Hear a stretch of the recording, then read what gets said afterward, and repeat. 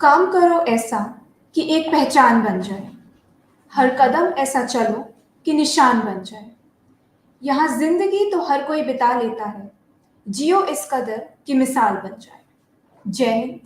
I, Ifra Siddiqui, student of Sardar Patel Subharti Institute of Law and your host for the day, feels immensely honored to welcome each of you to the 9th Subharti and Unmukt Bharat National Debate Competition 2024. The topic for the debate is Defection Politics is a legitimate assertion of political independence और दलबदल राजनीति राजनीतिक स्वतंत्रता का एक वैध मानक है। It is my honor to introduce you all to Swami Vivekanand Subharti University, established under the aegis of Subharti Mahayana Theravada Varjana Buddhist Religious and Charitable Trust. Our campus has more than 20 constituent colleges and higher education in all the disciplines. University has been accredited with A grade by National Assessment and Accreditation Council in 2022. The host college, Sardar Patel Subharti Institute of Law, is one of the constituent colleges of university established in the year 2002. It is one of the top law colleges in Uttar Pradesh, established in the memory of the first Home Minister, first Deputy Prime Minister, eminent lawyer, and Iron Man of India, Sardar Vallabhbhai Patel. Recently, the college was awarded with 5th rank in the category of eminent, 1st rank in the state of Uttar Pradesh, and 3rd rank in the Northern region in 2023 GHRDC Law School survey. This accolade was presented by the Global Human Resource Development Center, Private Limited in New Delhi. Our college also recently achieved remarkable success in the competition Success Review. Recognized as one of the top leading law schools of super excellence, this accolade reflects the dedication of the entire college community. Today, our college, in association with Unmukt Bharat, which is a non-political organization aiming for an ideal nation. Unmukt Bharat is an association of nationalists and individuals who realize their duty and are inclined to work for the betterment of the nation. Unite those who are vigilant towards their responsibilities, towards the society and beloved Mother India. Its missions are to enable people to take responsibility for the nation, building and motivate them to seek resolution through individual and collective actions, thereby enabling them to realize their full potential. To make people discover their potential for action and change. To enable people's collective and momentous encompassing diverse segments to pledge their particular strength, working in partnership to secure, protect, and honor their human rights and fundamental rights as provided by Constitution of India. I would now like to call upon our second host for the day, Ms. Palak Tyagi.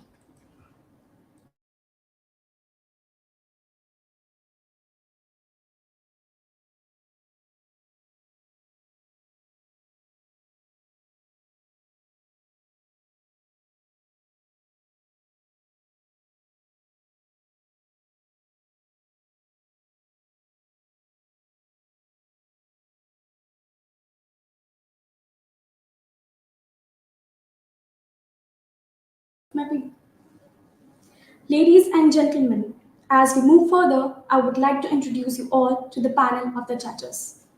On the judges of the event, our first judge is Ms. Anshu Tyagi ma'am. Ma'am has completed her graduation and post-graduation from Meerut University, Meerut. Ma'am joined as the magistrate in Delhi and then joined as Lokpal of Meerut division, consisting of Meerut, Hapur, Ghaziabad, Bulandshahr, Bagpat, Gautam Budh Nagar, and passed decisions against the government officials and elected officials accordingly. Moving ahead, we have Ms. Usha Sahani ma'am. Ma'am is an assistant professor of English at SMP Government Girls PG College, Meerut, appointed through the UP Public Commission with over 15 years of teaching experience. Ma'am excels in literature, communication skills, and gender sensitization. Ma'am has a prolific research profile with 30 plus publications and 7 authored books. Ma'am actively contributes to social welfare initiatives, is involved in various academic committees, and organizes webinars for Communication Today journal. Ma'am's dynamic personality, coupled with a cosmopolitan upbringing, enriches Ma'am's interaction with students and colleagues alike. Lastly, we are honored to have Ms. Nitin Dillon ma'am. Ma'am is an accomplished legal professional with a diverse background in academia and judiciary, holding an LLB degree and having cleared UGC NET. Ma'am is currently pursuing her PhD. Ma'am served as an assistant professor at Faculty of Law, Swami Vivekanand Subharti University, where Ma'am imparted knowledge and expertise to aspiring legal minds. Ma'am also holds the distinction of being a distinguished member of International Council of Jurists from 2018 to 2022. Presently, Ma'am serves as a magistrate at the District Consumer Dispute Redressal Commission in Chandauli, Uttar Pradesh, under Government of Uttar Pradesh. Ma'am's dedication to legal scholarship and commitment to justice makes her a valuable asset in the field of law. Now, I would like to request Professor Dr. Vaibhav Goyal Bhartiya, Dean, Faculty of Law, Sardar Patel Subharti Institute of Law, for the welcome address. Sir has worked with various national and international institutes of repute in India and abroad. Former professor at Labasna, Government of India, Missouri, Sir is associated with various government organizations in different capacities. Sir has assisted Ministry of Health FDR Ethiopia for developing drug regulatory mechanism of the country. Sir is a human rights activist, academician, and senior administrator. Sir, kindly give the welcome address.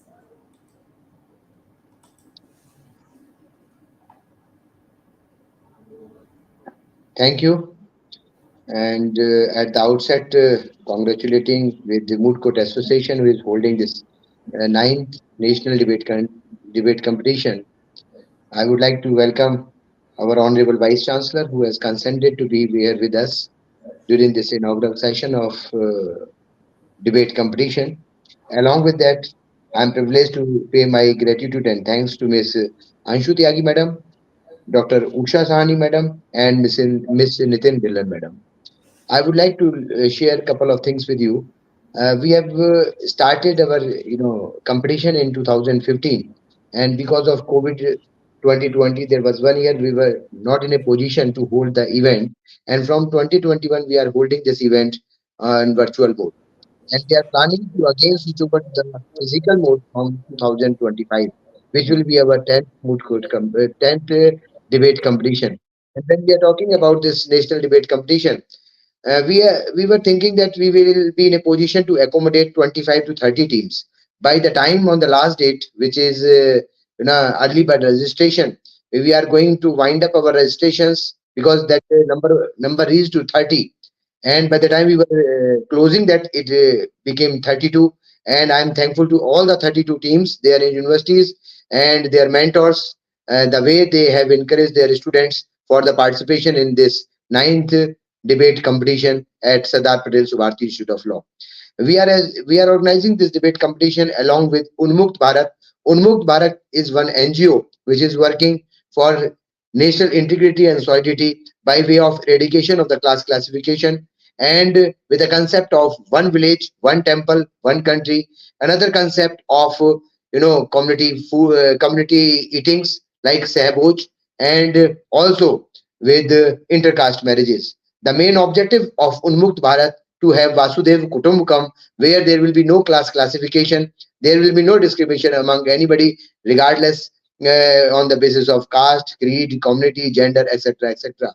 So we are organizing this debate competition continuously and consistently in association with Unmukt Bharat, and I am also thankful to the founder, Dr. Atul Krishna, who is the founder of Subharti institutions in Meerut, Uttarakhand, and different part of the country, along with who is also the founder of NGO Unmukt Bharat. And once again, I am thankful to the organizers, Ms. Afin Elmas and Ms. Anna Sisodia, who is also associated with Subharti Moot Court Association, who are consistently devoting their time in the organization of this debate competition. And I hope that the student will deliberate on the deliberate light and focus, draw the attention of the public and give their deliberation on the topic, which is defection. Politics is a legitimate assertion of political independence. So how they will, go in fair, how they will go for or against the motion. It will definitely an interesting thing, especially when we are in the during the tenure of this election, and we are preparing for the different, with the help of different clubs and electoral clubs. We are talking about the maximum, voters should be a, we may attract maximum voters for the purpose of casting the vote. With this, I would like to hand over to the, anchors, Miss Palak Tyagi. Thank you, and thank you very much. Thank you so much, sir. I would now request Professor Dr. Abhay Shankar Gowda, Honorable Pro VC, Swami Vivekanand Subharti University. Sir completed his graduation in Bachelor's of Naturopathy and Yogic Sciences and MD in Yoga from STM College of Naturopathy and Yogic Sciences, Ujjir, Karnataka. Sir is a gold medalist in his MD in Yoga, which was the first batch of its kind in the whole country. Sir has more than 22 years of work experience in the field in various capacities. He is also the member of Academic Subcommittee of Yoga and Naturopathy, Ministry of Ayush, Government of India. In addition to duties of an officiating Pro Vice Chancellor, he is also the Dean Faculty of Ayush, Swami Vivekanand Subharti University. Kindly give the inaugural address, sir.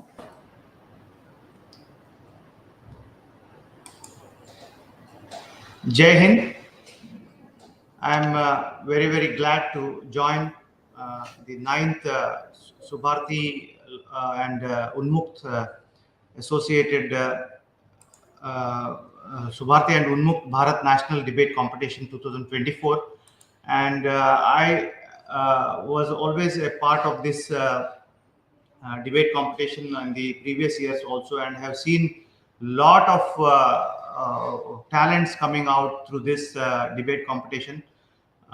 It is one of the flagship programs of the Faculty of Law of Subharti College of Law, and it is one of the programs which brings out the real ideologies or ideas of the students outside. It gives a platform for them to talk on a public forum and then make their point.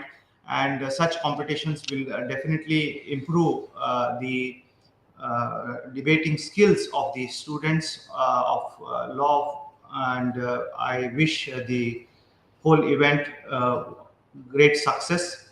And I congratulate the Faculty of Law, Swami Vivekanand Subharti University, who have organized this wonderful event, and I wish all of them a great success. Thank you. Thank you so much, sir, for the words of encouragement. I would now request Honorable Major General Dr. G.K. Thapliyal, Honorable Vice Chancellor Swami Vivekanand Subharti University for the inaugural address. Sir has over 40 years of experience in the armed forces and higher education.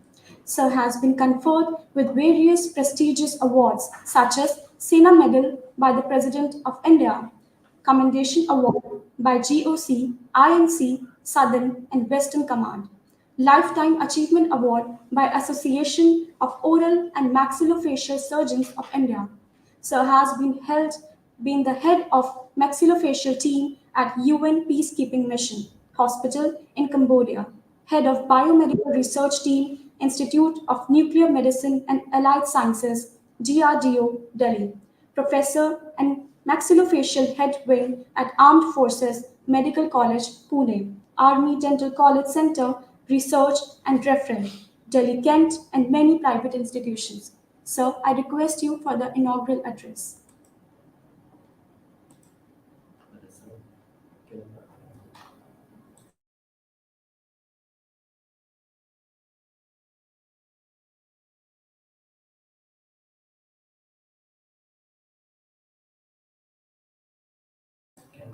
So kindly turn on your camera.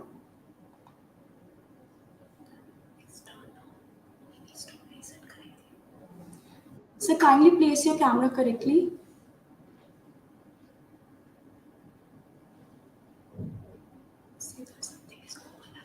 So something is overlapping your camera. There's a wire or something.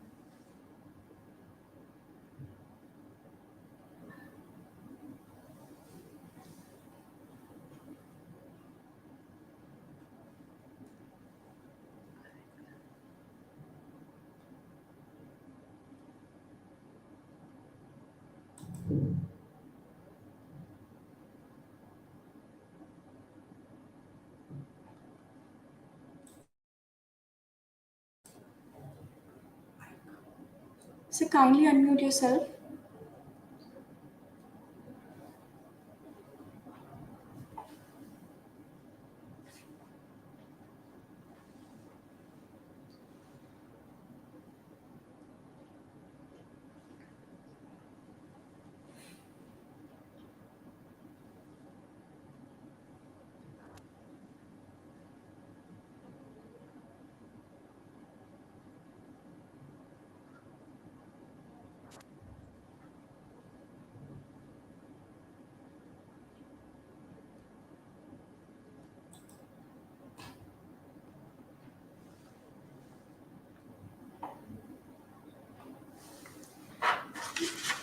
Due to some technical glitch, so it's gonna take some time.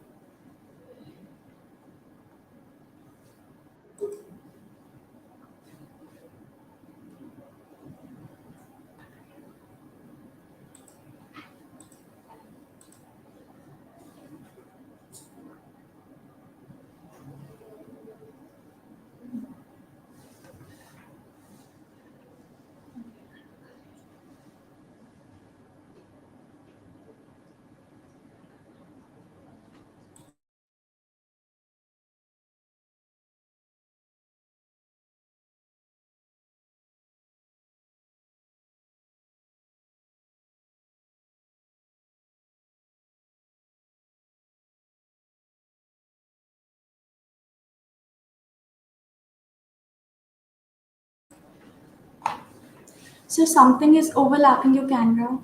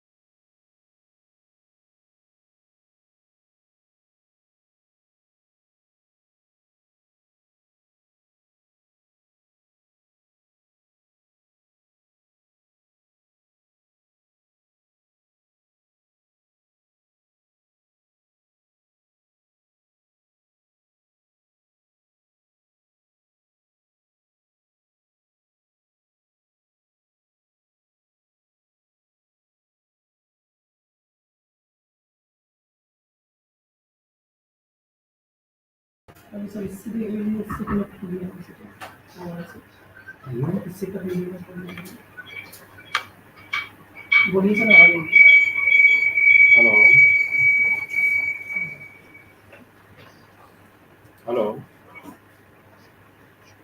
You're audible.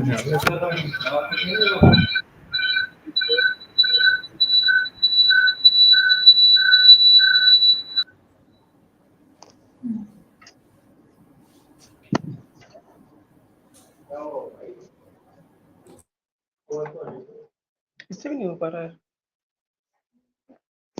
तो आवाज नहीं आ रही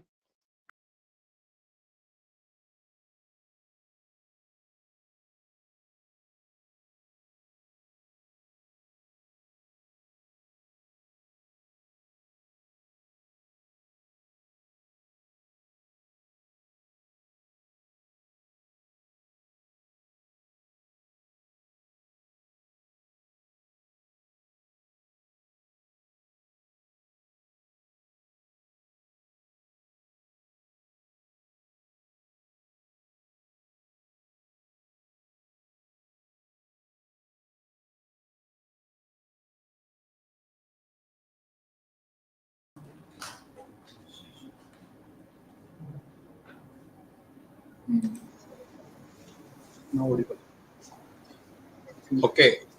Jai Hind, the one and all. Am I audible, ma'am? Yes, sir, you are audible. Jai Hind, sir. कोई आवाज नहीं आ रही है.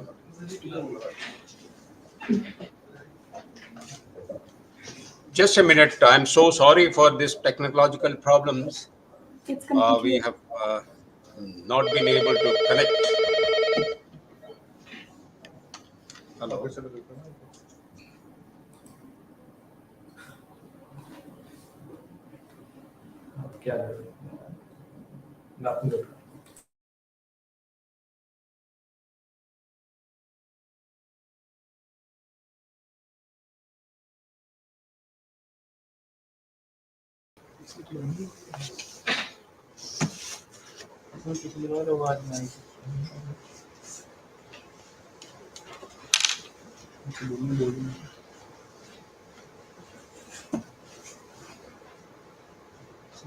उनसे बोलिए सुन पा रहे हैं सर, एक बार बोलिए.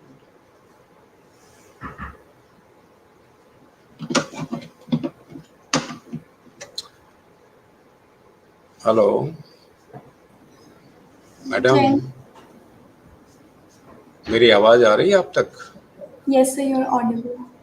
लेकिन मुझे कुछ नहीं आ रही है आवाज.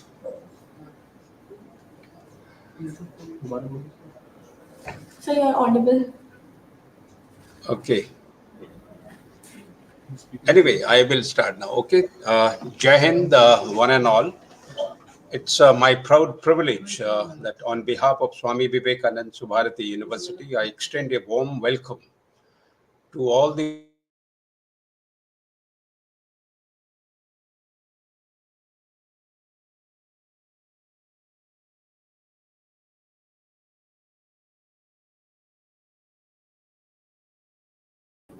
So kindly turn the mic on.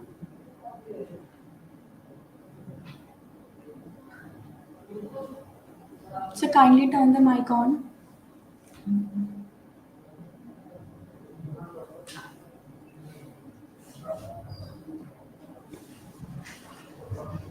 Okay.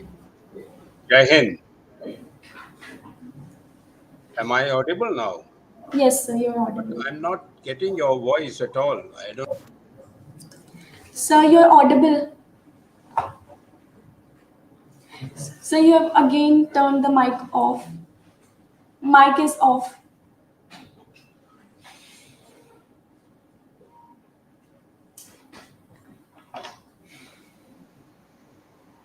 I know there are so many people working here, causing so many Now. problems. Okay.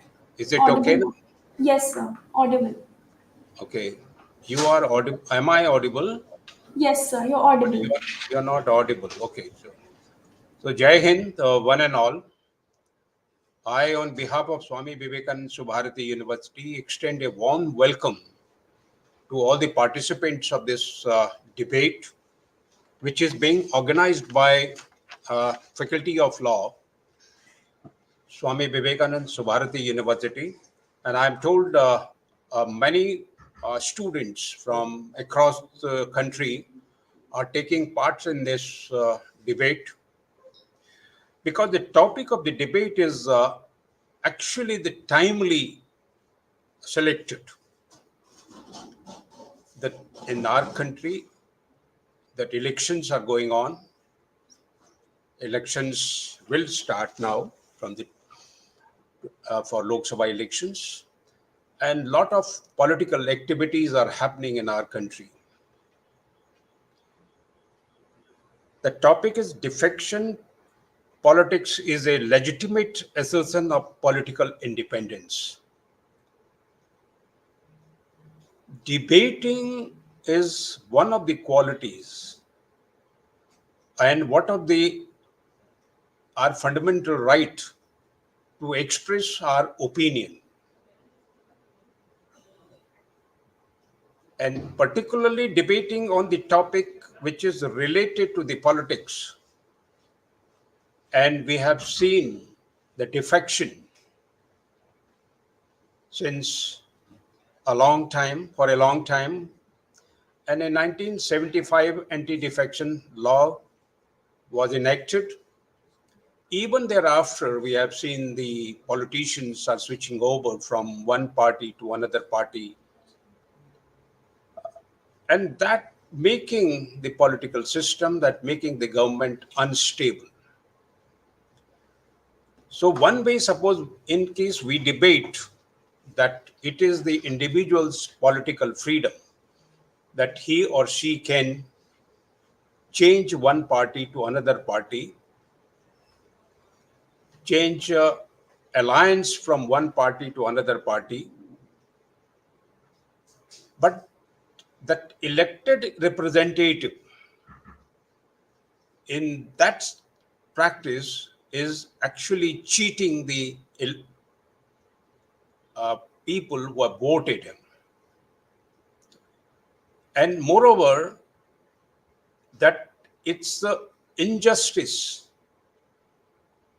to the country, because by switching over from one party to another party, you are making the government unstable. So there will be a debater on both sides for and against, and I'm sure the students will bring out their own opinion. And I'm sure this will be a very constructive and positive debate, very healthy debate. And such kind of a debate generally will encourage the analytical thinking in the mind of students. And they are the future of our country. They are the future leader of our country. They should debate on the issue like this.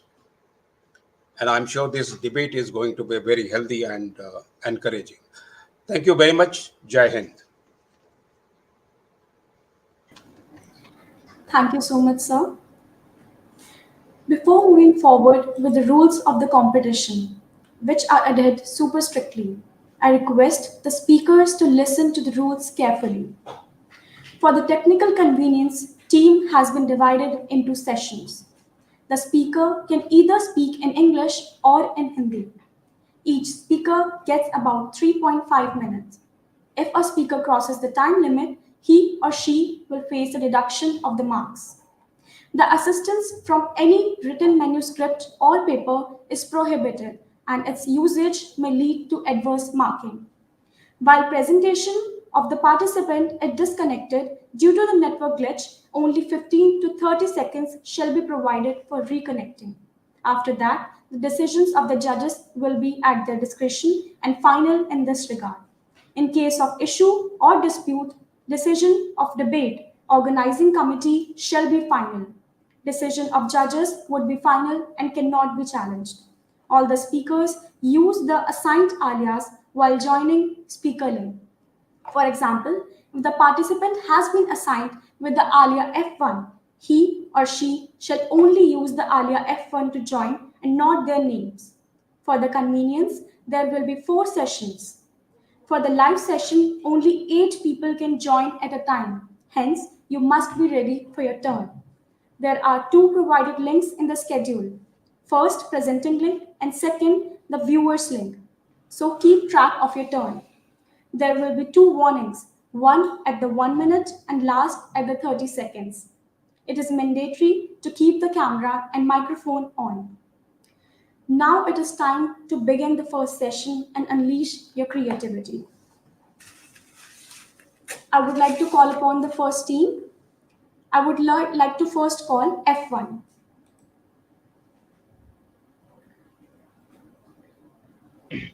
Am I audible? Yes, you're audible and visible. You may start now. Okay. A very warm good morning.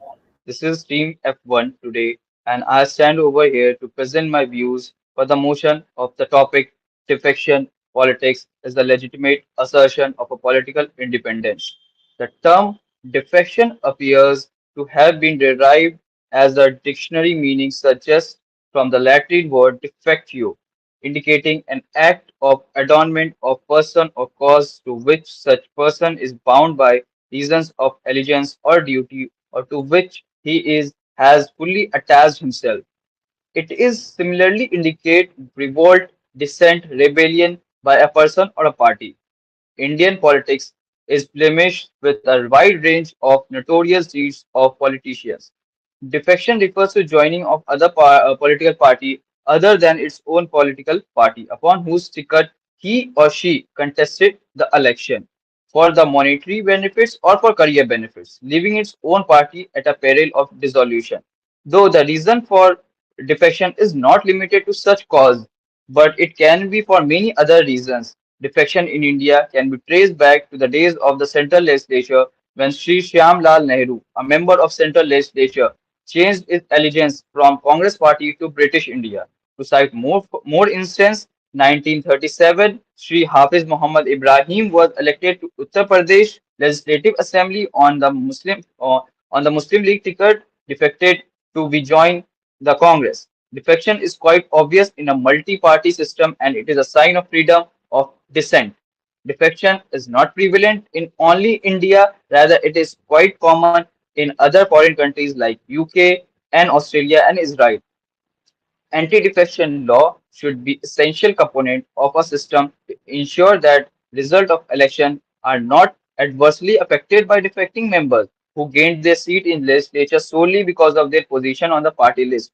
On the other hand, there is also a school of thoughts which holds the view that the anti-defection law tend to restrict the freedom of member of parliament in performance of their duties and interference with the members' right of freedom and speech and expression. In the view of above, it may not only be out of place to mention here that while stability of the government is important, equally desirable its accountability of the House, which consists of members who in turn are accountable to not only their political parties but also the electorate. Defection politics in India, although often criticized for its opportunistic nature, can indeed be seen as a legitimate assertion of political independence for several reasons. Freedom of expression is one of such reasons. In a democratic society, individuals have the right to express their political benefits and affiliation freely. Defection politics allow politicians to express this fundamental right by choosing to switch parties based on their evolving ideologies, beliefs, and perceived alignment with the party's agenda. Responsive representation is the second point for the um, political defection. Defection politics can serve as a mechanism for politicians to respond to changing needs of aspirants Time is of over, their sir. constituents. F1 time is over. Can I conclude? It is at the discretion of the judges. I now request A1 to turn on their camera and microphone.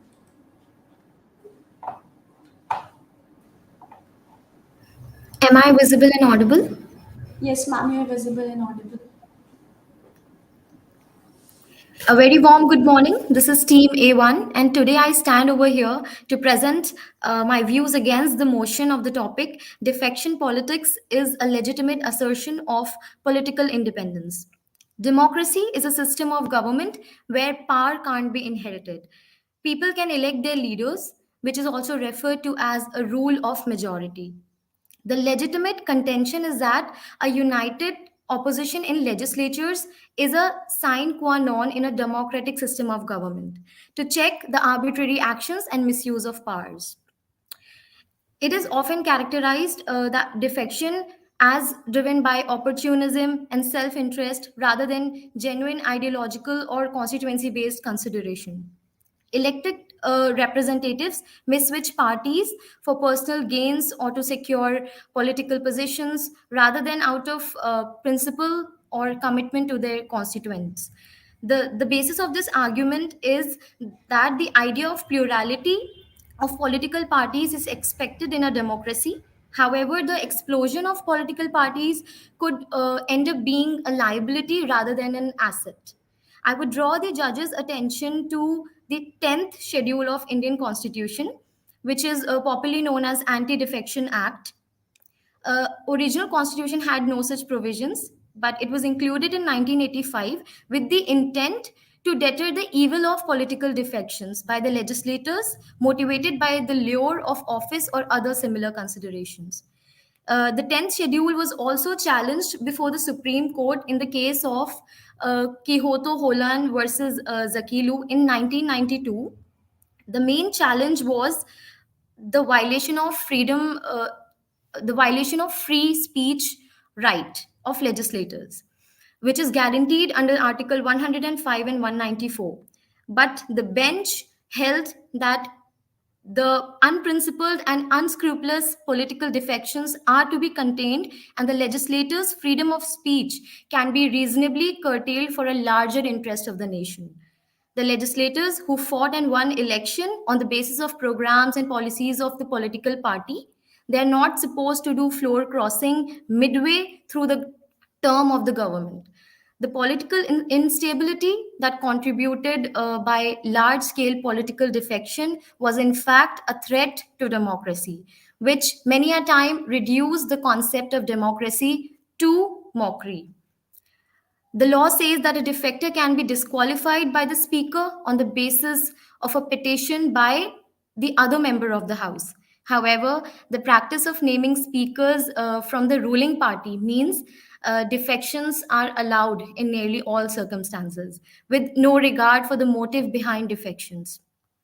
I would like to throw light on the political independence, which says defection politics undermines the democratic mandate of elected representatives.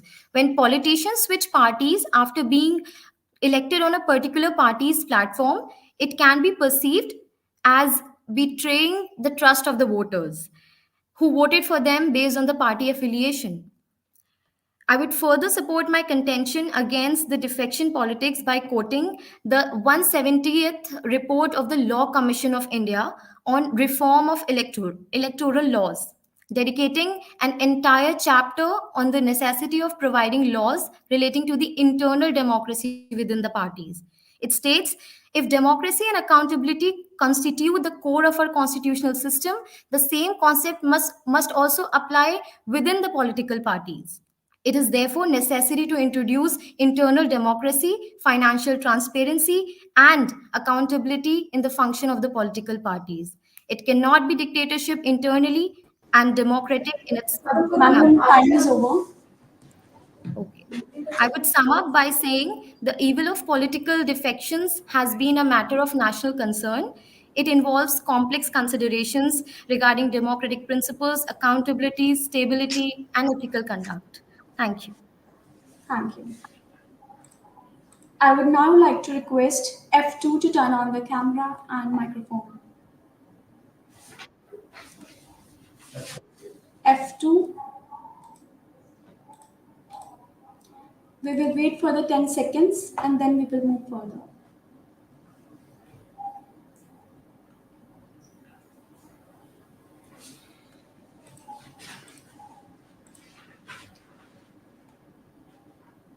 I request the judges to note that F2 and A2 are not present. Moving ahead, I would like to call F3.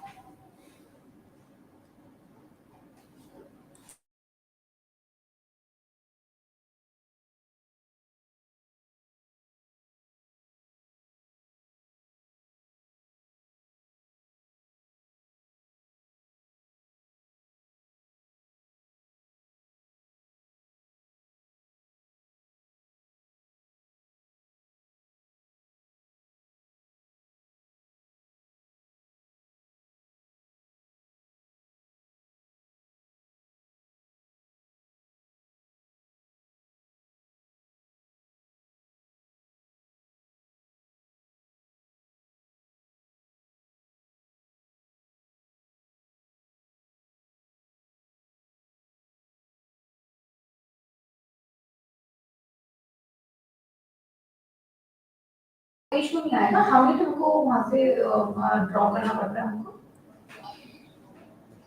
As we can see that F3 and A3 are not present, I request F4 to turn on the camera and microphone.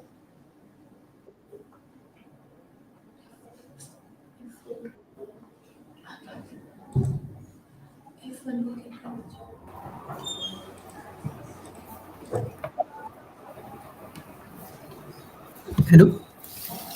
You're audible and visible, sir. Kindly Yes. start. Yes. Good morning, everyone present here. Today, I am here to speak on topic defection politics is an legitimate assertion of political independence. Yes, defection can be seen as a political independence as it gives freedom of speech and freedom to decide for themselves to politicians to take decisions and not to blindly follow the agendas of political parties if they are not right in the concern of the citizens or for the development of countries. Many times it happens when the politicians are joining the parties, they don't they think that the agendas which are being taken by the political parties are right and it will be good for the citizens. But after the elections, after the party comes in power, it happens that the agendas are not proper and politicians think that the party is going in the wrong direction, and that time they want to take the they want to switch the party so that they can go to the people who are of like-minded so that they can take decisions with them and they can be in the right place where they can be utilized themselves properly, and they can more efficiently work so that they can put their effort in the development of country, because of which only the defection should be allowed so that politicians are not pressurized to stay in one political party. And also, as we have seen, there is an anti-defection law to prevent the politicians from switching parties because it can be seen as a wrong act and desertion to the political party with which the first politicians joined first. But there also it is a catch that it has been said in that law that if a politician himself gives up the his right to stay in the party, he can be seen as doing desertion, and it can be used against him as a tool to threaten him by the political parties, because if the uh, he will not be he will not go according to the political parties and not agree to what they are saying. They are threatening him that they will remove him from the political party and charge it as he is doing assertion and not that political parties are removing him, because of which they are threatened to stay in the political party, and it takes away their independence, which is very important. And Article 21 also says that we should get independence to freedom of speech, freedom of independence, and to do work according to ourselves, not in the pressure of anybody else. Because of which, where it is very important that there should be they should allow that politicians can switch parties so that they don't have they can be with like-minded people and they can give their ideologies, improve ideologies, and work towards development of country and improvement of citizens life, so that there can be a good development in country and the citizens can live in good politics and under good leadership. Thank you. Thank you, sir. Now I would like to request A4 to turn on their camera and microphone. Good morning, everyone. Am I audible? Yes, you're audible and visible, sir. Kindly start. Good morning, everyone. Reverend Judges. So the topic defection politics is legitimate assertion of political independence. Let me break through the points that defection politics, legitimate assertion, and political independence. So defection politics. Defection politics means you are defecting your party. I have been hearing the past contestant that they are saying that the party they are changing. It is not switching to a party. It is after you are winning the election and then you are changing side. That is defection. Defection is a very different term from changing party. Defections mean you are defecting the party, you are just going unconstitutionally to a law made by land.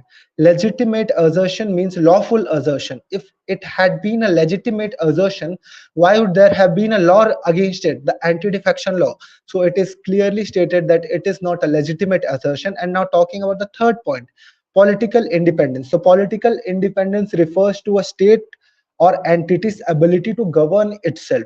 So political independence, it depends on the person to person at it, and it is really subjective. Talking it in regards of defection politics and legitimate assertion of it, political independence can be of very, very, very subjective mind, because what my political independence is may be different for other person political independence. So it is a highly subjective point. Now talking about the defection, why the defection occurs. So there is absence of value-based politics. Politics is the name suggests the first book in political science. It determines that politics is based on ideology. So there is highly absence of ideology. In this case, there is absence of value based politics completely. There is lust for money, muscle, and reward for office. That is the reason the 1985 amendment took place, the 52nd amendment took place, and the anti-defection law came. And here also the question regarding that came up. So in 2001 there was another amendment in which a one third party, if it is defecting, it will not be considered as a defection, but it was vastly used as defecting more. So the constitutional amendment was upheld. And and now talking about the reason why a person defects his party, there are several reasons. I have kept 10 reasons. My betrayal of trust. If a person is defecting his party, he's betraying the trust of his party and his people. The second is undermining the stability, as we have seen in the 1999 the Atal Bihari Vajpayee government, how it fell, because there was undermining the stability. Then the exploitation of power. If a person is getting a ministerial post, he generally defects his party. There's this disruption of governance, there is erosion of party discipline, undermining electoral mandate, manipulation of power, fragmentation of representation, and many more. But my opponents, they have very well said that it is a political independence and whatnot, and they have given few points. Now let me talk about that points, that it is the political dissatisfaction of an individual, which they state the reason for defecting the party. If you are highly dissatisfied by your opinion, then why are you changing your party after winning? Why not before winning? In Odisha, 3 people have changed their party. Balance in power is another opinion. And the case of Ayaram and Gayaram, in one day the person changed party thrice. So how can we say that is there is a change in ideology and there is no change in his mind to earn more money or not? And the amendment of 2001 clearly states that political defection can never be a legitimate assertion of political independence. It is the illegitimate mind of a person who wants to Sir, earn through time. his political ideology. Sorry? Sir, your time is over. Thank you very much, Jai Hind. Thank you. I would like to bring this to the notice of the judges that we have F3 and A3. It is at the discretion of honorable judges whether they let F3 speak now.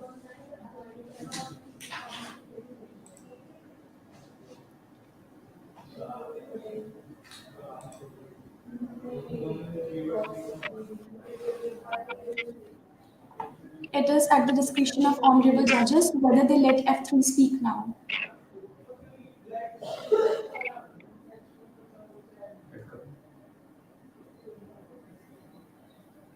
Judges, kindly let us know. If rules allow, then you can allow them.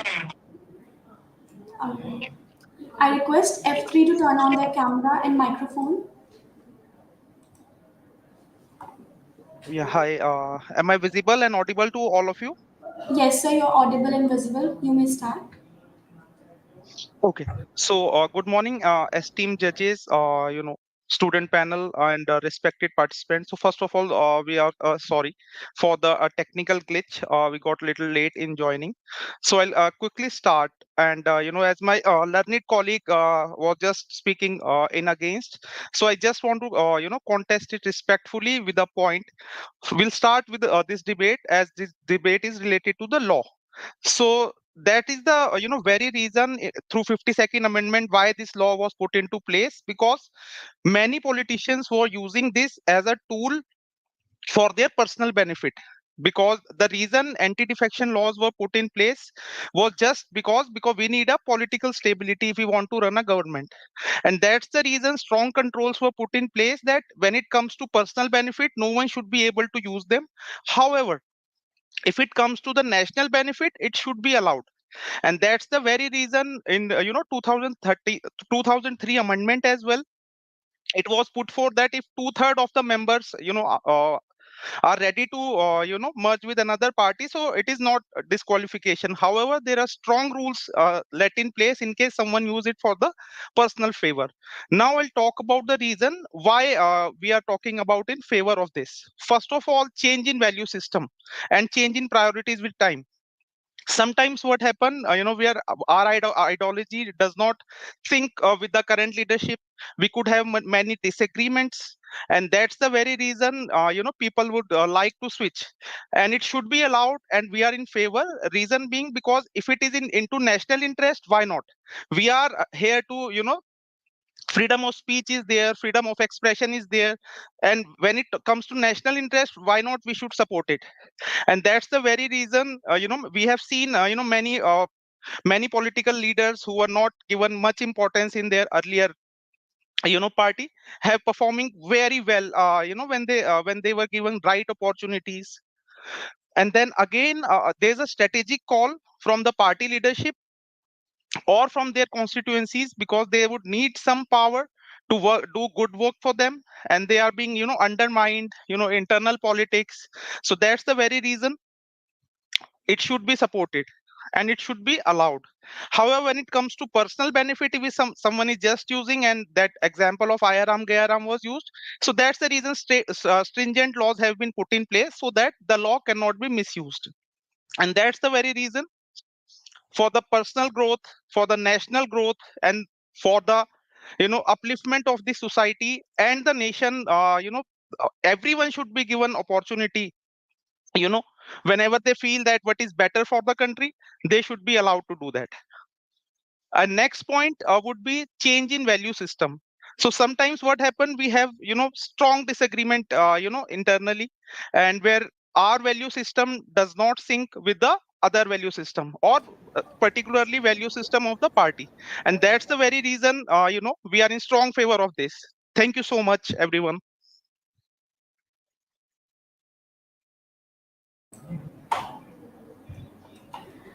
Thank you, sir. I request A3 to turn on the camera and microphone.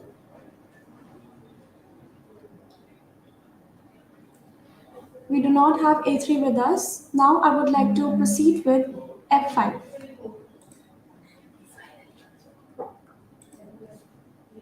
F5, we're requested to turn on your camera and microphone. Am I audible and visible? Yes, sir, you're audible and visible. You may start now. Okay, thank you. Jai Hind, everyone. Respected judges, members of organizing team of the institution, and my dear participants. I present over here to present my view in the favor of the motion of the topic, defection politics is the legitimate assertion of the political independence. My dear friends, in India, every MPs and MLAs represent a huge mass, a huge people, which includes their voters, their peoples who are under 18 or above 18. And why they elect them? Why they elect their representatives? For the welfare of that area, to reach every policies at the ground level. But what happens if someone curtails your power? What happens if someone curbs your right to choose what is good or what is bad for your constituency? Then if there is someone who is above you, that they will restrict you, that no, you cannot say that, no, you cannot choose that, then how you can say that we are in the parliamentary democratic form of government? To curb the defection laws in India, because there are many negative impact of defections India sees. But unexpectedly, ma'am, India political parties use this schedule or use these anti-defection laws to curb the freedom of right of expression to the legislator, who cannot even present their point. Albert Einstein once said that law alone cannot secure the freedom of expression. There must be the spirit of tolerance among the people, and the people have a right to express their view without any penalty.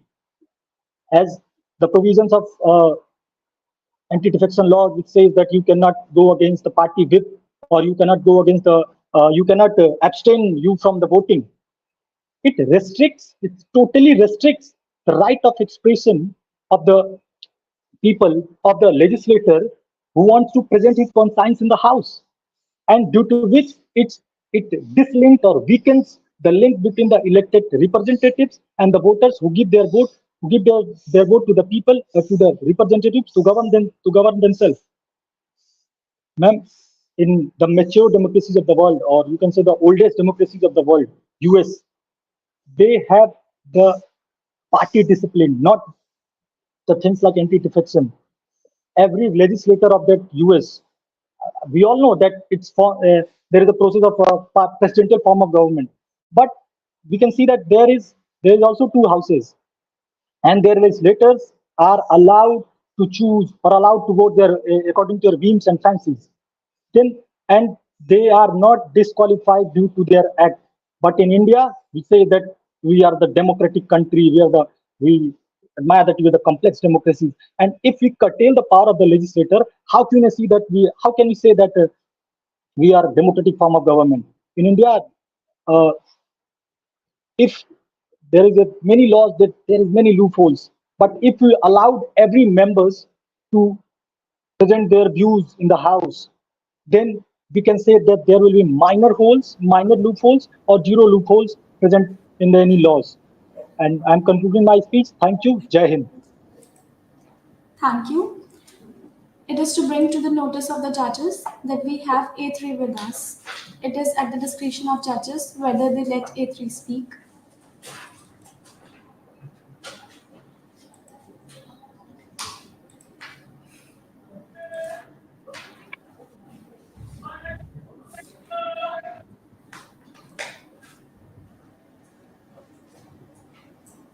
Ma'am, you are not audible.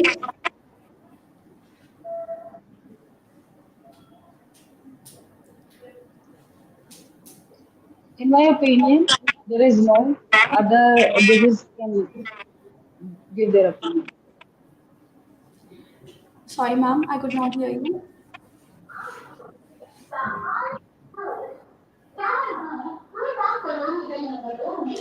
Ma'am, should we let A3 speak or not? Yes, please. Okay.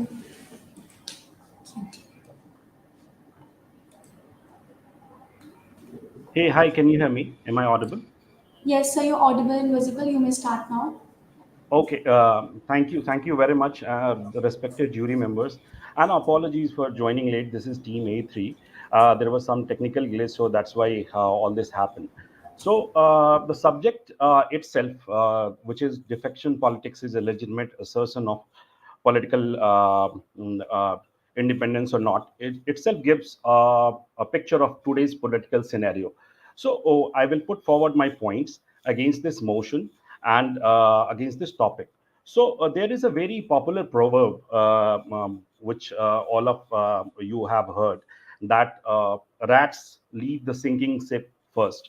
So political parties use this proverb to create an atmosphere for themselves. So we can say that a politician is just like a magician who diverts people's attention from those things which is actually happening. It means doing something else and saying something else. It means eye somewhere and aim somewhere.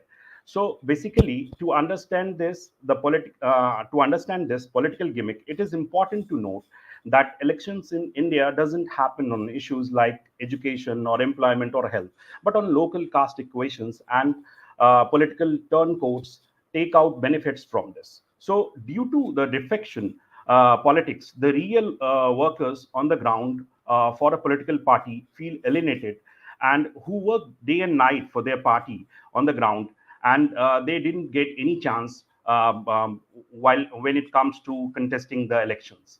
So if I talk about, like, we have multiple examples in today's scenarios where it is important to note that most of the politicians do not have faith, nor they follow any ideology or any political parties. So their only goal is to be elected from a place somewhere so that they can become a minister or can occupy some important position. And that's why they defect or from one political party to another. And that also brings the confidence of the people who have given the mandate for these people down. So that's why I can say that defection politics is not a good thing for democracy like India. Basically, defection also, I can say that defection also undermines the stability of a cabinet and the government, which is dependent on those legislatures for running the government.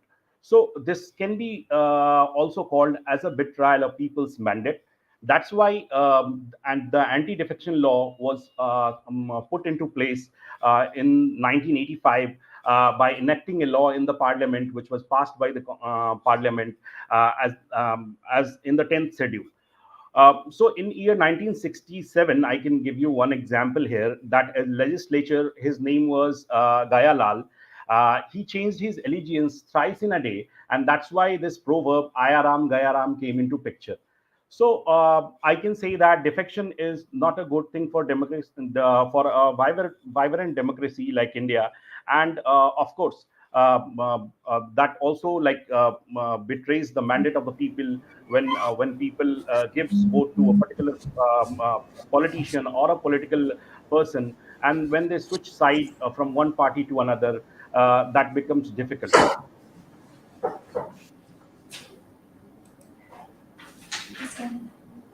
That's all. Thank you, sir. It is to bring to the notice of the judges that F5 is not present with us. A5 is not present with us. Kindly mark him absent. Now we would like to proceed with F6. Kindly turn on the camera and microphone, F6. Good morning. Am I visible? Yes, you are audible and visible. Kindly start. So, in India, allowing politicians to switch parties is based on the principle of freedom of association and expression guaranteed by Article 19 and Article 21 of our Constitution. This means that politician has right to join, support or leave political parties according to their belief and convenience. However, the regulation this process and to prevent misuse, the Constitution has already provided certain laws laid down under 10th schedule. Under the 10th schedule of a Constitution, which is also known as anti-defection law, address issues relating to defection of elected representative. According to this law, if the legislator voluntarily gives up the membership of party or votes against the party's decision, they may lose their seat in the legislation unless they can provide that their defection was due to merger of political parties or certain other exceptional circumstances. So there are already legislation which provides the rules and guidelines for the defection law. So this law aims to maintain stability of political system by discouraging unethical defection that can lead to frequently change in government and undermine the public trust in the democratic process. Additionally, there are various judgments by Supreme Court which provides certain guidelines and interpret the anti-defection law. So when there is already a law which is in place and which is also interpreted by Supreme Court of India, which provides that there is a certain reasoning which is provided by the courts and the legislation regarding the anti-defection law.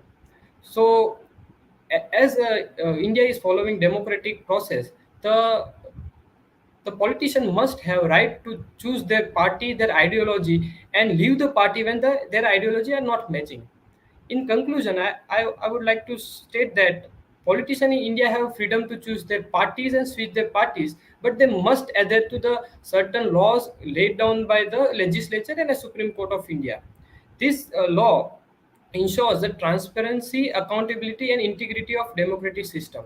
So this way, I conclude myself stating that politicians must have right to choose their parties and their association, but it must be in the same footing of the laws laid by the government of India and the Supreme Court.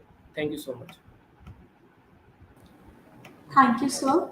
I now request A6 to turn on the camera and microphone. Hello, ma'am. Hello. Sir, your voice is echoing. May I start, ma'am? Yes, sir. You may start. I'm against the motion of defection. Let's see if we see that definition of defection. What is defection in politics? The defection in politics is a phenomena where elected representation switch their alliances or party to one another, often driven by personal interests, such securing ministerial position or aligning with the ruling party for benefits. Our brother says that Reds leave sinking boat first. This practice is concerning as undermines the democratic process in several ways. First, here I like to introduce my 2 points. First is it disregards the voters' mandate who elects a representative based on their political affiliation. and manifesto. Defection can lead to a situation where the elected representative, by switching side, goes against the will of the people who entrusted them with their vote. Further, and my second point is, defection politics can create instability in governance. For example, in Maharashtra government, the Shinde group has leaves the alliance and joined the BJP. In many more example, like Nitish Kumar in Bihar, government form a thin majority or shaky alliances due to defection are prone to collapse or struggle to implement policies effectively. This instability can disrupt the functioning of democratic institutions and hinder progress and development. It also raised questions about the sincerity of politicians toward their electoral promises and principles they claim to uphold, eroding public trust in political system. This too is my major point, and I will conclude with example. In the recent time in Gujarat, Bihar, Maharashtra, the the in Gujarat, the AAP politicians, AAP MLAs, who were elected by the public on notion that they will bring the change, but after election, they uh, out of five, four MLAs uh, four MLAs changed the party and joined the BJP. Thank you, sir. Thank you, sir. I would now request F7 to turn on the camera and microphone.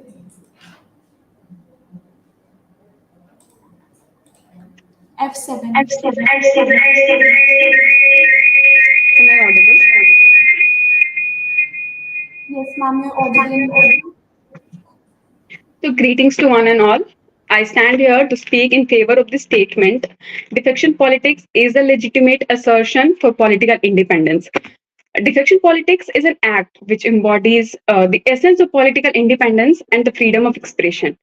India, firstly being a democratic society and a country, grants its individual with fundamental rights, which can be which where they can align themselves with political ideologies and resonate with their beliefs and values. Defection serves as a check on the power of political parties. It prevents parties from becoming stagnant and unresponsive to the needs of the people they represent. Defection politics is a legitimate assertion of political independence, can be is a positive statement, and it can be proved through various reasons. For example, accountability, uh, uh, flexible representatives, and check and balances. For example, elected representatives should have the freedom to align themselves with political ideologies and parties that they feel better represent their constituents' interests. Defection allows politicians to express this exercise of freedom of aligning themselves with the parties that they feel better represent their constituents' interest. Speaking of accountability, defection can serve as a mechanism for holding the parties accountable.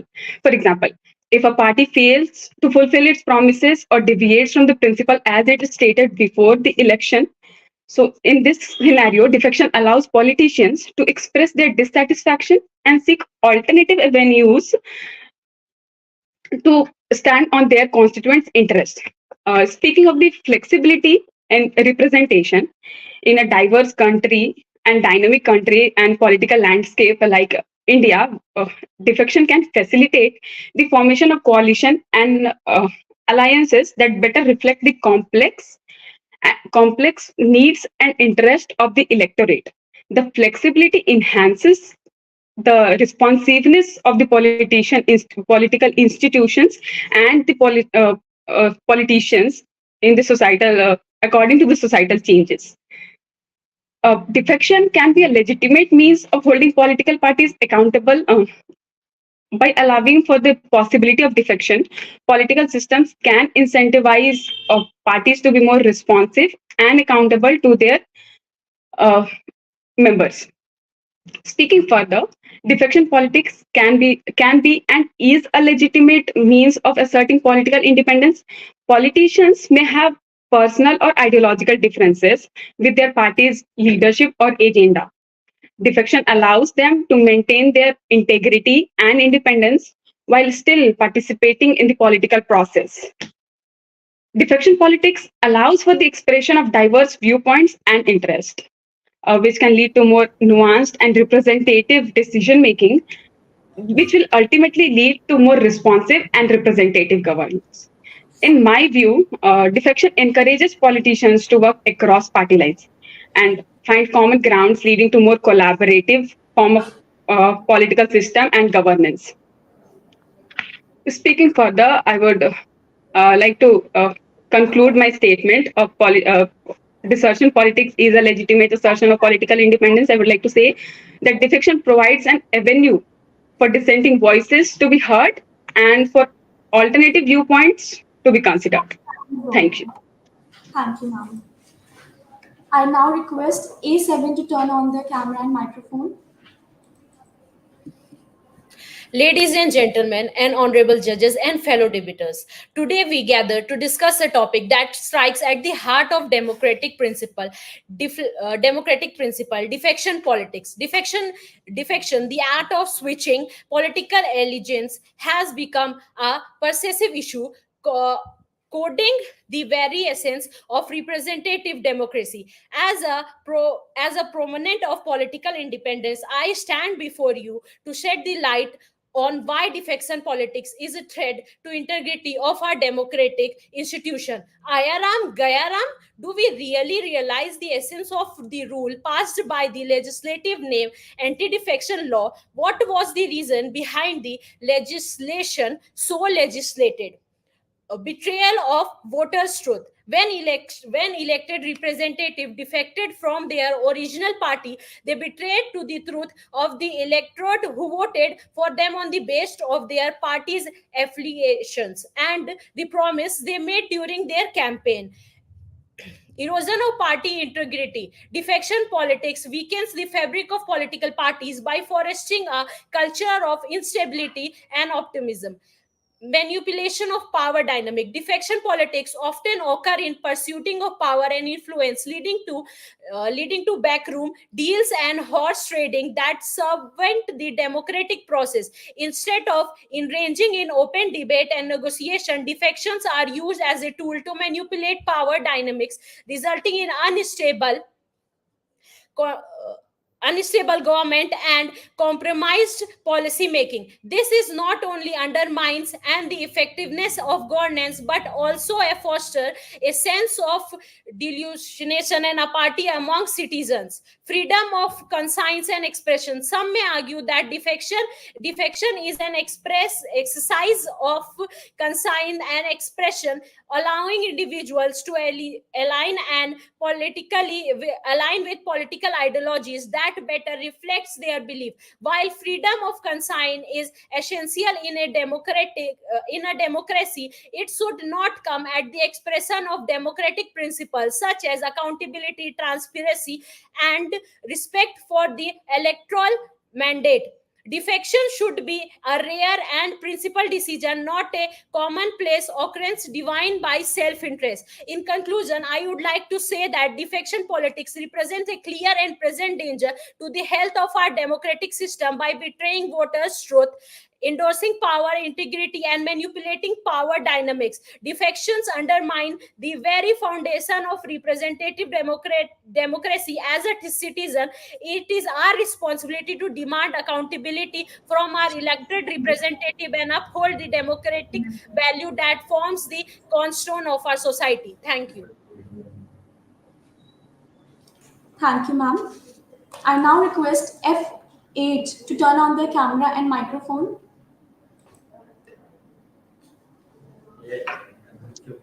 Good morning, one and all present here. In the discourse, I will develop into the argument supporting the legitimacy of defection politics as a crucial political independence, advocating for its recognition within the framework of the democratic governance. Defection politics is protected under the 10th schedule of the Indiana Constitution, which allows elected representatives to switch parties without losing their membership in the legislature. Also, here, elected representatives means elected representatives who have been elected in the elections, and after that they are switching the parties. This legal framework recognizes the right of politicians to exercise their political independence. In India's diverse and multi party democracy, defection politics enables elected representatives to better reflect the interests and the concerns of their constituents. By aligning with the parties, with their beliefs and the needs of their electorates, politicians uphold the principles of the representative democracy. Defection politics serves as a check on the party dominance and ensures that no single party monopolizes power indefinitely. Throughout the history, there were so many examples of the defection politics that has been played a significant role in shaping the political landscapes and advancing the democratic principles. So, some of the examples are of the very first example of defection politics is Haryana MLA named Gaya Lal, who changed his political party 3 times within the same day, sparking a national-wide discussion on defection politics. Since then, the term Ayaram Gayaram has been used to describe politicians who frequently switch parties for personal gain. Also in Karnataka, several MLAs from the Indian National Congress and a secular party, Janata Dal, resigned from their seats, leading to collapse of the coalition government. Recently, if I am taking a recent example, the very good example of defection politics is Eknath Shinde. Uh, in the case of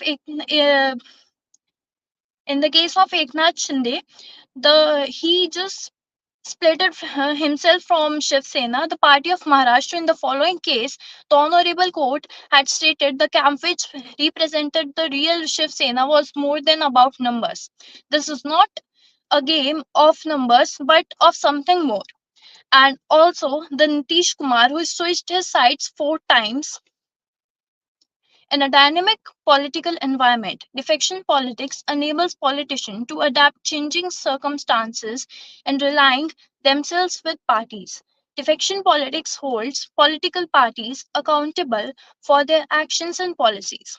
If a party fails to address the concerns of its members or the public, defection allows representatives to voice their dissent and seek alternative, fostering a healthier political environment. In wrapping up with this debate, it's clear that the defection politics stands as a legitimate assertion of political independence in an Indian context.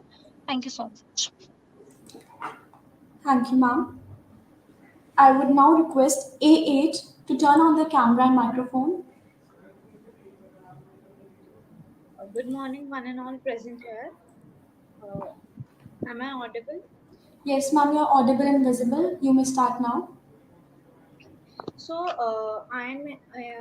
Good morning, one and all present here. I am here against of anti-defection law. So let's see first what is anti-defection law. The 10th schedule of the Indian Constitution, it is designed to prevent political defections prompted by the lure of officer or material benefits or other like considerations. The anti-defection law was passed by the Parliament in 1985 and reinforced in 2002. So, in the 10th schedule of the Indian Constitution, popularly referred to as the anti-defection law, was inserted by the 52nd Amendment of 1985 to the Constitution.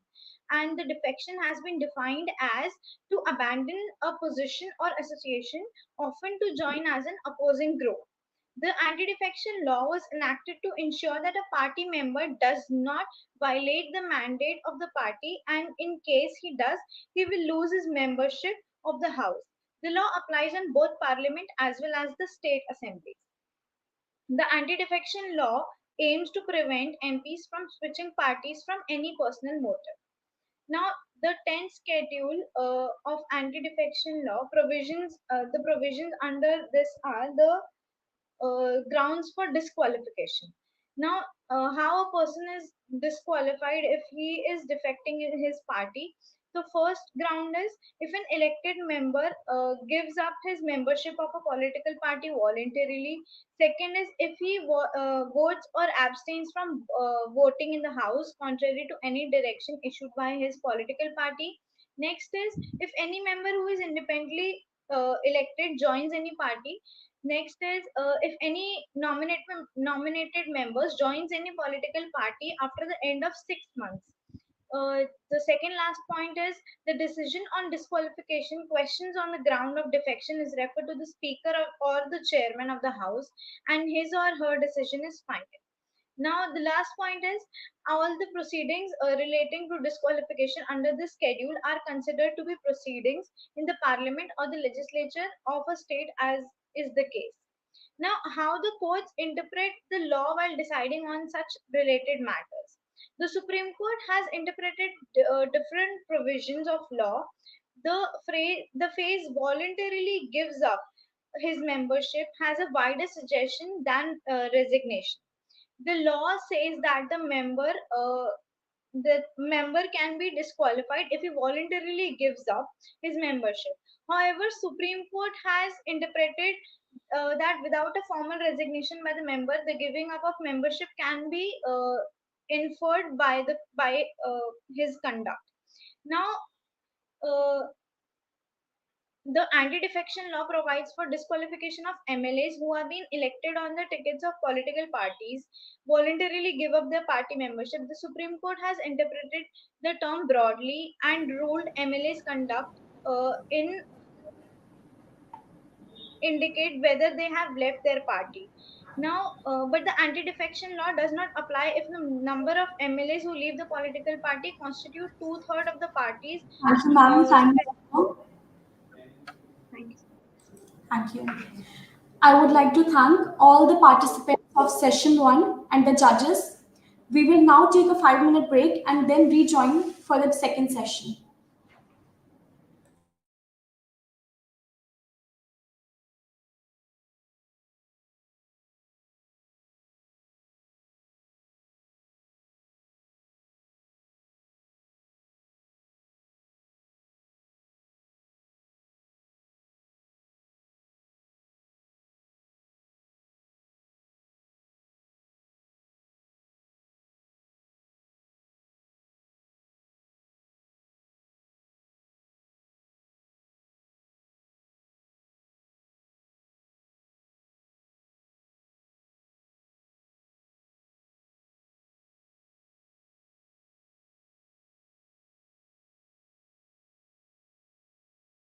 A little legal bug inside your heart that triggers you to expose evil and corrupt forces and bring peace, prosperity, and justice in the society, but in a legal way? Then you need to join Sardar Patel College of Law at Subharti University, Meerut. Established in the year 2002, Sardar Patel College of Law is one of the premier law colleges in North India with a reputation for excellence in legal education. We offer a wide range of courses including UG, PG and PhD programs. For more information, visit www.subharti.org or call 9639010415. Sardar Patel College of Law, leading the way in legal education.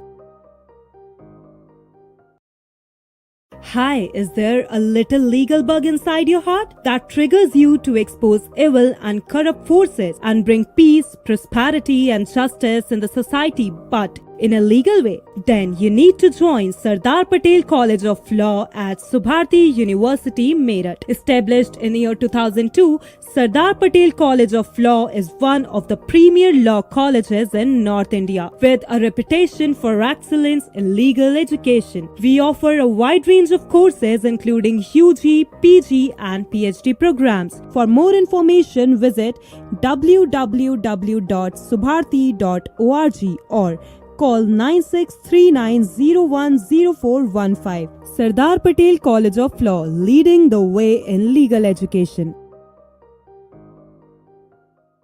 Hi, is there a little legal bug inside your heart that triggers you to expose evil and corrupt forces and bring peace, prosperity and justice in the society, but in a legal way, then you need to join Sardar Patel College of Law at Subharti University, Meerut. Established in year 2002, Sardar Patel College of Law is one of the premier law colleges in North India with a reputation for excellence in legal education. We offer a wide range of courses including UG, PG and PhD programs. For more information, visit www.subharti.org or call 9639010415. Sardar Patel College of Law, leading the way in legal education.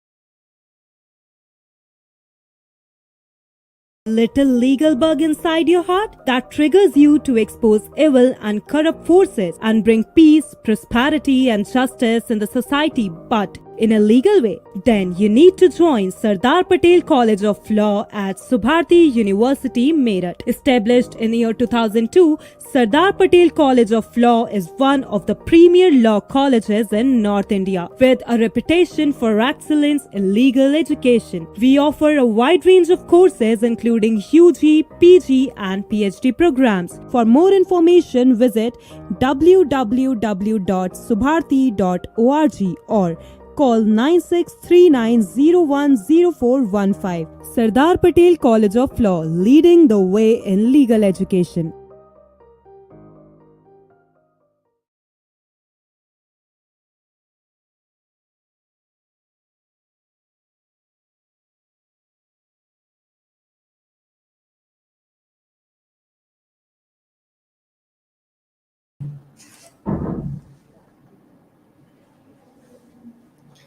The break is over. We will now begin with our second session. I request F9 to turn on their camera and microphone. Am I audible and visible? Yes, ma'am, you're audible and visible. You may start now. So, greetings everyone. I am the contestant F9 and I would like to represent my views on the favor of the topic. So, good intention do not always make the wise policy. Ever since the anti-defection law has passed, it has stirred up more controversy than it has settled. Anti-defection law, a 10th schedule, is incorporated in the Constitution by the 52nd Amendment Act 1985. It lays down the procedure for disqualification of a member on the ground of defection by the presiding officer. A legislature is deemed to have defected if he either voluntarily gives up his membership or disobeys the direction of the party. I do not agree with this. And with this respect, I would like to throw a light over the political independence of the politician. In a democracy, every elected representative have a freedom to align themselves with the party of their choices or with a party who represents their beliefs or ideologies and ensure that their constituents' voices are heard. And what if a politician realizes that their parties do not resonate with the beliefs and the voices of the constituents of its member who represent them? Then defection allows them to realign with a suitable platform to ensure that the constitution voices are heard. Constitution voices are heard. If this defection is done for a right reason, it strengthens the democracy, not weakening it. And political independence is fundamental aspect of democracy. Secondly, I would like to say that the defection politics can also be viewed as a political independence in respect of right to choose.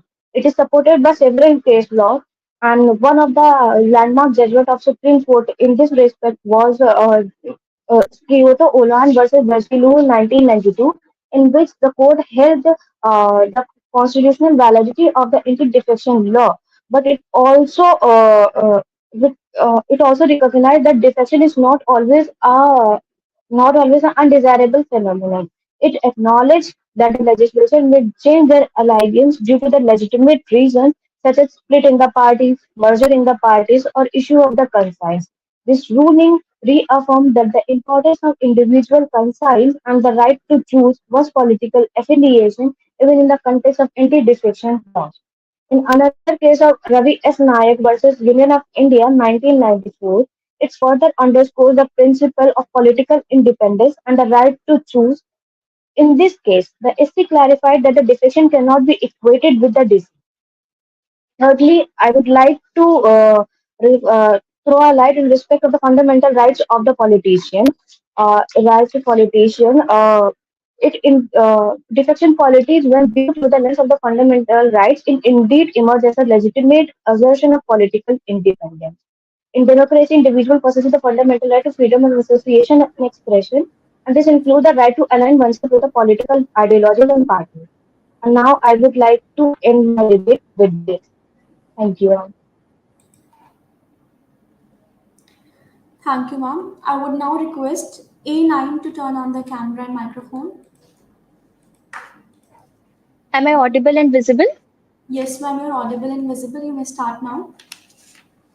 Thank you so much. So, good morning, respected judges and every other participant present over here. I'm team member A9, and today I will be speaking in against the provided topic for the debate.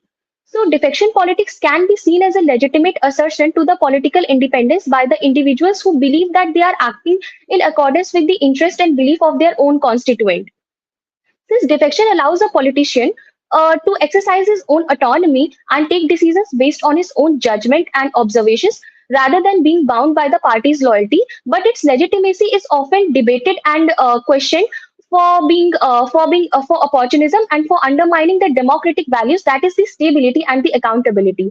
Moreover, it has been observed that political defection occurs for the personal gains and the political gains rather than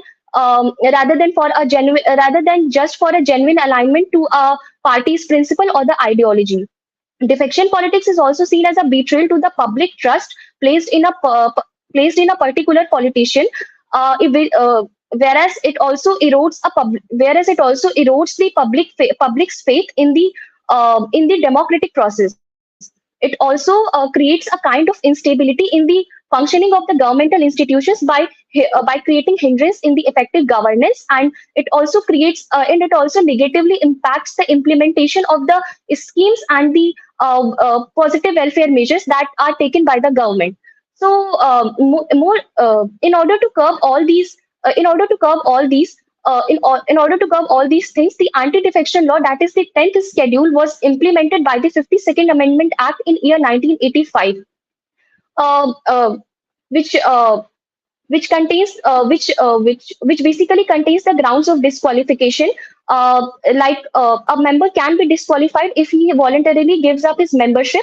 But in the case of Ravi S. Naik versus Union of India, the court stated that it is not necessary that a member it is not necessary for a member to formally resign from a party, but it can be inferred, but an inference can be drawn that he has resigned from a particular party by his conduct. In the case of Ram Narayan versus Swami Prasad Maurya, it was also stated by the court that if a political party requests the governor to sends the letter to the governor to request the other political leader to form another political party, so that also amounts to the disqualification.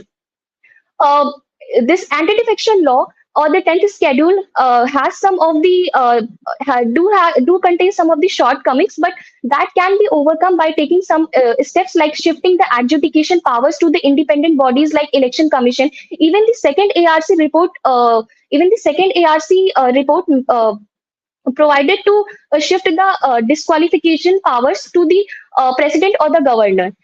It also, moreover, the right to dissent can be provided to the political leaders in some of the matters by not amounting it to the by not implementing the anti-defection law on them, and whereas time bound by whereas a provision related to the time-bound decision can also be added in the anti-defection law so as to make it more effective in its enforcement.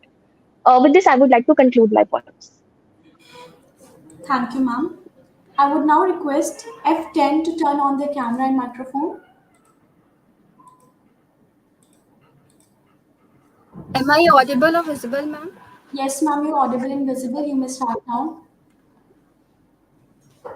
सुप्रभात माननीय निर्णायक मंडल और मेरे साथी बहस करने वालों, आज मैं आप सबके सामने एक शक्तिशाली तर्क प्रस्तुत करने के लिए खड़ी हूं। राजनीति स्वतंत्रता का एक वैध दावा है।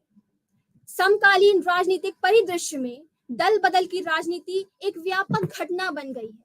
आज हम लोकतंत्र के उस चौराहे पर खड़े हैं जहां विचारधारा की नदियां पार्टियों के साँचे में ढलने से इनकार कर रही। एक व्यक्ति किसी पार्टी का सदस्य तब होता है जब उसकी विचारधारा पार्टी की विचारधारा के साथ मेल खाए, लेकिन जब पार्टी उन विचारों से ही मुख मोड़ ले तो क्या तब भी उन राजनेताओं को अपनी अंतरात्मा को त्याग कर पार्टी के आदेशों का पालन करते रहना चाहिए? मैं ये मानती हूं कि अपनी अंतरात्मा का साथ देना उन मूलभूत सिद्धांतों की पुनः पुष्टि है जिन पर लोकतंत्र का निर्माण हुआ है। विचार, अभिव्यक्ति और व्यक्तिगत विवेक की स्वतंत्रता। भारतीय संविधान के अनुच्छेद 19(1) के तहत प्रत्येक व्यक्ति को किसी भी दृष्टिकोण को धारण और अभिव्यक्त करने का अधिकार है। विधायक जब अपने अधिकारों में परिवर्तन लाकर एक दल से दूसरे दल जाते हैं तो क्या वो भारतीय नागरिक नहीं कहलाते? उनकी सदस्यता को छीनकर उनके अधिकारों को छीनने का पुनः प्रयास किया जाता है। क्या किसी की स्वतंत्रता को दबाया जाना चाहिए केवल इसलिए क्योंकि वो एक विधायक है? जब कोई राजनेता दल बदल करता है तो वो खुद को एक नए समूह के साथ जोड़ना चुन रहा है जो उसके राजनीतिक मूल्यों पर अत्याचार नहीं करता। मेरी आजादी में भी सताया गया है मुझे। बैठे बैठे इसी गुबार के साथ अब तो उड़ना भी आ गया है मुझे। अगर हम दल बदल से जुड़े कानून की बात करें तो 1985 में लाया गया दल बदल विरोधी कानून लोकतंत्र की मूल भावना के विरुद्ध है। लोकतंत्र जनता के लिए और जनता द्वारा शासन है।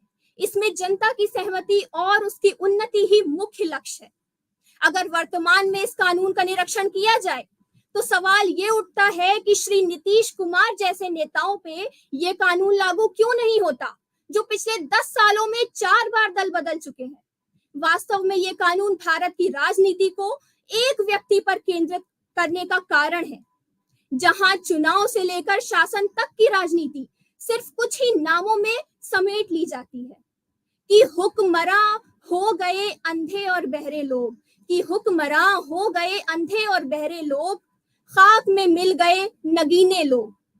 कभी कभी ऐसा होता है कि चुनाव के मैदान में खिलने वाला जनता का गुलाब जीत के बाद अपनी पार्टी के गमले में कुम्हलने लगता है। दल बदल ऐसे ही गुलाब को जमीन से जुड़े रहने का रास्ता देता है। अंत में दल बदल की राजनीति कानून के दायरे में रहकर जनप्रतिनिधि की आवाज को मजबूती देती है। इसलिए हमें इसे नकारात्मक ना मानकर इसे स्वतंत्र लोकतंत्र के अंग की तरह अपनाना चाहिए, ताकि जनता का वो गुलाब जब खिले तो एक ऐसे स्तर पर पहुंचे जहां जनता उसको खुद देखना चाहती है। धन्यवाद। Thank you, ma'am. Now I request A10 to turn on their camera and microphone. सुप्रभात मैम, क्या मेरी ध्वनि आ रही है? Yes, sir. Should I start? मैं कथित करता हूं, अगर खिलाफ है होने दो, जान थोड़ी है, ये सब धुआं है, कोई आसमान थोड़ी है, लगेगी आग तो आएंगे घर कई जद में, यहाँ पे सिर्फ हमारा मकान थोड़ी है। सुप्रभात। आज मैं वक्ता संख्या A10 यहाँ आपका हार्दिक अभिनंदन करता हूँ।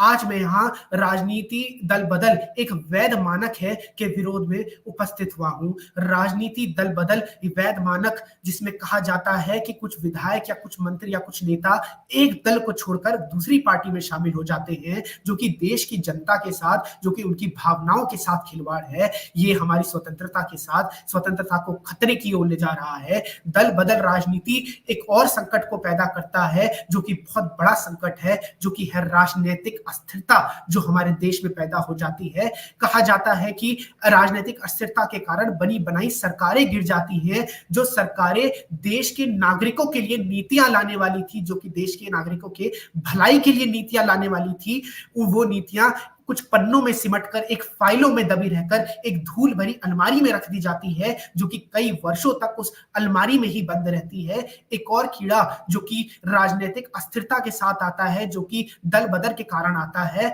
वो है भ्रष्टाचार। जहां 2024 में भारत का युवा चंद्रयान और मंगलयान जैसे सपने देख रहा है, वही कुछ नेताओं के भ्रष्ट होने की वजह से, उस भ्रष्टाचार की वजह से वो पैसे को पानी की तरह बहा दिया जाता है। उस मूल्यवान पैसे की कोई कद्र नहीं रखी जाती है। सांसद और मंत्री विधायक कुछ पैसों के लिए अपना ईमान बेच देते हैं। दल बदल राजनीति एक और चीज को जन्म दे रही है, जो कि है पार्टियों की नीति के खिलाफ जाती है, अपने दल की नीति के खिलाफ जाती है। जहां वो आसानी से लेफ्ट और राइट करते रहते हैं, यहाँ पूरे देश की भावनाएं उनके साथ जुड़ी रहती है, पर उन्हें भावनाओं की कोई कद्र नहीं रहती है। चुनाव के समय दिखाया गया वह मूल्यवान मैनिफेस्टो, जो कि तरह तरह के वादे करता है, जो कि पार्टी की नीतियों को दिखाता है, वह एक रद्दी बन के रह जाता है। उस मूल्यवान मैनिफेस्टो की कोई कीमत नहीं रहती है। आज के वर्ष में प्रश्न ये है, क्या इसको लेकर कोई भारत में कानून है? क्या यह दल बदल को लेकर 1976 में हुए मुहावरे, जो कि बहुत प्रसिद्ध हुआ था, आया राम गया राम को लेकर कोई कानून है? जी हाँ, 1967 में जो मुहावरा बहुत ही प्रचलित हुआ था, आया राम गया राम को 1985 में आए भारत के संविधान में 10वें संशोधन में 52वें अधिनियम के तहत एक कानून जोड़ा गया, जिसमें दल बदल के ऊपर पूरी तरह से रोक लगाई गई। 91वें संशोधन के तहत इसमें और इस कानून को और कड़ा किया गया। निष्कर्ष तौर पर मैं ये कहना चाहूंगा कि ये कानून दोनों लोगों के ऊपर, चाहे वो बड़ा से बड़ा मंत्री ही क्यों ना हो, या चाहे वो छोटे से छोटा कार्यकर्ता या विधायक ही क्यों ना हो, दोनों के ऊपर समानता से लगना चाहिए। चाहे वो कोई मंत्री हो या चाहे कोई विधायक हो, कानून दोनों के ऊपर बराबरी से लगना चाहिए। अंत में मैं ये कहना चाहूंगा कि एक आंसू हुकूमत के लिए खतरा है, एक आंसू हुकूमत के लिए खतरा है। हमने देखा नहीं है आंसुओं का समंदर होना। इन्हीं पंक्तियों के साथ मैं अपनी वाणी को विराम देना चाहूंगा। जय भारत, जय Hind. Thank you, sir. I now request F11 to turn on the camera and microphone. Am I audible? Yes, sir, you're audible and visible. You may start now. नमस्कार, मैं यहाँ आज इस सभा में विषय के पक्ष में अपनी बात रखने जा रहा हूँ। महोदय, मन तो करता है कि सदन के विपक्ष में खड़ा हो जाऊं और दो चार मिथ्या बातें बताऊं और सदन में खूब तालियां पाऊं, परंतु उस ललित उपदेश की भावना ने मुझे आज पक्ष में खड़ा करके अब मेरी राष्ट्रभक्ति का सबूत देने के लिए मजबूर कर रखा है। महोदय, जिस देश की जड़ लोकतंत्र की भावना से सींची गई हो और जिसका अर्थ होता है लोगों की स्वतंत्रता और लोगों का शासन, जो कि अपने प्रतिनिधि को चुनते हैं और वही राजनेता अपने जनता के बेहतर के लिए दल बदल रहे हैं, तो महोदय इसमें गलत क्या है? ऐसे कई राजनेता जिन्होंने दल बदल कर जनता के लिए अच्छे कार्य किए हैं, जैसे मुकुल वासनिक भाजपा से तृणमूल कांग्रेस में पहुंचे, ज्ञानेश्वरी मिश्रा बीएसपी से बीजेपी में पहुंची। मान्यवर, आज इस सभा में मेरे विपक्षी वक्ता जीतने के लिए पता नहीं क्या क्या तर्क देंगे, लेकिन नागरिकों के प्रतिनिधि को दल बदल विरोधी कानून के स्वतंत्रता में बांधना लोकतंत्र को उखाड़ कर फेंक देने के बराबर है। महोदय, इस बात में कोई दोहराए नहीं है कि दल बदल राजनीतिक स्वतंत्रता का एक वैध मानक है। महोदय, जब हमारा संविधान सभी नागरिकों को एक समान स्वतंत्रता प्रदान करता है, लेकिन जब बात होती है सभी किसी राजनीतिक दल के नेता की, तो उसकी स्वतंत्रता का हनन हो जाता है और उसकी राजनीतिक स्वतंत्रता पता नहीं कहाँ खो जाती है। वह दल बदल कानून के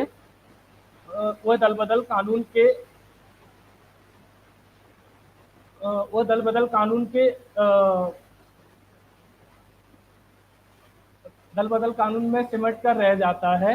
महोदय, वह अपनी स्वेच्छा से देश में विकास करने वाले दल में नहीं जा सकता। वह मजबूर हो जाता है महोदय अपने एक दल तक सीमित रहने के लिए। वह मजबूर हो जाता है महोदय भ्रष्टाचारियों का साथ देने के लिए। वह मजबूर हो जाता है महोदय अपनी सोच को समेटने के लिए। तब मैं कहता हूं महोदय कि ये दल बदल राजनीतिक स्वतंत्रता का एक वैध मानक है। महोदय, आज इस विषय से एक क्षण याद आता है जहां पीवी नरसिम्हा राव ने संयुक्त राष्ट्र की बैठक में विपक्षी दल के नेता अटल बिहारी वाजपेयी को भेजा। महोदय, इस बात से पता लगता है कि दल बदल कुछ भी नहीं, ये तो एक परिवारवाद है, जिसमें एक दल से दूसरे दल में विलय करने से देश के हित में और जनता के हित में कार्य किया जाता है। राजनीतिक स्वतंत्रता, दल बदल एक राजनीतिक स्वतंत्रता का वैध मानक है। महोदय, मेरे विपक्षी वक्ता इस बात को बार बार उछालेंगे कि दल बदल विरोधी कानून इसी को रोकने के लिए लाया गया। ये बात सत्य है महोदय कि कानून के अंतर्गत यदि कोई भी राजनीतिक दल को नेता अपने दल से दूसरे दल में विलय करता है तो उसकी सदस्यता को निरस्त कर दिया जाता है, परंतु महोदय यह उसकी स्वतंत्रता को छीनने का प्रयास है, क्योंकि वह व्यक्ति किसी एक जैसे राजनीतिक दल में नहीं रहना चाहता जो उसकी बातों को नहीं सुनी, जो उसके विचारों को महत्व नहीं देता, जो उसके देश के प्रति वो स्वप्न को खत्म करने का प्रयास करता है, जो आपसे अपने अवसर प्रदान नहीं करता, जो शायद वो अपने जनता की आकांक्षाओं को पूरा ना कर सके, तो उसकी यह स्वतंत्रता होनी ही चाहिए महोदय, जो किसी ऐसे दल से जुड़ सके, उसकी इन आकांक्षाओं को ध्यान में रखे और दल बदल से संभव है, जो कि एक संविधान का, जो कि राजनीतिक स्वतंत्रता का एक वैध मानक है। Thank you, sir. I now request A11 to turn on the camera and microphone.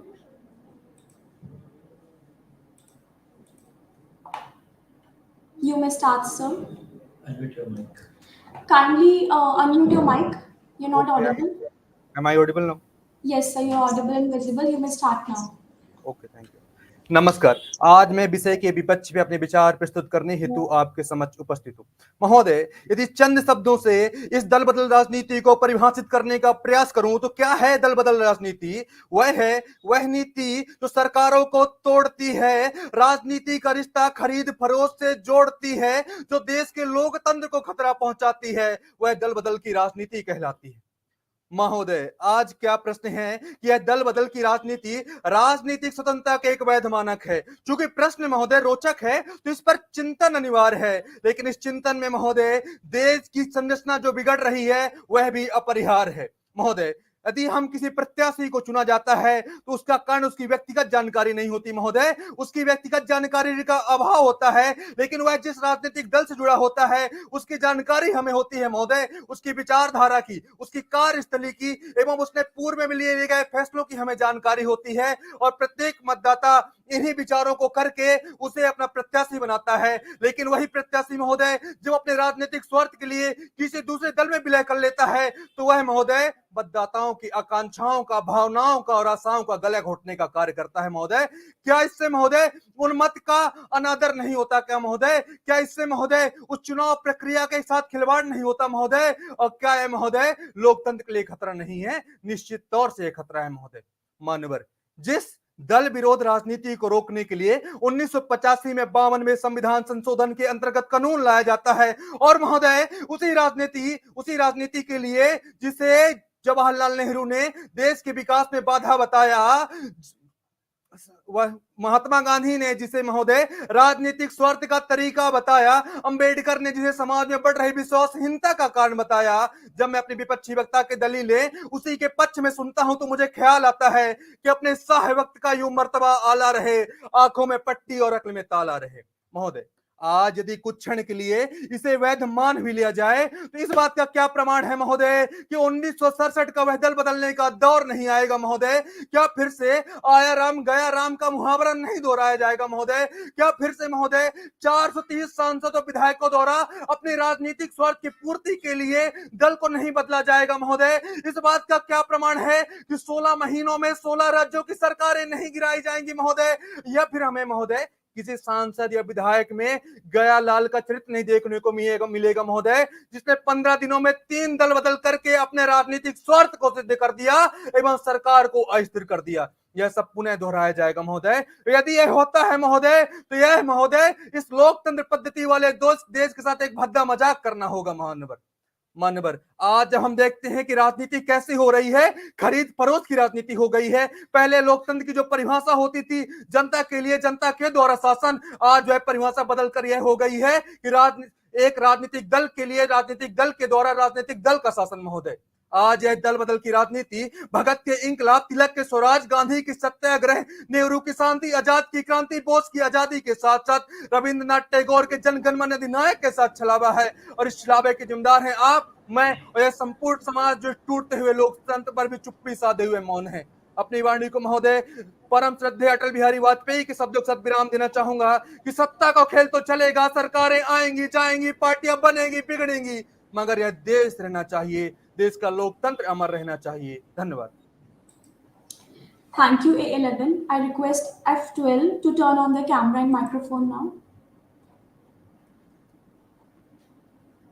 F12. Am I audible and visible, ma'am? You are not visible, sir. You are audible.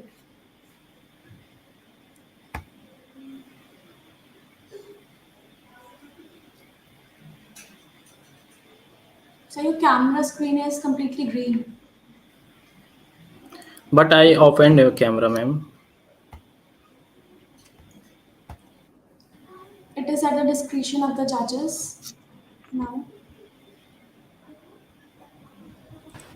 Let him continue even if camera is not there.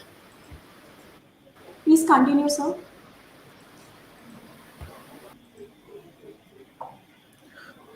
Okay, ma'am. I'm sorry, but I'm trying to visible my camera. You may start now, sir. Okay, can I start without camera, ma'am? Yes, sir.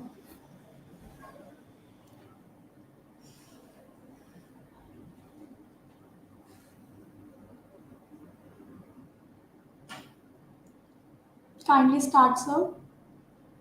Political independence. Defection is just like a player leaving one team to join its rival. Like a player switching sides, defection means abandoning your political party to join an opposing one. The law ensures party member stay loyal.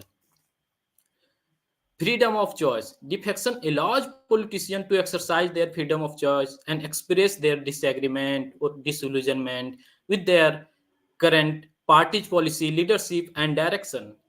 It enables them to align with a party or coalition that better represent their beliefs and values, thereby ensuring that their constituents' interests are better served. Checks and balances. Defection can serve as a check on the power of a dominant by preventing it from becoming authoritarian. When members defect, it signals dissatisfaction within a party and can prompt introspection and reform. This fosters a healthier democratic environment where parties are held accountable for their actions. Next point is flexibility and adaptability. In a dynamic political landscape, defection allows politicians to adapt to changing circumstances and respond to the evolving needs of their constituents. It enables them to form alliances based on shared objectives rather than rigid differences, fostering pragmatic governance and problem solving. Representation.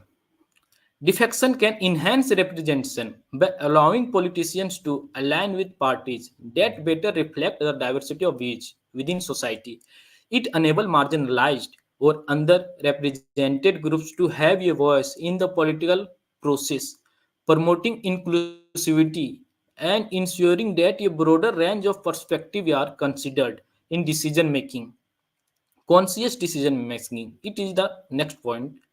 Defection requires careful consideration and deliberation on the part of politicians, as it often entails risks such as the loss of political support, electoral backlash, and personal repercussions. By making a conscious decision to defect, politicians demonstrate their accountability and commitment to their principle and their willingness to prioritize the interest of their constituents over party loyalty. Overall, while defection politics may be sententious, it can be justified as a means for politicians to assert independence, promote accountability and representation, and adapt to the complexities of modern governance. Role played by defection in making and unmaking of government in the state. Defection means an elected representative leaves the party on whose symbol he or she elected and join another party. Thank you, ma'am. Thank you, sir. I now request A12 to turn on their camera and microphone. Okay, am I audible and visible properly? Yes, sir, you're audible and visible. You may start now.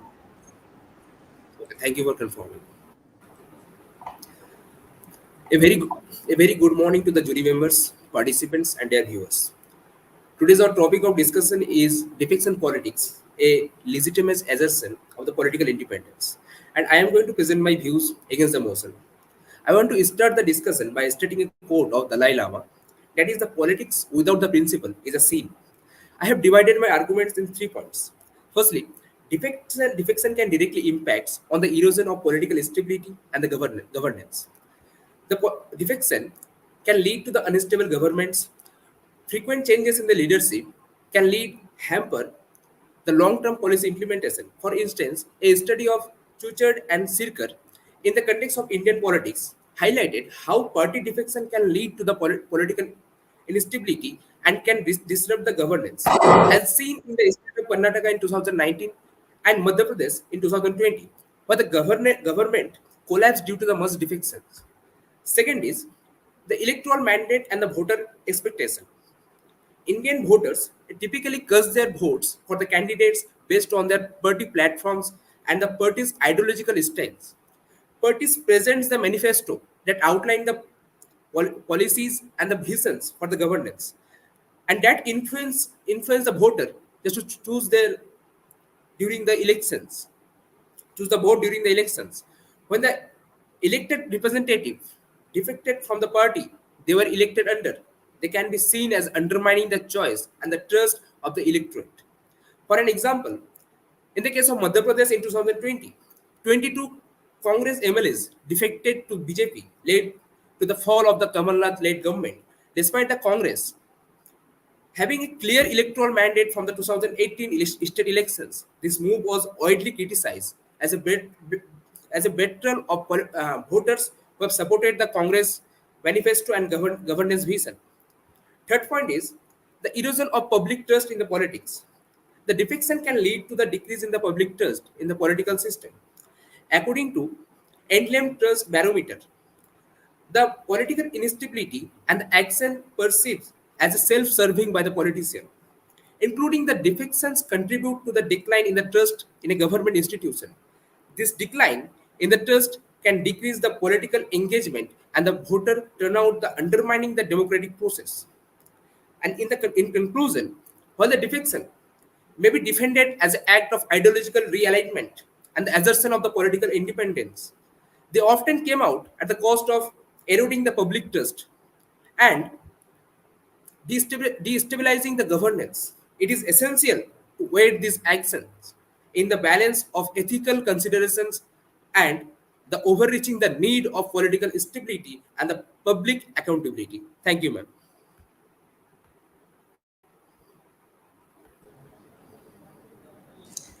Thank you, sir. I now request F13 to turn on their camera and microphone.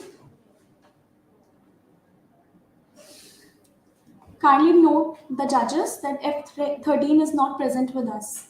F13 is absent. I request A13 to turn on their camera and microphone. F13 is present. I request F13 to turn on their camera and microphone.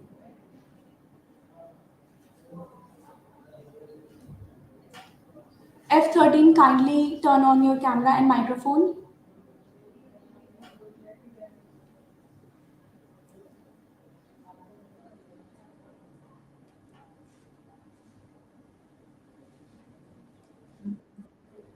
Kindly turn on your microphone.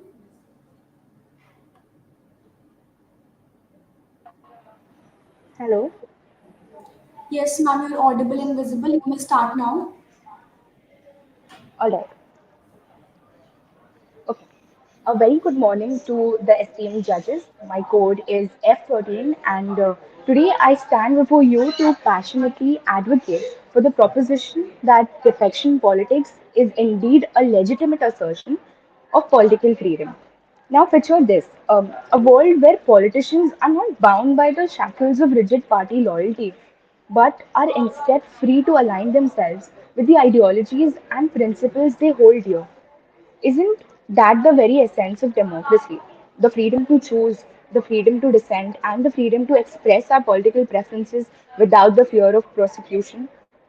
Imagine a democracy where dissenting voices are silenced, where political parties possess unchecked power, and where accountability and representation take a backseat. This is the potential reality if defection is not allowed at all. Defection serves as a crucial mechanism for elected representatives to express dissent and hold parties accountable and to adapt to changing societal needs. Without the ability to defect, the politicians may be subordinate to the political parties and just the puppets of the political parties. This could lead to a concentration of power within the parties itself. For instance, if we see um, a lawmaker disagrees with the party's stance on an issue that is critical to the constituents, should they be forced to align with the party line, regardless of the wishes of those they represent? This would only undermine the essence of democracy. In a country like India, wherein there is diversity of opinions and preferences, it is natural that even politicians may find themselves at odds with their party's views from time to time.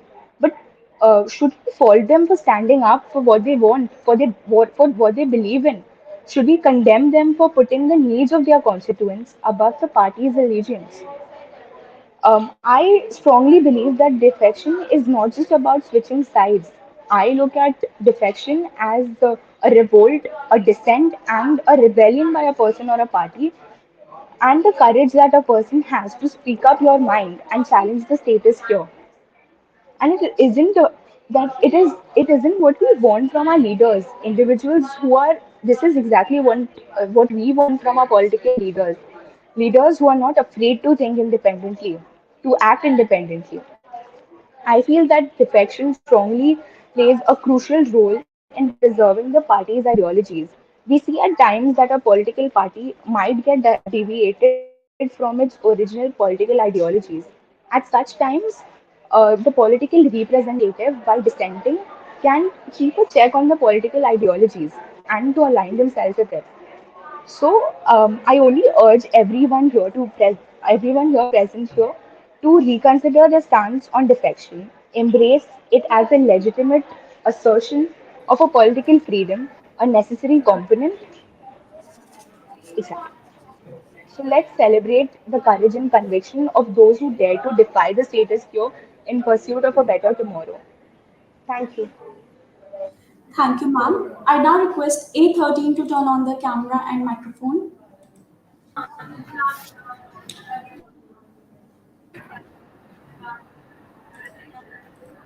Am I audible and visible clearly? Yes, ma'am, you're audible and visible. You may start now. Did our forefathers teach us that we should actually we should act, we should build up we should murder the integrity and democracy of our country? No. Why? Defection of politics is one of the factor where the integrity is murdered. What about politicians? They think that they can turn out their tables in one day or two. We had various examples where the defection of politics has brought a different change. We had in 1962 where the grounds for the defection was that the integrity and democracy of the country is being violated or is in the picture. But for the personal gain, do you think that defection is good for the democracy? No. Democracy is something where you come up with something which is better for the nation and not for the personal gain. Politicians are just like mothers. How mothers nurture, take care of us. They are dedicated towards their children. Similarly, the politicians are also dedicated towards their constituency. In the where the horse trading is something which is practiced in the democracy very often. The politicians are lured. Where is the nation then? Politicians, when they take an oath, when they take an oath, they have the affirmation that they will stand for the nation, they will stand for the people of the constituency and not for their personal gains. We had the Aya Ram Gaya Ram, that was a very controversial thing happened.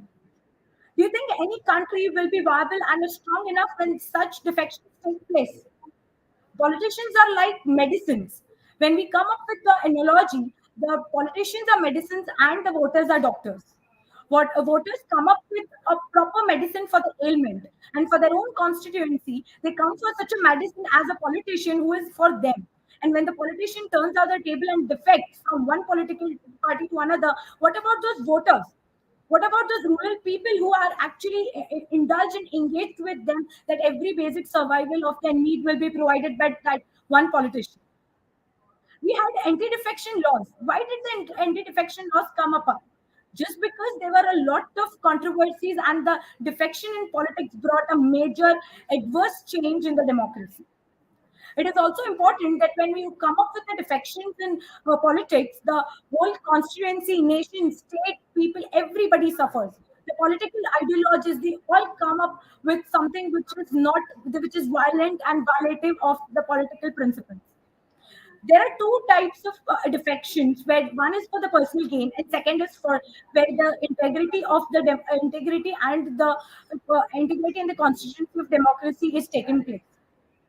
Politicians are not given that right to easily change, and it's a legal assertion. Political defection is a legal assertion, but it not a right. It's just a privilege, a right where you can just wake up tomorrow. Let us imagine that tomorrow if a mother wakes up and says that she won't be taking care of us just because she is not she is disinterested. That is not the scenario. I completely oppose that no defection can take place, and defections have no space in the democracy. Thank you. Thank you, A13. I now request F14 to turn on your camera and microphone. Am I audible and properly visible, ma'am? Yes, ma'am, you're audible and visible. You may start now. Defection is against the party, but in favor of the politician. Now let's understand what is the meaning of the term defection. Defection means the elected representative leave the party on whose symbol he or she is elected and joins the another party. To regulate this defection politics, 10th schedule was added in the Indian Constitution by 52nd Constitutional Amendment Act 1985. It was not there in the original Constitution. Anti-defection law protects the right of the parties and their interest by disqualifying the politicians or legislators from legislations in instances when they voluntarily switch the parties or vote against the party's consonants or directions. Anti-defection law allows the group defection, but it does not allow the individual defection. Now let's understand how the anti-defection law favors the defection favors the politicians. When a politician defects his own party by exercising his right to choose, right to dissent, ultimately he exercises his political independence right. When anti-defection law allows the group defection by allowing 2/3 of its members to defect, and does not allow the individual defection by refusing the particular legislator to exercise their right to choose or dissent. There is no provision like anti-defection law in countries like developed countries, USA and UK. And 10th schedule should not be used to suppress the voice of the legislators to protect their rights. It should also not be there either in the Constitution or in any other act.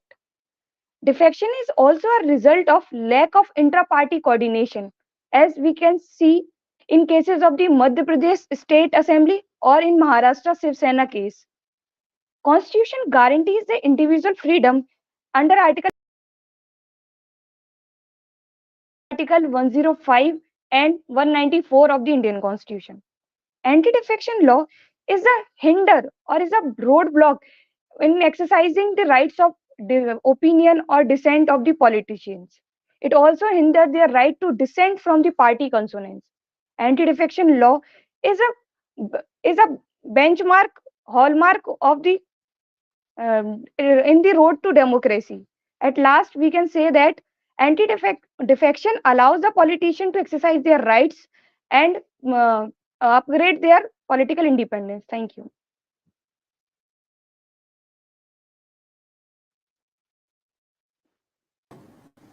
Thank you, F14. I now request A14 to turn on a camera and microphone.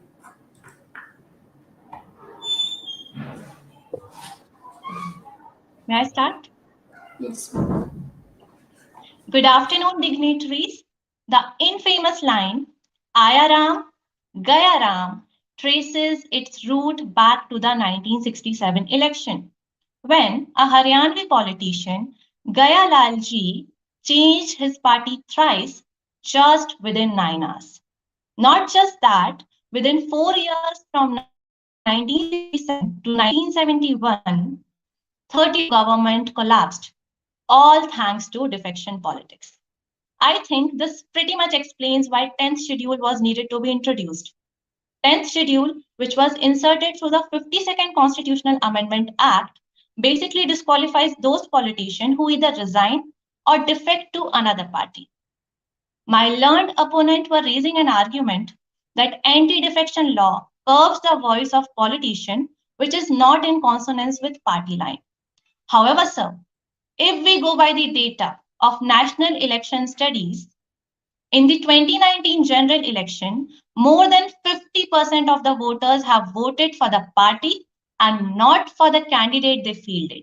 So isn't it reasonable to disqualify a person who not only betrays the trust that the party bestowed upon him, but who has also made mockery of public mandate? Secondly, the beauty of defection is such that it has time and again threatened the stability of government. Case in hand is Karnataka, Maharashtra, or Madhya Pradesh, where the government couldn't survive for more than 13 months.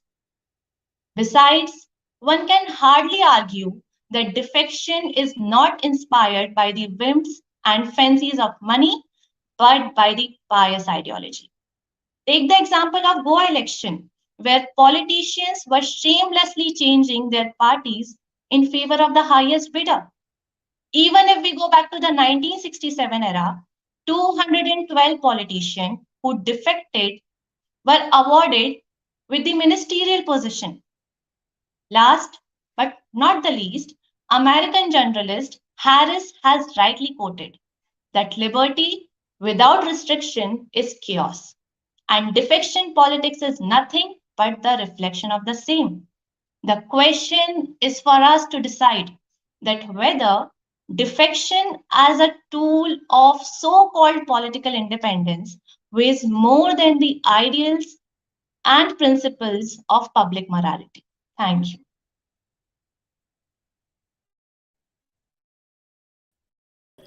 Thank you, ma'am. I now request F15 to turn on your camera and microphone. Am I audible? Yes, sir, you're audible and visible. You may start now. Okay, thank you. A warm good morning to all the participants and esteemed judges. I, F15, stand before you all to speak for the motion on the topic of defection politics is a legitimate assertion for political independence.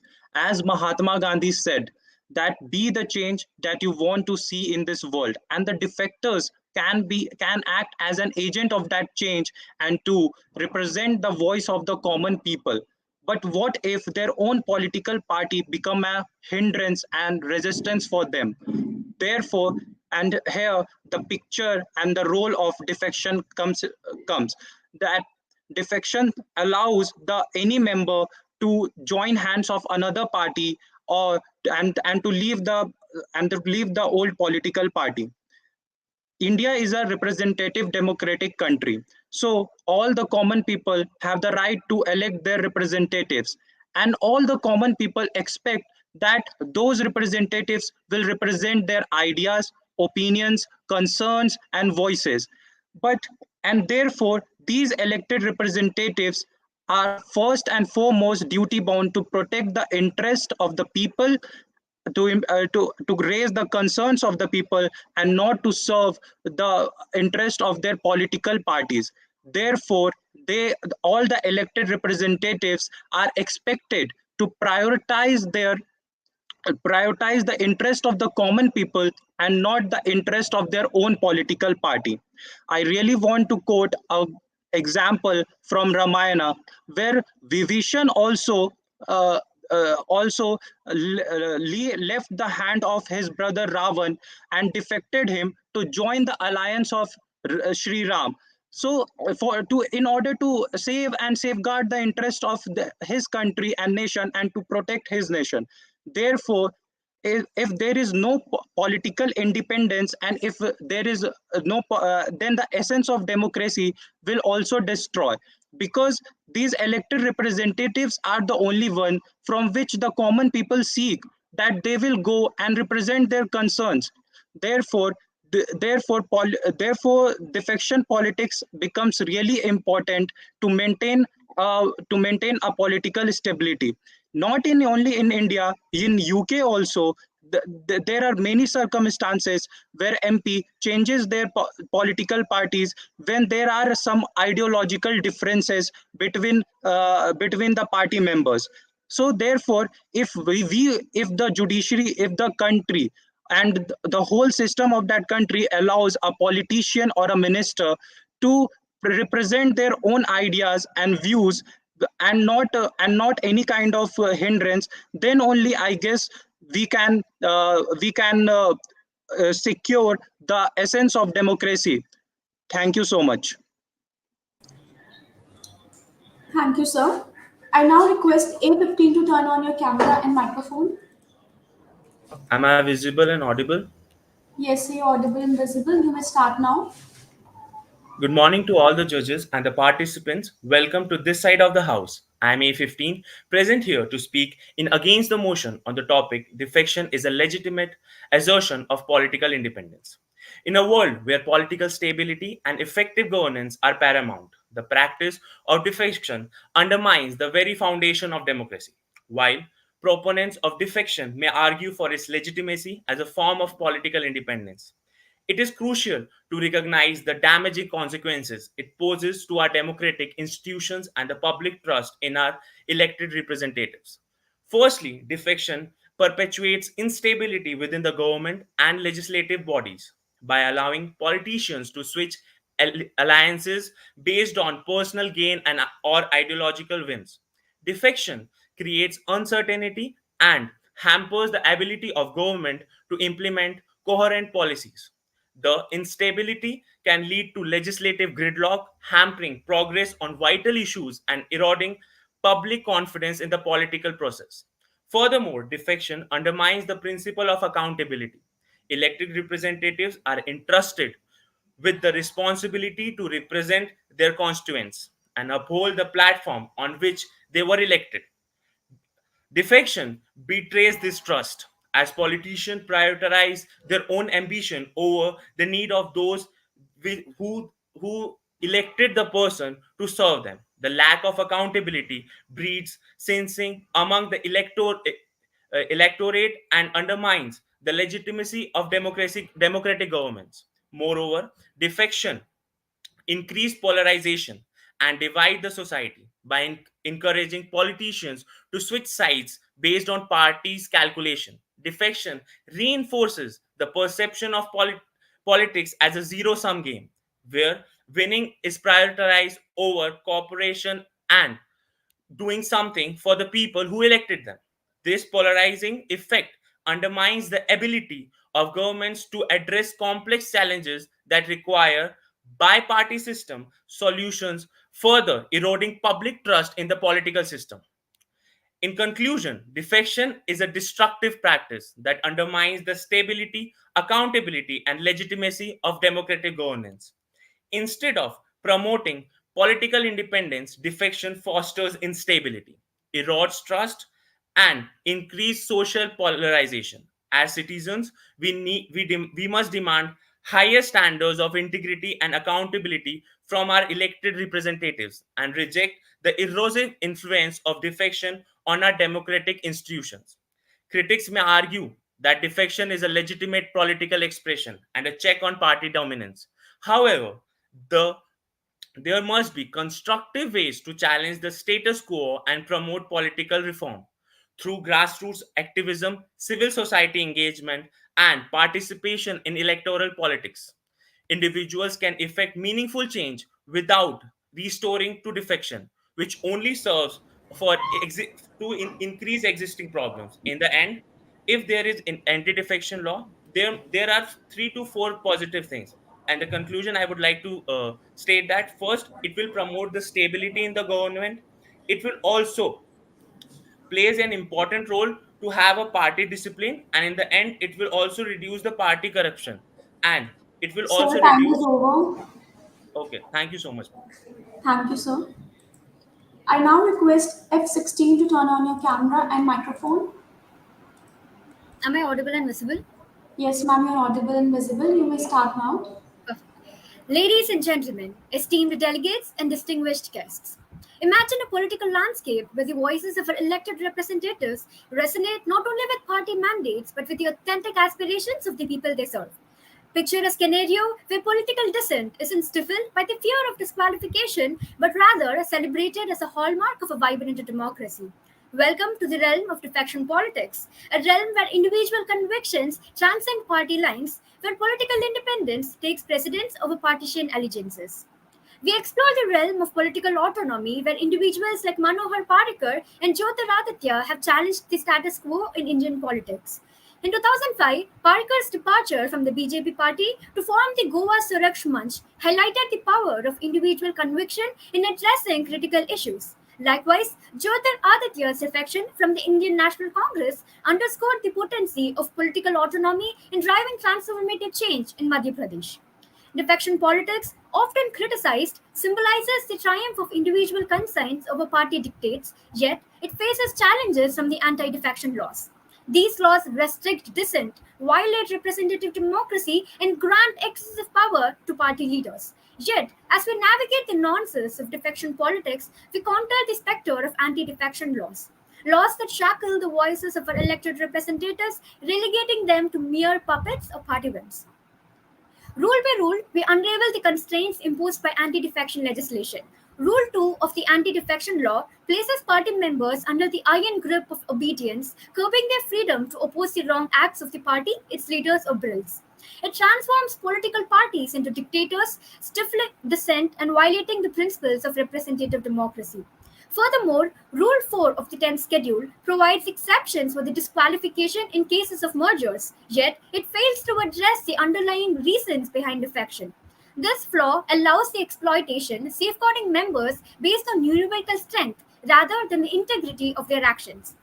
And Rule 6 grants wide and absolute power to the chairman or speaker of the House in deciding cases of disqualification, raising concerns about impartiality, especially when the speaker remains affiliated with the political party.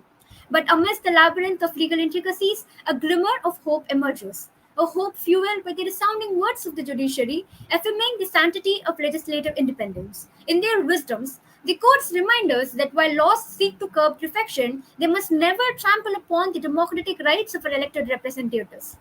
Thus, we stand at a crossroads where the fate of democracy hangs in the balance. Shall we continue to tether the voices of our elected representatives to the whims of party oligarchs? Or shall we embrace a future where political autonomy reigns supreme? Well, the voices of the people echo in the hallowed halls of governance. As we deliberate on the motion before us, let us remember the words of Mahatma Gandhi, who declared, "In the matters of conscience, the law of majority has no place." Let us dare to envision a democracy where conscience triumphs over conformity, where political autonomy paves the path to progress. And as we stand at the edge of change, let us seize the moment to redefine the contours of a democracy to usher in an era where political autonomy reigns supreme. Thank you. Thank you, ma'am. I now request A16 to turn on their camera and microphone, please. Good morning. Am I visible and audible? Yes, ma'am, you're audible and visible. You may start now. Okay. Ladies and gentlemen, esteemed guests and distinguished dignitaries, claiming political independence through defection is like changing teams mid-game and calling it fair play. Let's face it, in the arena of integrity, defection politics falls short. On January 28 evening, Nitish Kumar was sworn in as the Chief Minister of Bihar for the 9th time. He assumed the post again after his party Janata Dal allied with the BJP, parting ways with the Mahagathbandhan alliance that included the Congress and the Rashtriya Lok Dal. As expressed by Congress President, there are many Ayaram Gayarams in the country.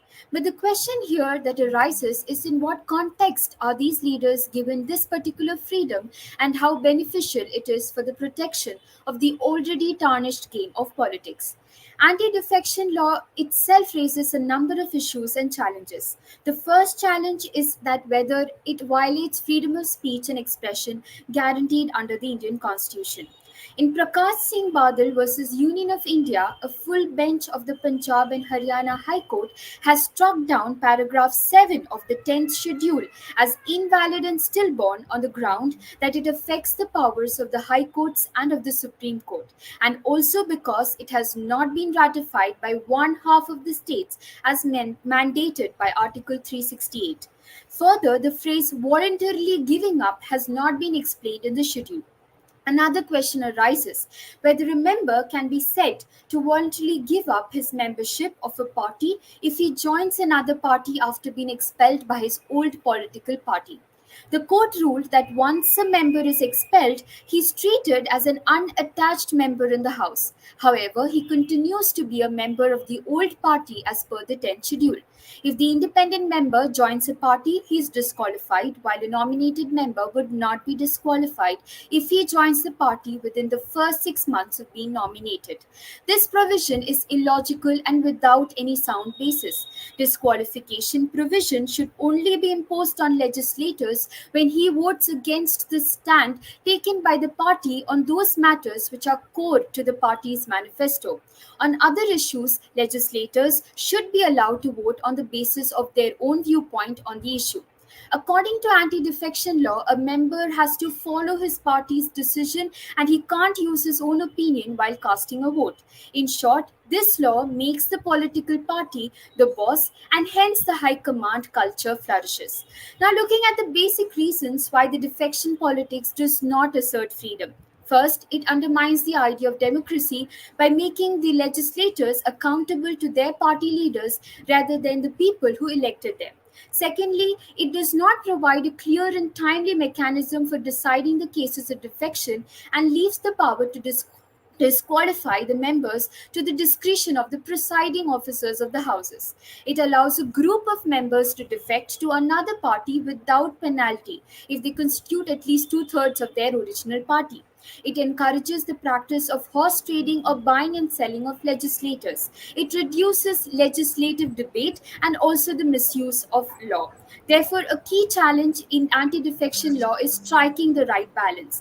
As someone has rightly said, defection politics in today's time is where loyalty takes a backseat and opportunism steers the wheel. It's time to recognize that true political independence is built on principles and not party hopping. Thank you.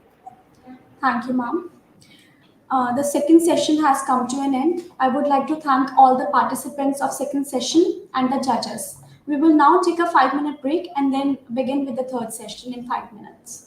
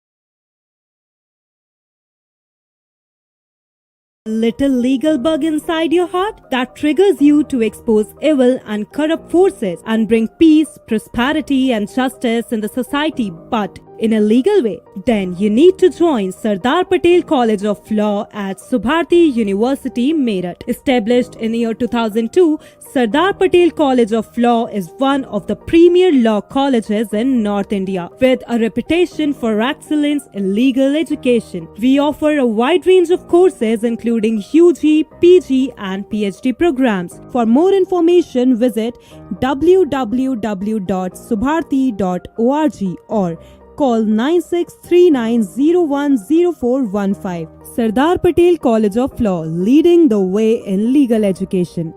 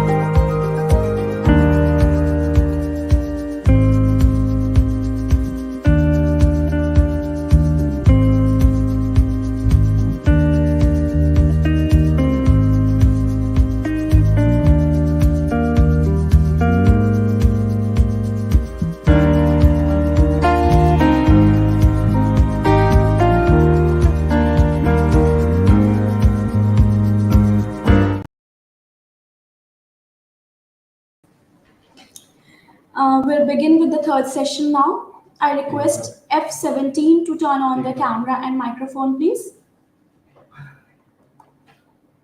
Well and audible. Yes, sir, you're audible and visible. You may start now, please. Good afternoon to one and all present here. My team code is F17 and I am going to speak in the favor of the motion. Defection politics is a legitimate assertion of political independence. First of all, there is no precise definition of a term defection. The anti-defection law penalizes voluntarily giving up the membership of a party and vote against the party line. But both of this action is a sense of political independence. Defection represents fundamental political freedom of a politicians. It is their freedom of association, which is a fundamental right in a democratic society. Just like an individual have a right to join any political party, they should also have a right to leave them if they are not aligned with that political party, with their beliefs and their principles. Defection is a right to expressions. Politicians may express their disagreement towards the party's policies, actions, and leadership. Election representatives ultimately accountable to the peoples of their constituency, not only just the leader of that political party. So they should go against the party line to protect the belief of their protect the belief of their people of their constituency. There are certain conditions when political parties change their ideology or go against the and not able to fulfill the promise which they had made before the election, due to which some politician defect that political party. For example, in Maharashtra, Shiv Sena changed their ideology and made alliance with the Congress party, due to which a group of people do not feel fit in that political party and they go against the party line. In Madhya Pradesh, the Congress party was not able to fulfill the promise which they had made before the election, due to which Jyotiraditya Scindia defected that political party, as he was ultimately accountable to the peoples of his constituency. There are many democratic like United States of America, United Kingdom, and Canada do not penalize the defection. For this, I would like to quote a case of a Supreme Court of Canada, that is House of Commons versus Wade.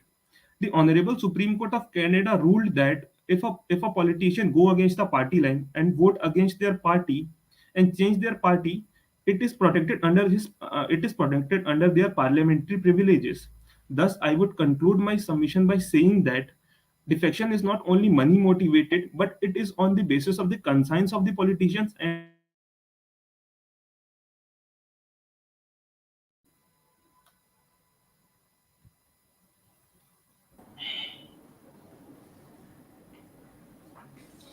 Thank you. I now request A17 to turn on their camera and microphone, please. Thank you. Good afternoon to one and all present here. My team code is A17 and I'm going to speak against the motion that is political defection. Defection politics is a legitimate assertion of political independence. I would like to start with asserting that every freedom comes with a limitation and every right comes with a reasonable restriction. Every politician has the right to join any political party, but that is before contesting an election. The political freedom of associating with any political party can be exercised before a candidate wins the election on a certain party's ticket. Most candidates are elected on the basis of the party which gives them the ticket. And the party also arranges the election expenses for the candidate. The candidate fights the election based on the manifesto of the party. Therefore, if the candidate later on, after being elected, defects from the party, he betrays the fundamental trust based on which people elected him to power. Also, when a candidate is elected through a party ticket, it means that people have supported the ideology and policies of that particular party rather than the personal ideology of the candidate who has been elected. Therefore, in that case, if the politician defects after being elected, he betrays the people's mandate to support any such party. Also, frequent defections results in destabilization of the government, which further arise the demand for re-election, increasing the expenditure of government money, which could be further used in the development of the country. Defection also promotes horse trading of the legislators. The legislators are often lured through money and power by other parties. The greed for money and power encourages them to defect and join another political party.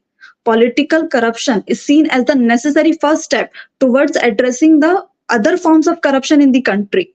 The political arena has to be corruption free to motivate other lower levels to free themselves from corruption. The vast majority of self-esteemed politicians have become skilled in defecting towards the greener pastures when they feel that their party is losing support and that it has no future. It is not only unfortunate but also dangerous to democracy. It shows that nobody is interested in the development of society or nation. These politicians just want to serve themselves and they do not adhere to any party's ideology. While switching parties, the politicians give tried and tested statements like it was suffocating to work in an environment of lies and that the decision to defect was for the betterment of the people. But mostly these reasons are driven out of the convenience of the politicians and not by any ideology or principles.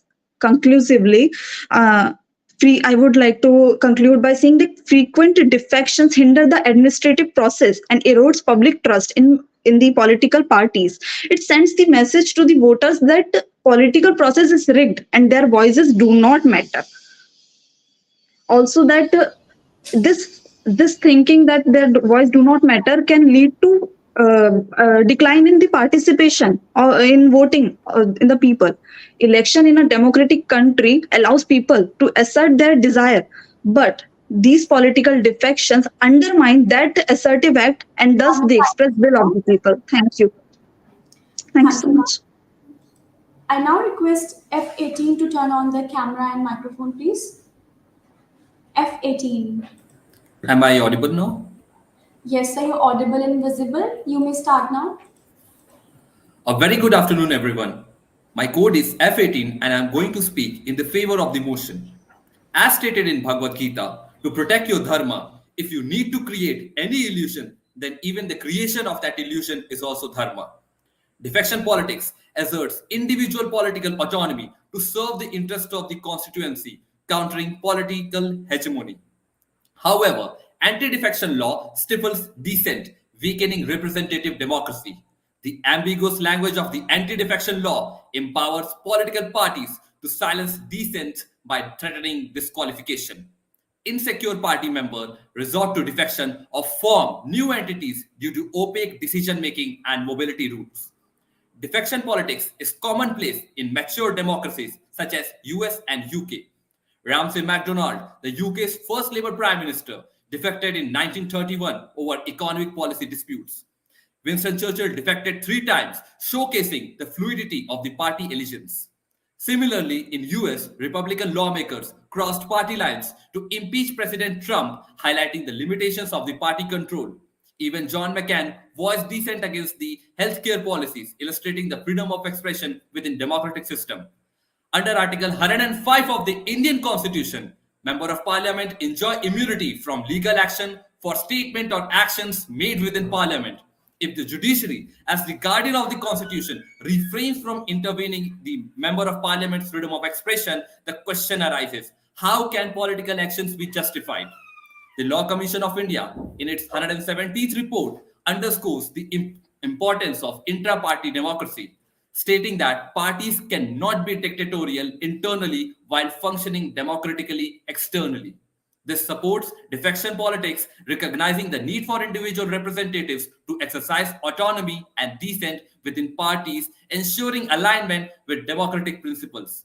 In Amalgamated Society versus Osborne, Lord Shaw contended that any provision seeking to disqualify an elected member for freely expressing views on conscience, faith, or politics violates freedom of speech and opposes public policy. In Prakash Singh Badal versus Union of India, Justice Tewatia opined that anti-defection law reduced the people's representative to merely a party puppet, eroding their individual identity and autonomy. As noted in Rodney Brazier's work on constitutional reforms, the parliamentary privilege of freedom of speech raises question about the autonomy of members in the face of party threats. Debate and expression of diverse viewpoints are vital for a healthy parliamentary democracy.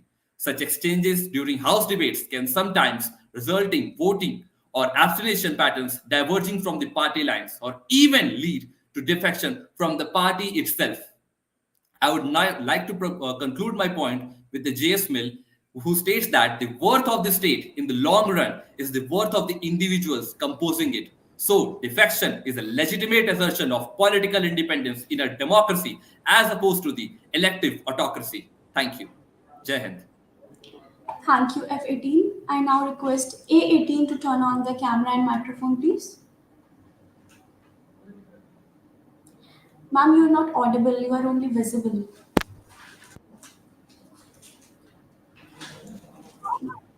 Yes, ma'am. No, ma'am, you are not audible.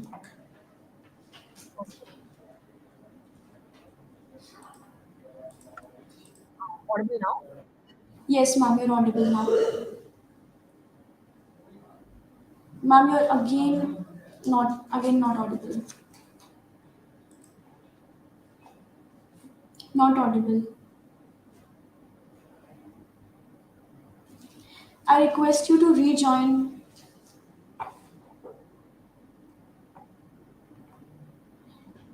You're not audible, ma'am.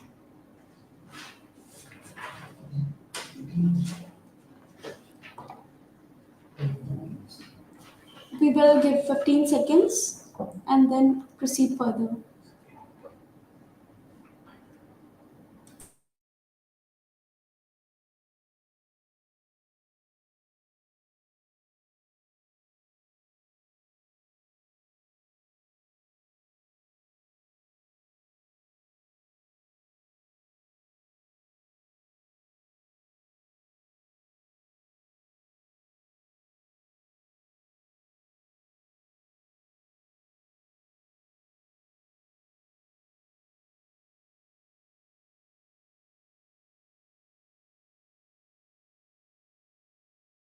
Hello, am I audible? Yes, sir, you're audible. Is your team code A18? Yeah, that's what I have been saying, that it's my team code that's A18, not the another person which has joined. Sorry for the Hello? inconvenience, sir. Please proceed.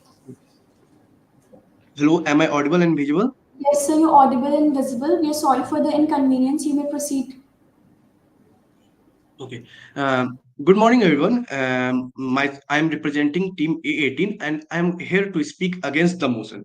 Let me start with giving you a scenario. For example, let's consider a person who is opposing the ruling party and he has been liking tweets and making statement against the opposition party. He sleeps at night and suddenly he wakes up another day and joins the ruling party. Now, many of you may think that it is a fictional tale, and sorry to disappoint you, but it's the it's the reality of new India as well as Bharat, where dreams take over dissent for the basics of defection. India is a tall and vibrant democracy, and Indian constitution has been recognized as largest in the world. Let me remind to the legislature that the third schedule of Indian Constitution describes various oaths and affirmation to be taken by government official, including minister. It emphasizes the responsibility of the minister to pledge loyalty to the Constitution as per law to uphold country's sovereignty and unity. What does this loyalty to the Constitution mean? Let me remind you of the quote given by Baba Bhimrao Ambedkar on the day of signing of Constitution. He wanted constitution to be followed in essence, not only in the word. And the political defection in itself kills the essence of the democracy, though it may not kill the word of the democracy. What is political defection? Political defection, as we know, that generally defined as when one member of certain political party crosses into the political party of the another crosses into another political party. With repeated such floor crossing one party to another, the country faces a threat to the democracy itself. Considering this evil nature of the defection, the Kerala High Court in the case of Deepak K versus the Election Commission has said that the conduct of political defection betray not only the party under whose ticket the candidate contest, but also betray the trust of the electorate. For example, let's consider the case of Maharashtra, where defection has been done, or the case of Karnataka, where earlier defection has been done. What the promise was given to the people in India, where such a vast country, ideology plays the central role of any political party. The pivotal role played by the political party in a representative democracy need not be gainsaid. The electorate proceed with the promise and the ideology of the political party which a candidate it and project himself to be the part of. Let me give you two of the report which has came in the recent time. According to Deccan Herald, which has prepared a report taking into the consideration the trends of defection, here are the reason which has been given for the why the people of certain party defect: absence of value based politics, lust for money, power nexus between money and muscle, and reward for office. Since 2014, 25 opposition leaders facing corruption probe have joined to BJP, and they have been given fully clean sheet. It is not for taking the freedom of speech of the legislature. Rather, it is the accountability which is being ensured by restricting defection, and this has been recognized by the honorable court in Kahito Holohan on case. Further, I want to end with stating that Bhagavad Gita in chapter 18 clause 24 states, action that is prompted by selfish desire, enacted with pride and full of streets, is in the nature of passion. So in a country as India, which has a vibrant democracy, allowing defection will be killing the essence of the democracy, and the constitutionalism which forms the basics of the So your time this is country over. should not be killed. Thank you. Thank you, sir. There is another A18 on the screen. Ma'am, I would like to ask you which college are you from? My partner is from Christ University. I am Sir, F22, her partner. the Yes. team code on the screen is coming as A18. There is someone Yeah, else yeah. allotted with A18. A18 is Gulleen Kaur Paul, my partner beside me. Even in the mail, it was allotted her name. What is the name? Gulleen Kaur Paul. All right, sir. There is some inconvenience right now. We will come again with this. Right now, we would like to proceed further. Sure, sure. Just let me know in the mail, right? Sir, your team code is A22. Mine is F22. I'm speaking on behalf of my partner because she's in a call with your organizers. But sir, the team code on the screen is visible as A18. Yes. My partner has joined it with my laptop as of now because it was malfunctioning. All right, so I request you to kindly correct the Yeah. name and then you can join further with A18 or A22, whatever the correct name is. Wait. There's a confusion. I am F22 for 22, right? So I'll Okay. rejoin with my name when my chance comes in, right? Now my partner's part was A18, but someone else spoke on that. No, sir. Hi, Or this sorry, there was isn't. a confusion. I have just been told by your organizers that I'm A22 and we were sent the wrong mail saying that I'm A18. So they're All resending right. me the mail, right? Okay, so you can come again with A22. Right now, we will proceed further. Right, thank you. Thank you. I request F19 to turn on their camera and microphone, please. Am I audible and visible? Yes, ma'am, you're audible and visible. You may start now, please. Sure. Thank you so much.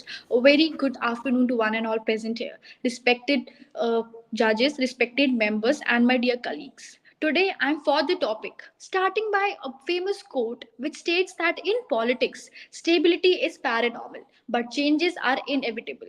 Defection, when driven by the pursuit of better politics and for the well-being of the people, can be a necessary catalyst for the process.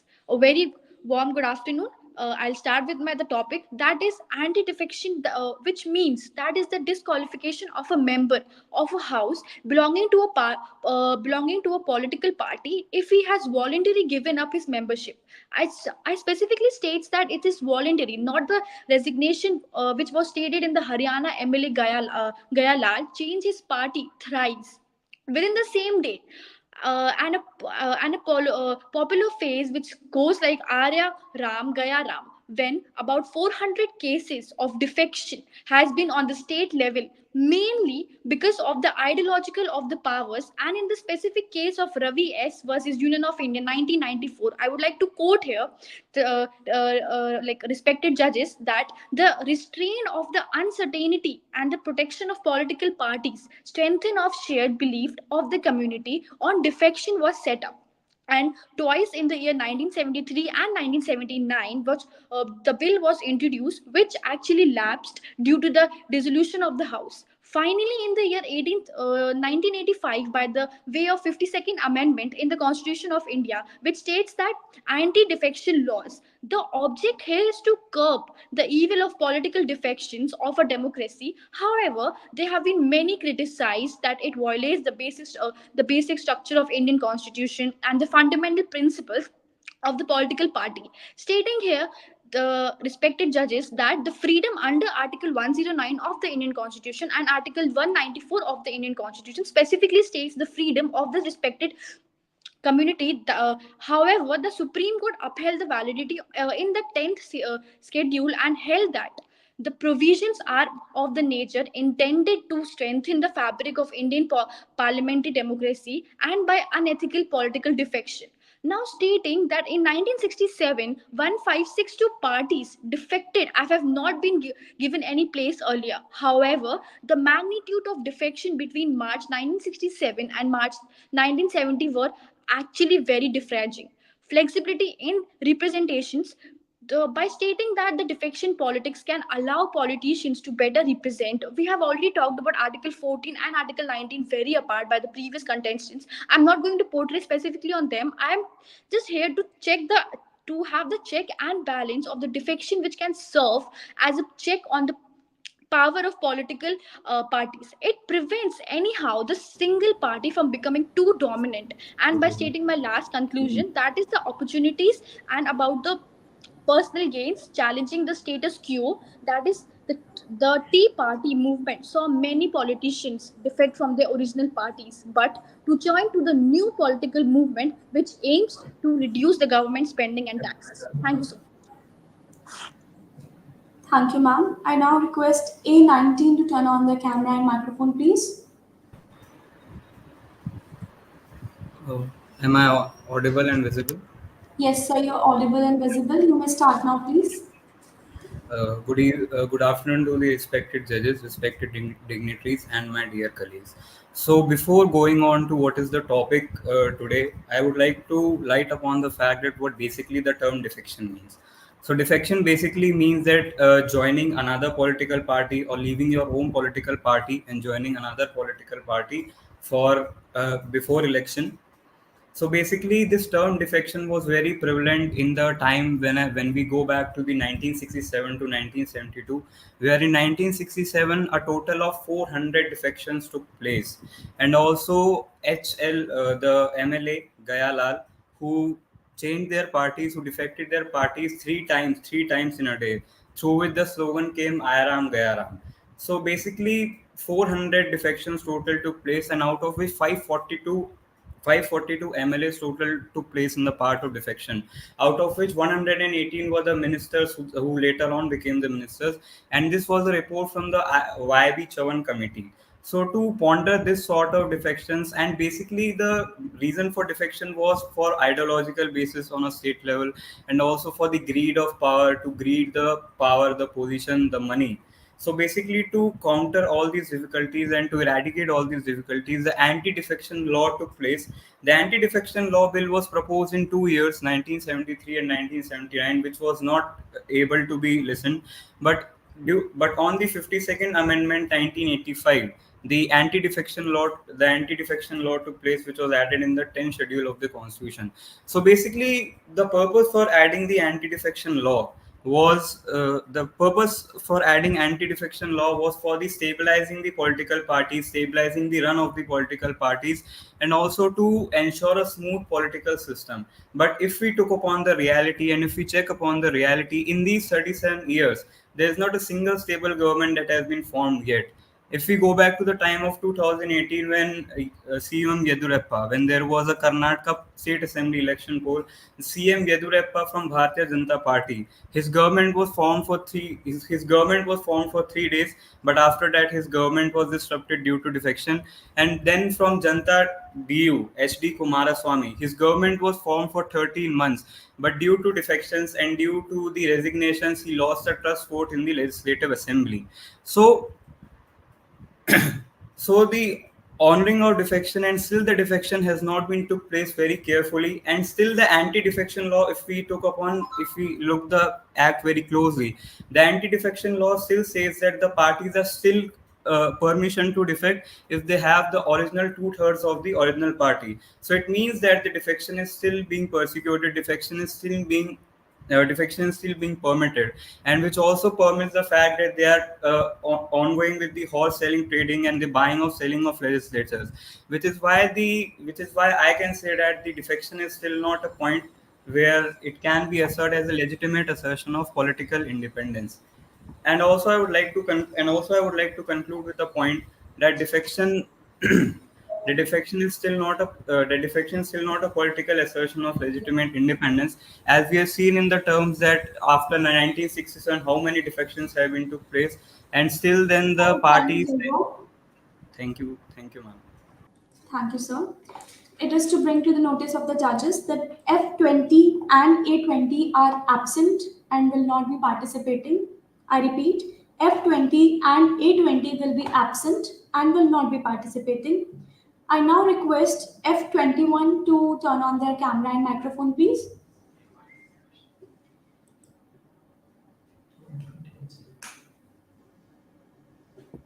Hello, am I visible and audible? Yes, sir, you're audible and visible. You may start now, please. Yeah. Good afternoon, esteemed judges, my dear friend, and all the member of House. Today I am here to speak in the favor of motion and to justify defection politics. So here, my friends, I would like to remember Mahatma Gandhi, who has said that be the change you want to be. The courageous act by the leader who do this for changing the party have been like one of the most important part of the first step to strengthening our democracy. They do this act to be loyal to the people who have chosen them, and to be honest to them, and to safeguard their electoral rights. If they have chosen them for a particular set of work, they need to do that either by staying in this party or that party. Also, my dear friends, I would like to give example of certain situation in which they have to as all of we know that the change is the new constant in the society and it's the fundamental rule. So the change of idea, the change of thoughts, it can occur in the leaders also. Like one of the most popular leader for changing defection politics is Nitish Kumar right now. He has gone from a BJP to RJD, then RJD back to BJP, and that was just for the benefit of the people of Bihar. When he thought that the BJP has been rigid and they are not doing the work for the people of Bihar and not making the new policies, he joined RJD. But when he felt that RJD is doing much worse work, then he joined back to the BJP, and it was for the benefit of the people, my dear friend. Also, I would like to give the situation when there is a situation when the people, the thinking of the leaders of the parties are diluted, like the basic core values of the society of the party are diluted. Like here, I would like to give example of Shiv Sena, where the Baba Sahib Thackeray have introduced the party as the safeguarding the rights of the people, and he was in the view that we will not be in the power setting as the CM, but we will safeguard the rights of the people. But Uddhav Thackeray went against those thoughts, and that's why the party have been split into two: the Shinde Gut and the Shinde Gut, and also the Uddhav Gut. So that's why, my dear friend, that's the reason. Also, one of the more reason that be either you, be either me, or be either any one of the world, when the roots or the thinking of our own, which is hurted again and again, then we should leave that place. It has been said by many of the people. The same happens in the with the political leaders also. Here, I would like to give the example of Achar Pramod Krishnan and the example of Gaurav Vallabh. These are the leaders who have belonged to Hindu community and believe in Lord Rama. But the Congress and its ruthless behavior, inappropriate behavior towards the Hindu community and towards the Lord Rama have led their inner conscience, led their inner self to say that they don't want to be part of the Congress more. They just want to be part of BJP because they believe that it works according to their belief. Also, my dear friend, I would like to give some example that help us to gain some political. It helps to strengthen the politics. It helps to give the new ideas. It helps to evolve the thoughts. And last, I would like to conclude by just a quote said by Abraham Lincoln on democracy. What exactly democracy is? It's just Sir, for time is the people, over. of the people, and by the people. And the defection is staying loyal to the people who have elected them, not to the not to the parties.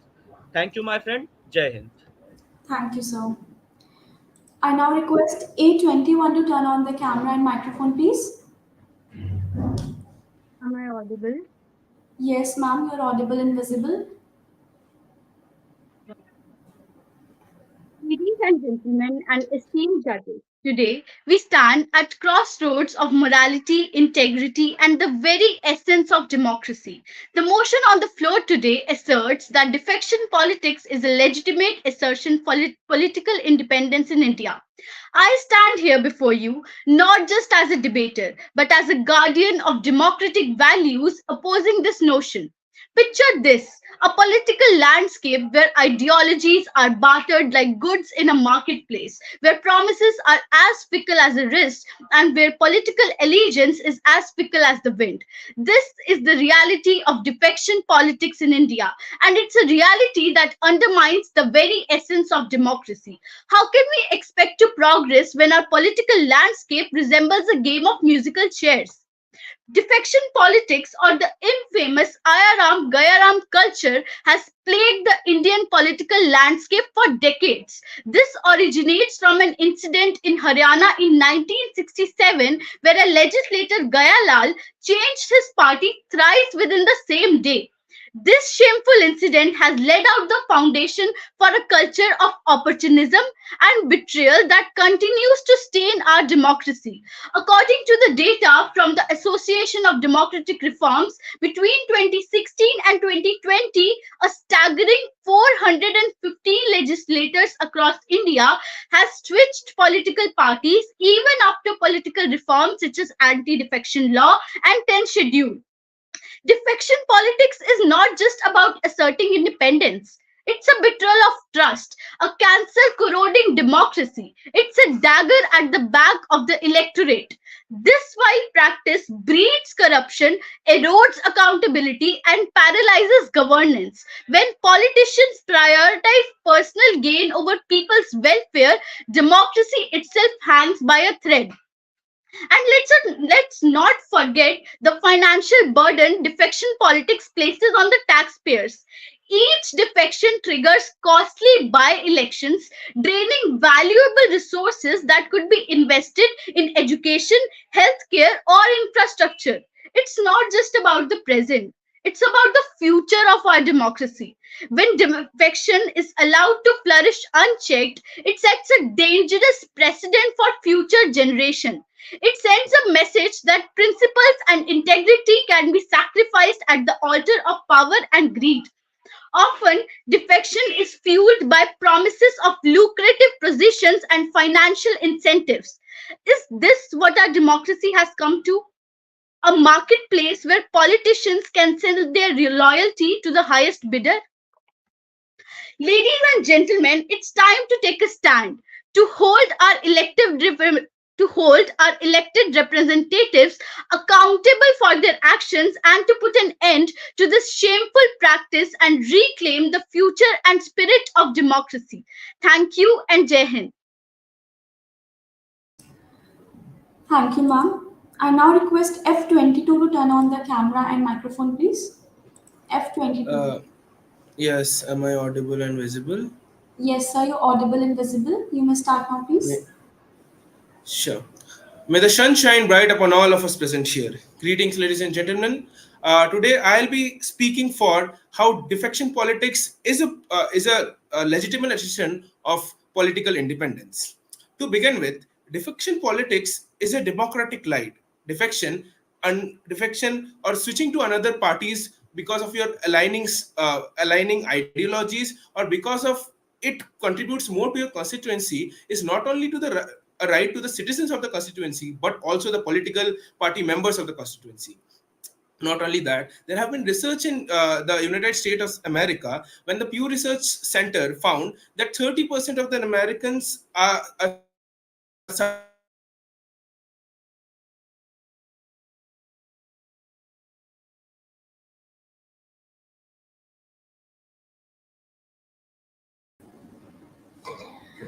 supporters of Dibble. Hello. There was some network glitch. You will have extension of 15 seconds. Sure. So in the United States of America, Pew Research Center found that 41% of the people are supporting a politician rather than a political party, and only 30% of the people are political party driven. That further states my point how people or the citizen wants a politician to represent them, not a party altogether. Also, to look into the fundamental rights of a politician, a MP or MLA, first is to serve their constituency and vote keeping in mind the benefits of their constituency. Now, if a politician feels that the party they are in is not doing much for their constituency, they have the right to defect to another political party, because that will not only help them serve their constituency better, that will also make the political parties more careful about the each and every constituency here. We can take the example of the NDA government, which is an excellent track record, but there might be politicians from the northeastern side that may feel that the NDA government is not looking at the constituencies in the northeastern part of India, and they can defect to another political party that is more committed towards the northeastern parts of India. This will help the country altogether. There is one more fundamental right of fundamental duty of the politicians, that is to vote and pass out laws keeping in mind the broader public, not only the constituency. For example, laws that pass in the parliament.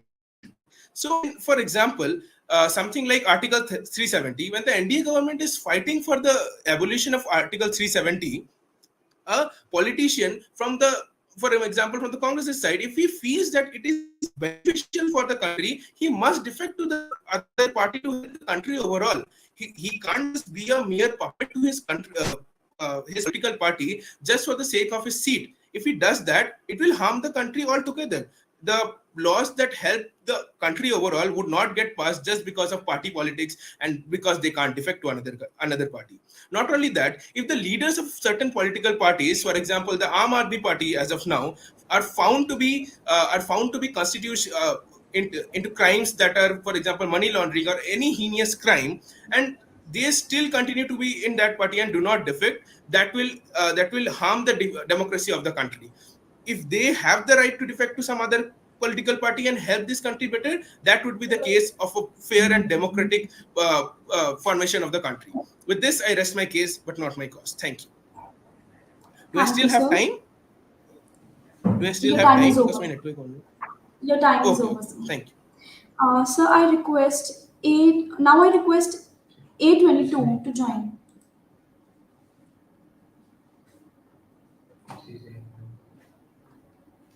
A22.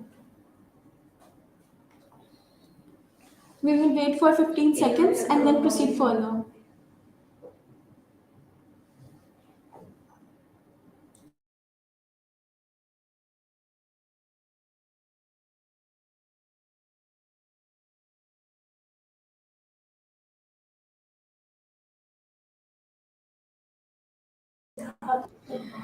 Uh, A22 is present. I request you to turn on your camera and microphone, please. Yes, yes. Am I audible? Yes, you're audible and visible. You may start now, please. Okay. Good morning, everyone, ladies and gentlemen, esteemed judges and fellow debaters, respected organizing committee. I here stand as an opponent of the topic, defection in politics is a legitimate assertion of political freedom. Now, let us take an example of where the promises that politicians make are fragile as glass and they themselves are like the fleeting winds. This statement particularly encapsulates what we call is defection in politics. Shifting from here to there, making false promises, taking a big leap at what you say every day. I would like to quote our former Prime Minister Atal Bihari Vajpayee that defection in politics is not just about political opportunism. It is basically a political sin. So I would like to put forth my opinions in 5 simple and succinct points to not make it long and exhaustive. First of all, it is the betrayal of the voters. What are the voters going to think? You keep changing parties every second day. Like we see what is happening in West Bengal currently. A lot of the MPs and MLAs are moving from Trinamool Congress to the new party that's in power all over the country. That's Bharatiya Janata Party. And even in Arunachal Pradesh, they are moving from the JD party to BJP. How is this justified? How do you, like in 1967, a guy named Gaya Lal changed his party 3 times in 15 days. Okay, let's say your political ideology did change, but you have to stand your ground somewhere. You cannot change your parties every 2 days on the basis of who you think is correct and who do you think is taking the best stand. It's not just about changing opinions and ideologies. At this point, it's following what you stand for and how you represent that. And changing parties, it only diminishes that and reduces your image to a null level. And not just that, with betrayal of voters comes the erosion of trust. And once the trust is eroded, it's like a broken glass. You cannot put it back together and consider that everybody's going to vote for you. It undermines the true essence of democracy. How is it democracy? I understand that there is no clear distinction between switching parties because of ideological change or because of political clout and favoritism. But we have to see that you can't be very frequent about it and you can't just go from leftist to rightist in a single day just because of ideology change over the night that has happened. And it does say a lot about not just your character but what you represent and how you're going to be running this country. How can somebody who changes their ideology so often can be trusted with something like an entire nation or a region or basically just a bunch of people, let's say 5 people only? How can you trust them when they themselves do not stand by their statements? It is disruption of governance. There needs to be proper ethical and governance rules for this, because it is not at the end of the day it's breaking ethics only. How is this? Anti-defection law was implemented in the 52nd amendment of the constitution for this itself. So that but even then dislodging Indian government or democratic parliaments has become so common and rampant that people don't consider it anymore. And there's got to be a need for accountability. It can't just be hollow promises all the time backed by false claims and false, let's say, favors. In 2019 Lok Sabha elections, more than 50 leaders defected, including 9 sitting MPs and 39 MLAs. How is this justified and how can this be reduced? In conclusion, I would like to say that it does not just it does not just create an impact or ruin a particular person's reputation in the political arena. It undermines the democracy as a whole, and it really needs to be taken into action. And a lot of serious changes need to be made in the economy for this to be taken forward. Thank you so much. Thank you, ma'am. It is to bring to the notice of the judges that F23 and A23 will be absent. I repeat, F23 and A23 will be absent, and we will proceed with F24. I request F24 to turn on the camera and microphone, please. Okay, am I audible? Yes, sir, you're audible and visible. You may start now. Okay. Esteemed judges, fellow participants, and audience, today I am here to put my arguments for the motion that defections in India are an assertion of political independence.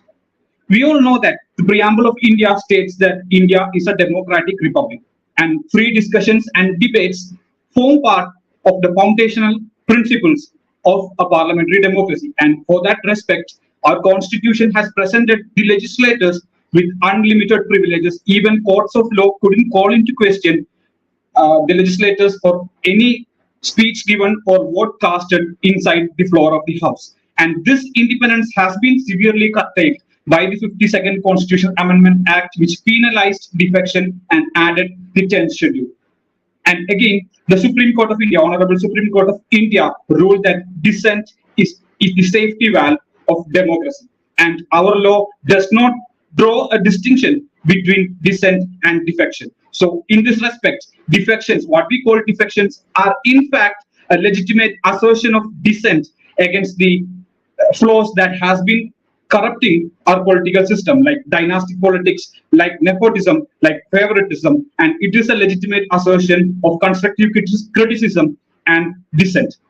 And next, our legislators are supposed to represent the will of the electorate, and anti-defection law actually compromises this in favor of the will of the political parties. The legislators are supposed to dance in tune with the line of the political parties, and we know that after the 91st Constitutional Amendment, wholesale defections, two-thirds majority of a party, when they defect, it is actually condoned. And this means that the will of individual legislators are penalized while wholesale defections are condoned. And this does not constitute any intelligible differential. This shows that defections, anti-defection law is clearly for asserting the vested interest of political party. And moreover, we do not have an institutionalized structure for intra-party democracy. So how can a legislator who won from a party ticket express his ideas, his dissent? The only path for assertion of independence will be defection.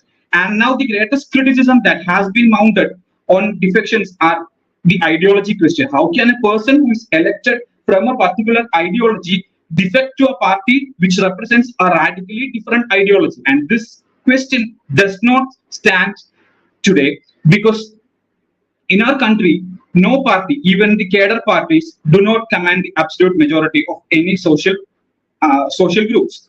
In fact, our parties are catch-all parties. Every party stands for development. Every party stands for welfare of the people. Every party stands for economic growth. So there is no question of ideological opposition when it comes to a legislator choosing a party which suits him.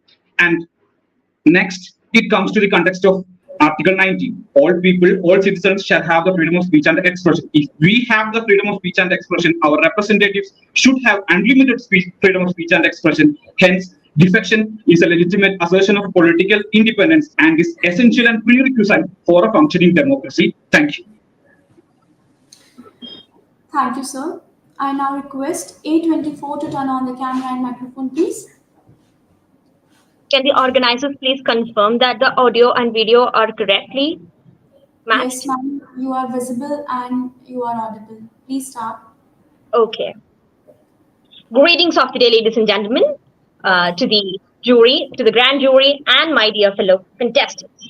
Today, I'll be speaking against the topic, defection politics are legitimate assertion of political independence. With due respect to the preposition, I would like to state that in a vast, socially diverse country like India, multi-party system ensures that the voice of each and every section of society is heard. So, if an elected candidate falls into the opposition and he is back to the majority party, then what is the scope of multi-party system there? And it basically challenges the status quo of democracy, thereby reducing the scope of debate, discussion, and deliberations of public policy matters.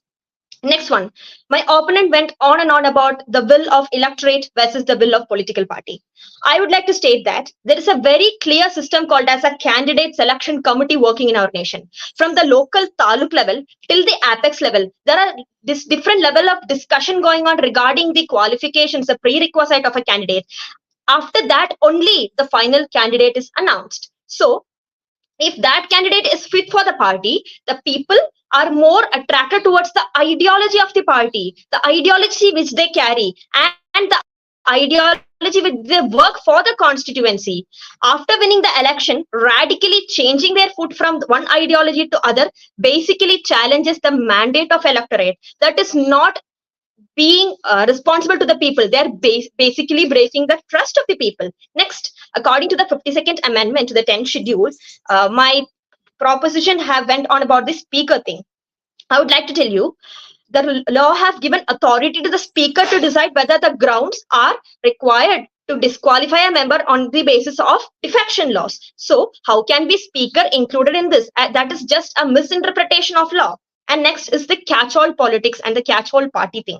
This is just a polished term, just a polished term for horse trading. If you throw money upon an elected representative and he'll come to your ideology and you can win the absolute majority and do whatever you want. This is what is happening as catch-hold. There is no democracy there. There is no democracy attached to that.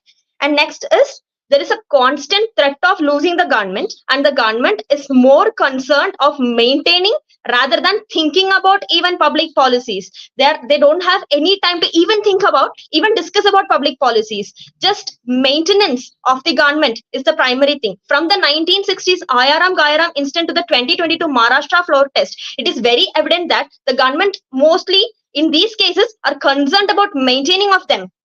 And finally, the concept of defection policies being the legitimate assertion of political independence is just a murder of democracy. If the real meaning of democracy is government of the people, by the people, for the people, this shouldn't be encouraged. Thank you very much and Jai Hind. Thank you, ma'am. I would now like to thank all the participants of session 3 and the judges. We will now take a 5-minute break and begin with the session 4 in just 5 minutes.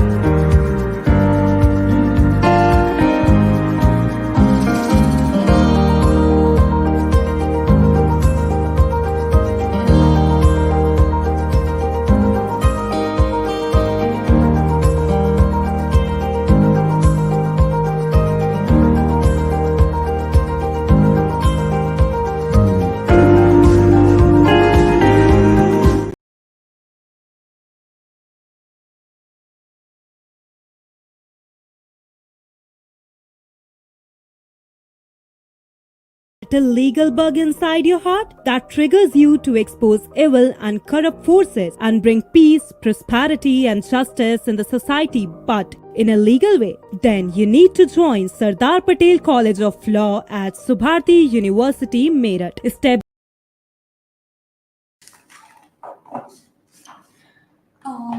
We will begin with our fourth session now. This will be the last session. I would like to thank everyone for your patience. I would like to call upon F25. Can you turn on your camera and microphone? Am I audible? Yes, ma'am, you're audible and visible. Kindly start. Okay. So, good morning, good afternoon, everyone. I am F25 and I am speaking in favor of the motion that yes, defection politics is a legitimate assertion of the political independence. Why do I say so? Because India is a democracy and there are also various articles which also support it. For example, Article 19, Clause 1 talks about freedom of speech and expression. So, it is an article which is not only available to the people in general but also to the parliamentaries. Why are they not given that right? So, that is my bigger question. Also, we see that under Article 105 of the Constitution, there is a right of freedom of speech and expression given to the parliamentaries where no judicial action can be taken about what they said.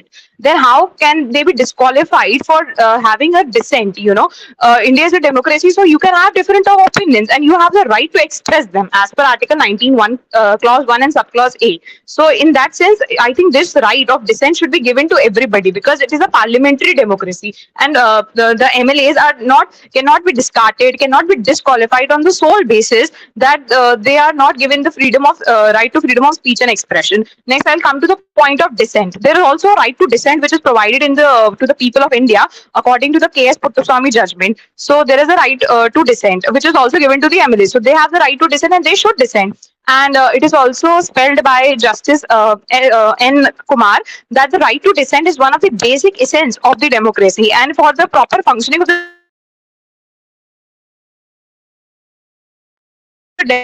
political party. We see the anti-defection law gives a lot of stress and importance to the political party, while the constitution itself nowhere mentions that the term political party except in the 10th schedule. So I think the constitution makers and nobody in the constitution has any idea or they did not even intend to provide any part to the political party. However, we see that by the anti-defection law, power is completely consolidated into the hands of the political party. They have the right to issue the whips. And also, it was rightly pointed out by Justice Madaskar that political whip should be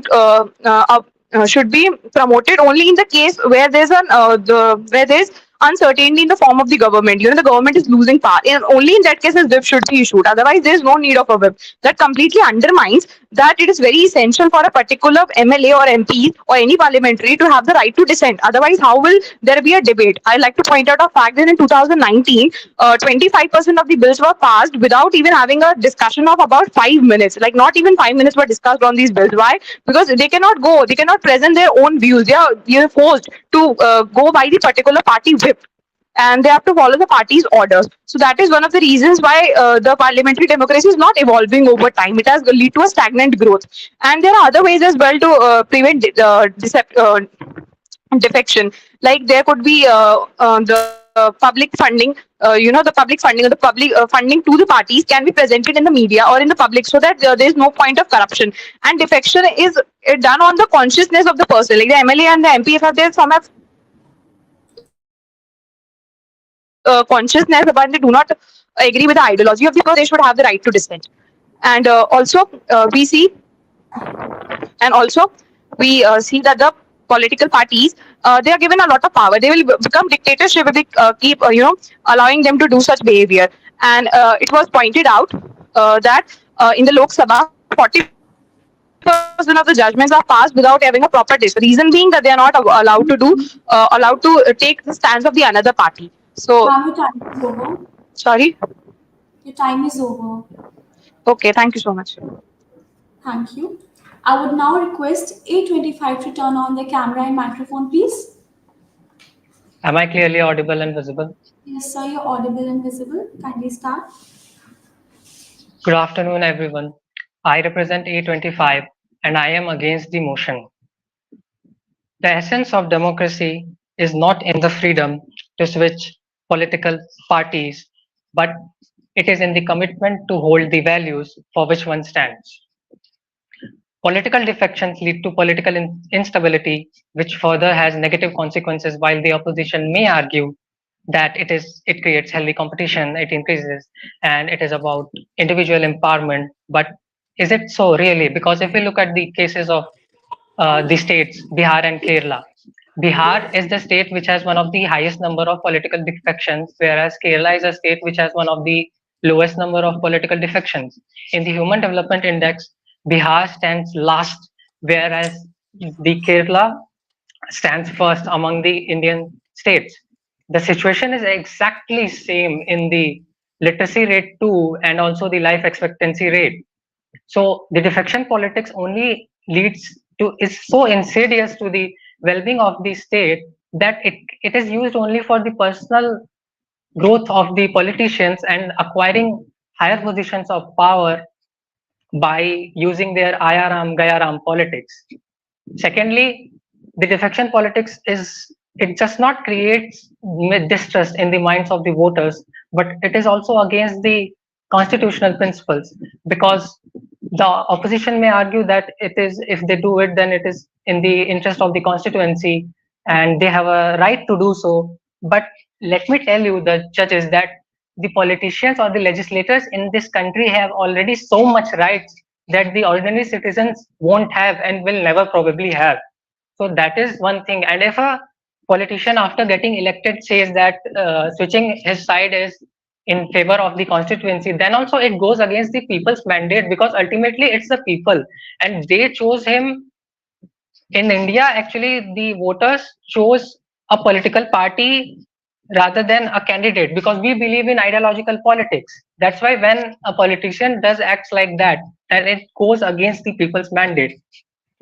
And also in the Kyoto Holland case of the 1992, the Honorable Supreme Court also upheld the constitutionality of the 10th schedule of the Constitution and its effects against defective politics, which causes instability of government.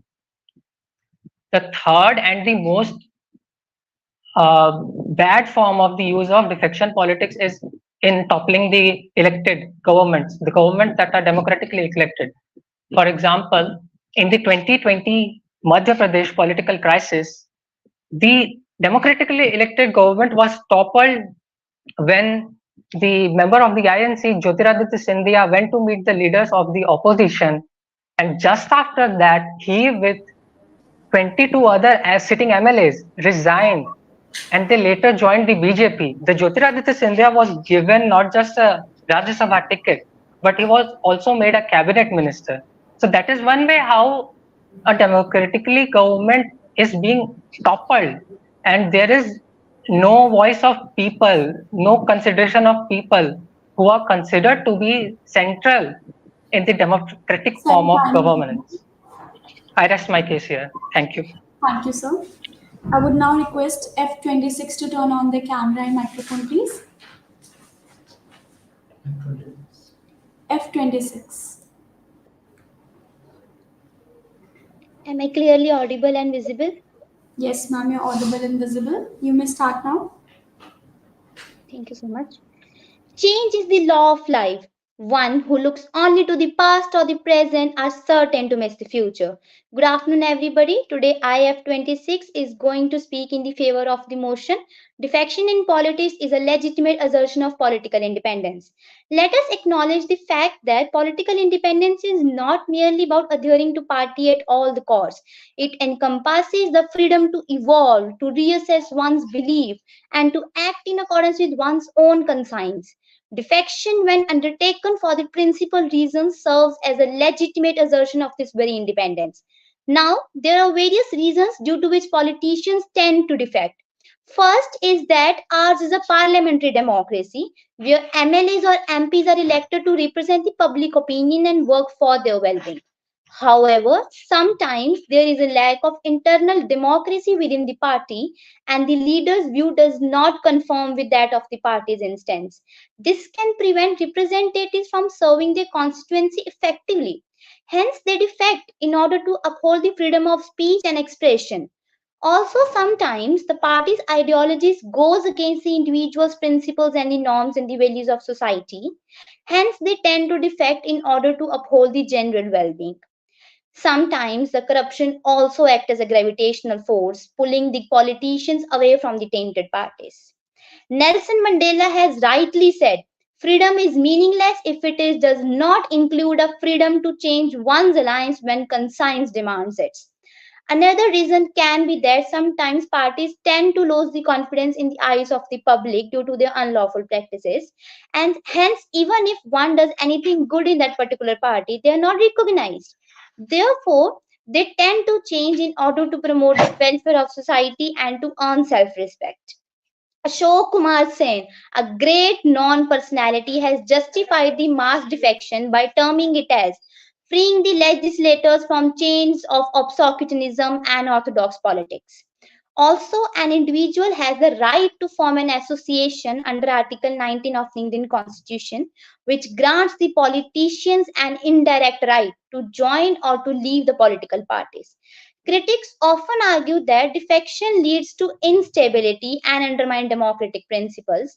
However, it's essential to recognize that in a dynamic society as ours, rigidity can be more detrimental than adaptability. The ability to switch can prevent stagnation and helps in decision making process. To conclude my arguments, while defection politics may evoke mixed reactions, embracing it as a legitimate assertion of political independence opens the door to responsive political landscape, ultimately serving the interest of democracy and the people it represents. Thank you very much. Jai Hind. Thank you, ma'am. I would now request A26 to turn on the camera and microphone, please. A26. Ma'am, am I visible? Yes, ma'am, you're audible and visible. You may start now. Thank you, ma'am. Imagine a political landscape where principles are paramount, where promises are kept, and where loyalty to the people comes before personal gain. Good afternoon, everyone. Today, I, E26, will be speaking against the motion defection politics is a legitimate assertion of political independence. In the dynamic landscape of democratic governance, the integrity of elected bodies is of supreme importance. Members to the parliament and state legislative assemblies are elected by people to represent their wills. But when these members defect or change their parties, it is not only the defeat of people's will, but also of the principle of universal suffrage. As Mahatma Gandhi rightly said, political defection is a moral bankruptcy, a betrayal of the trust bestowed upon legislators by the people. First of all, defection undermines public trust in the political system and elected representatives, leading to disillusionment among voters. Defection affects the political system of the country in a number of ways, which includes subversion of electoral mandates and practices like horse trading. The Aya Ram Gaya Ram politics hollows out democracy from within, abusing the power vested in voters. It's a stark illustration of politicians switching parties for personal gains, be it financial or political, eroding trust in the democratic process. Defections also affect the normal functioning of government as it causes instability and acts as a hindrance in the proper administration. A similar situation was evident in Maharashtra recently, where political ruckus became detrimental to the welfare and development of the state. Ladies and gentlemen, in the courtroom of public opinion, where trust is the currency and betrayal the ultimate sin, the anti defection laws serve as the scales of justice, balancing the scales of power with the weight of accountability. But these laws also had some loopholes, which were fixed by the Honorable Supreme Court in a number of landmark judgments like Kihoto Holohan versus Gachilu and others, in which Speaker's decision was made subject to judicial review. Now, I would like to give a few suggestions to check defections. Improving India's anti-defection law requires a comprehensive overhaul to bolster its effectiveness, transparency, and fairness. Key reforms include implementing time-bound adjudication, ensuring decisions are made promptly to prevent unnecessary delays, establishing an independent adjudication body distinct from the Speaker's office, staffed by legal experts and impartial individuals, ensure unbiased decision making. To conclude, I would quote Nelson Mandela. He said, political independence means convictions and not jumping the ship whenever the political winds shift. Thank you very much. So I would conclude my words here. Thank you, A26. I now request F27 to join the screen. Please turn on your camera and microphone. F27.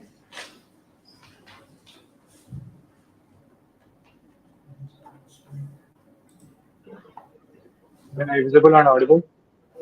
Yes, sir, you're audible and visible. You may start.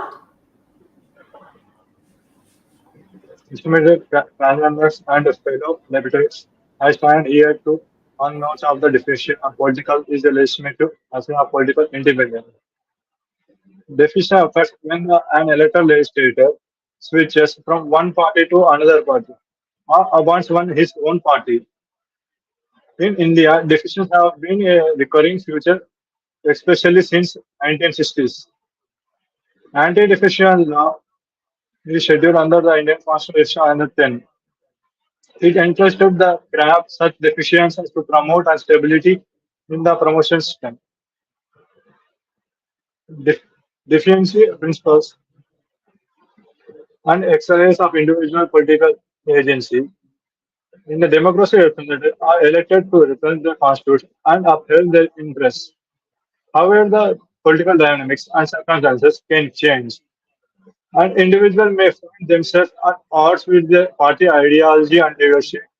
In some instances, definition allows the politicals to align themselves with beliefs which are truly support, thereby representing their constituency more effectively.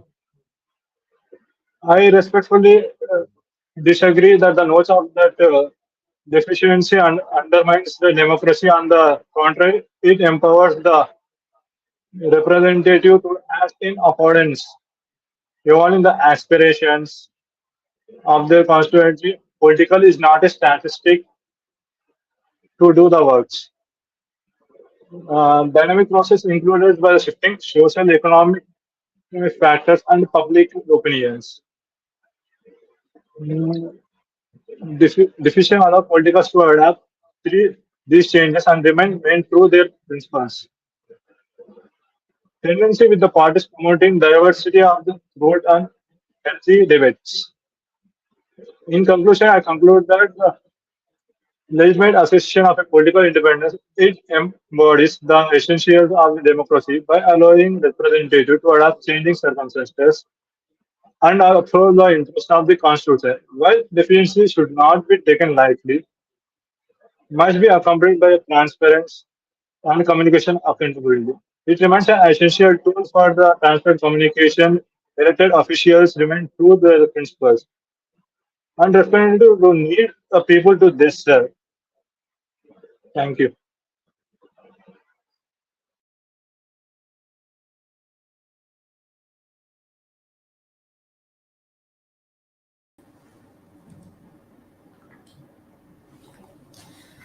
Thank you, F27.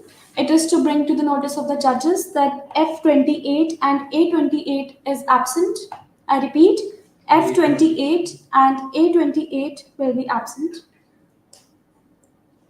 And A27, please continue.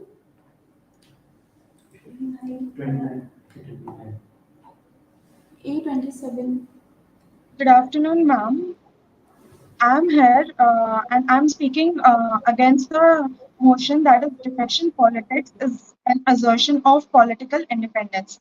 In my opinion, I feel defection politics is leading to betrayal of voters' trust. Generally, voters sometimes used to vote to a particular party or to a candidate who resembles to a party, and therefore they vote not for that particular candidate but for the principles that particular the party or the that party follows. And secondly, also defections, if defections are driven by personal gains or opportunism rather than principled differences or genuine desire, then there is leading to some then the defection politics is not good enough. And this opportunistic behavior is generally done to lure the members of the other party, and which is also leading to encouraging the horse trading. Horse trading generally means that the member of one party is frequently changing its party from one party to another party, and this change is always not good, because here the voter keeps a trust on that particular candidate to the party which he resembles, and therefore he believes that the candidate is the voter believes that the candidate is following the principles of such party where he resembles to. Also, defection politics leads to weaken the party accountability, wherein defection weakens the accountability of political parties to their members and supporters.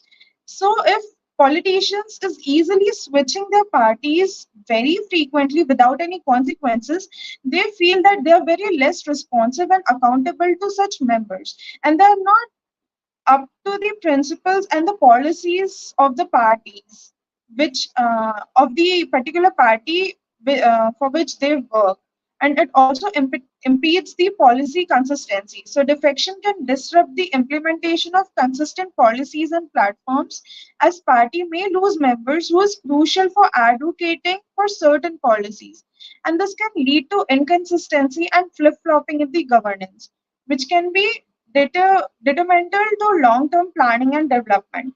And fluctuations of changing parties, candidates from one party to another party, is also leading to undermining the stability. So frequent defections can lead to political instability and uncertainty, as government may be formed and dissolved based on the individual's political decisions rather than the will of the electorate. So, in my closing statement, I would like to state that overall, while defection politics may be perceived as a form of political independence by some, it carries a significant drawback, and therefore, those things cannot undermine the democratic principles and government's effectiveness. Thank you. Thank you, A27. I now request F29 to kindly proceed. Turn on your camera and microphone. F29. Am I audible and visible? Yes, ma'am, you're audible and visible. Please start. My code is F29. Here I am to say for the topic, that is, yes, political defection or defection politics is a assertion of the political freedom. So firstly, I want to just analyze the statement. The statement is defection politics is a legitimate assertion of the political freedom. So here I want to say that yes, it is a legitimate assertion of the political freedom. It is just because it deals with the freedom of speech and freedom of expression, and it also deals with the freedom to dissent. As a political science student, I just want to say that as we know that there is freedom to dissent, which means if a government or our own political party is running in the same idea, then we can dissent and we can have a different belief. And that's all about freedom to dissent.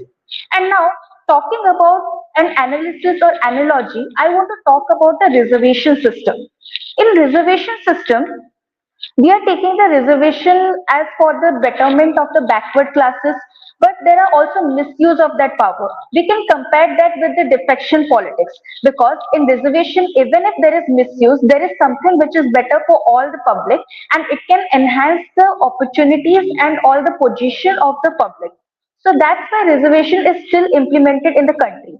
In the same way, I want to say that as far as the political freedom is concerned, the defection politics is very much legitimate. Here, I don't want to say that is defection legitimate or not legitimate, but I want to say that yes, it is a legitimate assertion of the political freedom of a politician. Here, I want to say that in reservation, as for example, there is misuse of reservation system, and many people are there who misuse the reservation system, but still we use the reservation system for the betterment. In the same way, we should see the good part of the thing, as we generally say that let's keep to the good part. So here I just want to say the same thing, that there are some goodness in the defection politics also. That is like the uh, freedom to dissent, which supports the freedom to dissent, and also the freedom of speech and expression. And here, as a political science student, I just want to quote some of the sayings of the John Rawls and J.S. Mill, and also Aaron. According to John Rawls, the law should be according to justice as fairness. And defection politics is right till there is justice as fairness, and people are able to do the freedom to dissent and freedom of speech and expression. And here, I want to also say about J.S. Neal, who says about freedom of speech and expression. He says about that if everyone has an opinion minus one, there is a person who have a different opinion, then it should be also respected. Otherwise, the mankind will be hampered. Here, I just want to say that I'm here to give you a solution, not discuss only the problems.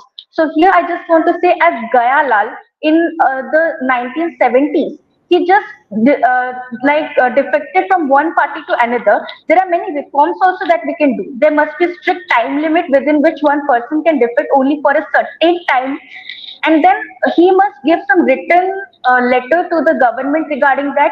There must be the disclosure of the genuine reason before that, because public scrutiny must be there, and there must be also internal party reforms. Time is over. That's all I wanted to say. Thank you and have a nice day. Thank you, F29. It is to bring to the notice of the judges that A29 will be absent. I repeat, A29 will be absent.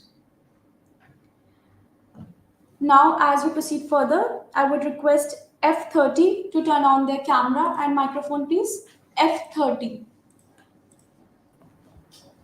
Am I audible and visible? Yes, ma'am, you're audible and visible. Please start. Yeah. Greetings of the day, everybody. The topic of today's discussion is loud and clear. Before dwelling down to the fact as to why defection politics is a legitimate assertion of political independence, let's understand the fundamental things first. So first things first, why does a member joins a political party? Why do they represent people on their behalf? The logic is simple and clear that the principle of ideology is influence. The common intention of treating any situation in a manner corresponding to their ideology. But what if this ideology is opposed, in which party they have joined? So, because of the influence of political powers, cultural change, both motives and ulterior motives, and whatnot, at this stage, the individual who have represented people is just merely treated as a vote for the political party.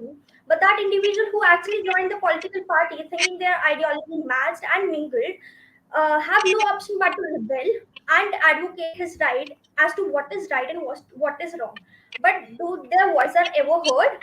See, parties like Shiv Sena, NCP, TMC, who have often followed the path of autocracy, which is not explicitly stated anywhere, but it could be depicted because the power is in individual hands. So, what can this individual do? This individual have no option but to switch their party. This party, and to satisfy their interior and ulterior motive and the person whom they representative. We have been in a democratic society who have been provided with a grand constitution which states so many rights about political independence in its indirect nature. For example, Article 19, 1 subclause A, Article 19, 1 subclause C, Article 25, Article 26, and furthermore Article 105 and 194 of the Indian Constitution provides with the indirect political independence. So let's put down some light to how defection politics is concerned with the democracy. So defection politics can be viewed as a reflection of fundamental democratic right of freedom of choice, expression, and dissent. In true democracy, elective representative who have the liberty to change the political affirmation, they genuinely feel that their political parties or ideology is not aligned with the personal belief or interest of the constituency. This ability to dissent and realign can be seen as a crucial aspect of the political independence. And checks and balances mechanism against the concentration of power is the process of realignment and compromises can be seen as a hallmark trade and a vibrant trade of a democratic society. In conclusion, the defection of politics is a complex and multi-faced issue that requires a nuanced and balanced approach. By fostering on the environment of open dialogue and embracing a diverse perspective and upholding the principle of accountability, we can navigate the complex defection politics through words of dialogues, through a balance of freedom of expression and representation. At last, I would like to mention a recited quote that is, "Power tends to corrupt, and absolute power tends to corrupt absolutely." Thank you, and proud to propose. Thank you, F30. I request A30 to turn on the camera and microphone, please. Can you just confirm, am I audible and visible? Yes, ma'am, you're audible and visible. Please start. All right. दल बदल राजनीति सुनने में काफी दिलचस्प लगता है। सुनने में चाहे कितना भी दिलचस्प क्यों ना हो, लेकिन समझने में उतना ही कठिन। तो आइए इस बारे में विचार करते हैं। भारतीय राजनीति में दल बदल काफी प्रचलित है। आसान भाषा में सांसद या विधायक द्वारा एक दल छोड़कर दूसरे दल में शामिल होना। जिस तरह सांसद या विधायक अपने राजनीति और निजी लाभ के लिए दल बदलते हैं, राजनीति में इसे आया राम और गया राम कहा जाता है। कुछ विदित वर्षों से सांसद की व्यक्तिगत भूमि में भारी कमी आई है। दल बदल के कारण न केवल बार बार सरकारों का पतन होता है, बल्कि देश के विकास में अस्थिरता आती है। उदाहरण के रूप में 1957 और 1967 तक की अवधि में 542 बार लोगों, सांसदों और विधायकों द्वारा दल बदले गए हैं। 1967 के बाद एक बार और रिकॉर्ड कायम हुआ, जब दल बदलों के कारण 16 महीने के अंदर 16 राज्यों की सरकार गिर गई। 1979 में पहली बार दल बदल के कारण एक प्रधानमंत्री बने, जिन्हें सब जानते हैं, जो कि थे चौधरी चरण सिंह। मैं अपने मौजूदा पक्ष के समर्थन के लिए 3 मुख्य बिंदु पेश करूंगी। पहला, चुनावी जनता की इच्छा का विरोधाभास। दल बदल राजनीति उन व्यक्तियों द्वारा की जाती है जो अपनी पार्टी के विचारों और वादों के खिलाफ अपनी पार्टी बदलते हैं। जब निर्वाचन होता है तो मतदाताओं को एक निश्चित विचारधारा और नेताओं को एक निश्चित आधारों के आधार पर वोट देने का अधिकार होता है। लेकिन दल बदलू राजनीति में नेता अपनी पार्टी बदलकर मतदाताओं के चयन को खारिज करता है और इस प्रक्रिया में भ्रष्टाचार और अस्थिरता का संदेश जाता है। दूसरा, जवाबदेही पार्टी को कमजोर करना। दल बदल राजनीति पार्टी जवाबदेही पार्टी को कमजोर करता है, क्योंकि जनता द्वारा चुने गए प्रतिनिधि पार्टी बदलने के बाद अपनी पूर्व पार्टी को हानि पहुंचाता है। और तीसरा, नीति के लिए अवसरवाद को बढ़ावा देना। जब नेता पार्टी बदलता है तो ये अक्सर अपने व्यक्तिगत लाभ के लिए करता है, ना कि किसी विचारधारा या विकास के लिए। इससे राजनीति में अस्थिरता और अव्यवस्था फैलती है। दल बदल राजनीति को सही मायने में समझने के लिए इसके पीछे के कई कारण समझना अनिवार्य है, जैसे प्रभावशाली दलीय नेतृत्व का आभास, वरिष्ठ सदस्य की उपेक्षा, समर्थन गठबंधन और सत्ता में रहने की इच्छा। महत्वपूर्ण ये है कि दल बदल राजनीति किस प्रकार एक देश के राजनीतिक प्रणाली को प्रभावित करती है, और यदि यह एक नकारात्मक पहलू है तो इसे कैसे रोका और बाध्य किया जाए। भारतीय संविधान में दल बदल राजनीति के खिलाफ कई कानून हैं। कानून के प्रावधानों का पालन महत्वपूर्ण है, लेकिन उनका प्रभाव और अधिक महत्वपूर्ण है। चुनाव का महत्व होता है, लेकिन सही चुनाव का अधिक महत्व होता है। उसी तरह विलय की अनुमति होती है, लेकिन विभाजन की नहीं। अंत में मैं बस यही कहना चाहूंगी कि विश्वासघात की राजनीति एक दुखद कहानी, नेता बदलते रहते हैं, नहीं दिखता संविधान का ज्ञानी। दल बदलते हैं, सत्ता के लिए होती है बगावत, जनता देखती रह जाती राजनीति की असली बनावट। संविधान की मान्यता को लाचार किया जाता है, विश्वासघात की राजनीति को कोई नहीं समझ पाता है। धन्यवाद। F31 to turn on the camera and microphone, please. F31. Am I audible and visible? Yes, ma'am, you're audible and visible. Please start. A very good afternoon to our respected judges, to my fellow participants, and to all who are present over here. Today, as F31, I would like to speak on the favor of this motion. So, we all are aware that democracy is all about elected by the people and for the people.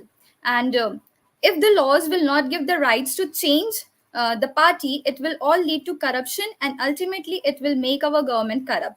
I would not like to draw your attention towards anti-defection law and towards the 10th schedule of our constitution, because we all are aware of all of that till now. So, in my first submission to this motion, I want to say we can see that because of the anti-defection law, the individual discretion of member is compromised. The members of the party must have their own say, they must have their own identity, and also must have the right to express their own views. Suppose if he or she is not feeling good about their party's ideology, then there must be laws for that to strengthen the individuality of the political person, and to not negotiate views only on the basis of the basis of their party. He or she must work individually if his or her ideology is beneficial for the society, but the party deny to do so, then there must be an individual identity to work at their own level.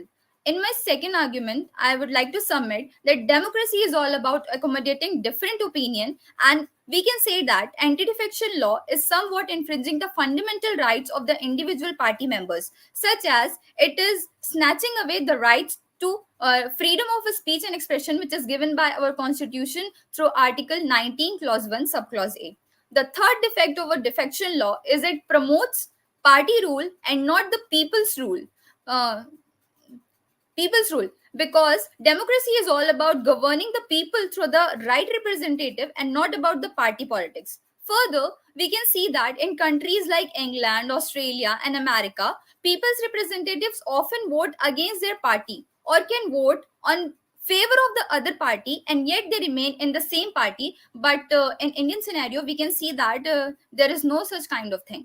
If we criticize France that we set it the best example of secularism, then why not we set the example that we can be guardian of the democracy by providing the rights to the individual political party members. And if we stuck into a political party system, then we will never be able to focus on the development of the democracy, and our society will only stuck inside the game of the party politics. Thus, in conclusion, I would like to say that defection politics is a legitimate assertion of political independence, and it is the need of an hour to change and amend the laws about the defection, and we should try to solve the problems and loopholes of the anti-defection law. That's all from my side. Thank you.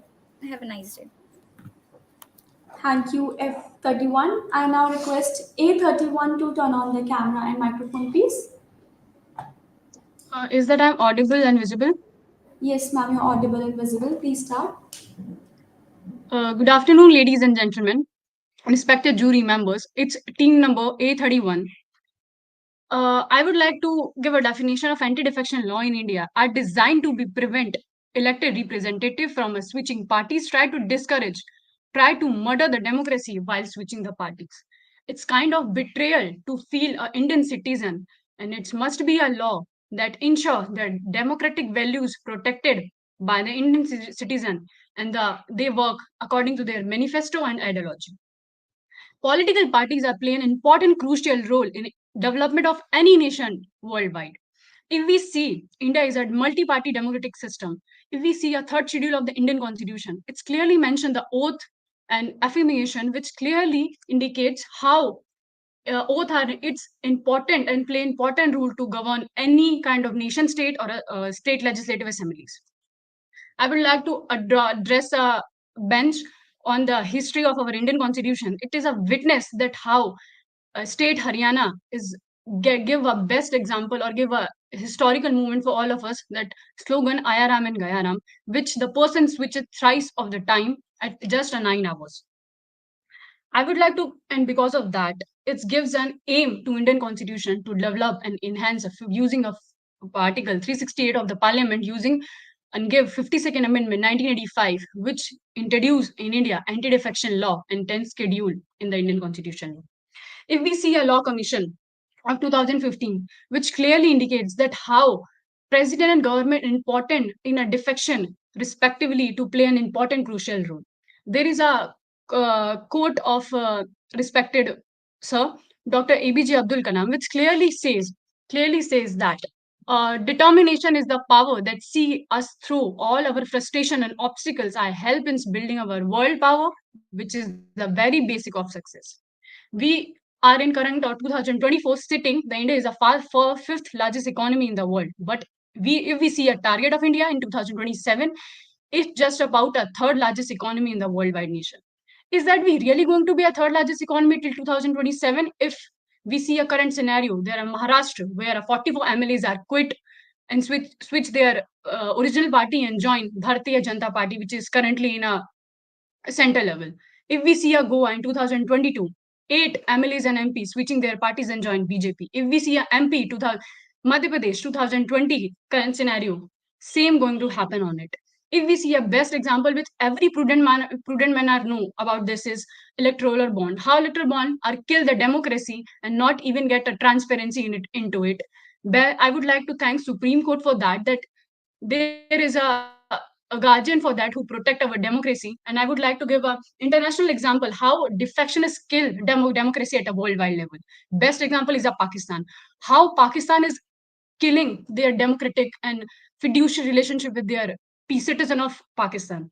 There is a history of a Pakistan which switching a multi times of the party which creates an poverty, unemployment, crime rate, and multiple reasons they have give all over the nation to develop anti-defection law in their own nations. I would like to conclude my speech, my words Ma'am, that time yes, is India, over. not even in.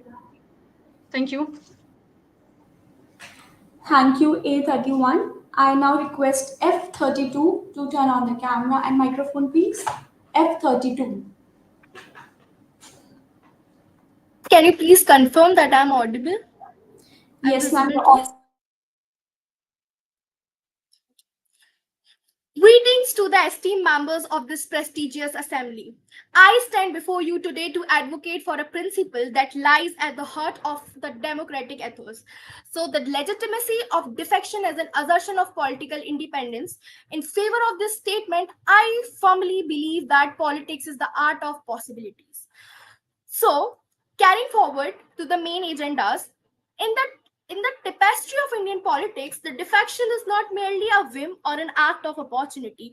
It is a manifestation of the very fundamental right that has been enshrined in our constitution. Yes, I am talking about Article 19, that guarantees every citizen the freedom of speech and expression, a right to extend it. That right, the same very right has been extended to our elected representatives. So when politicians choose to dissent, to express their disagreement with their parties, policies, or leaderships, they are exercising their very cherished constitutional right. But I will not just confine my argument to the realm of the theory, but I do have the concrete examples and instances to cover on. So the very foundation of Indian political history are replete with instances where defections has brought about positive outcomes. Considering the formation of coalition government at the center and the state, where defection have facilitated the coming together of different political forces. The case of Karnataka cannot be ignored when we are talking about the very important topic that is defections, where defections lead to the formation of coalition government that has prioritized the welfare of its citizens over the vested interest of the parties. And moreover, when we talk about law, in law we just often talk about things in black and white, but there are hidden things beyond that. Yes, I am talking about the 10th schedule, that is the anti-defection law, which is enshrined in our constitution by the 10th schedule. The outcome and the enshrined objectives are very robust, but when it comes to the implementation part, here we are lacking. As the anti-defection law seeks to curb the opportunistic defections, but at the same time it recognizes the right of legislators to exercise their consent and dissent when necessary. But the ultimate objective of this law to struck down the instability of the government.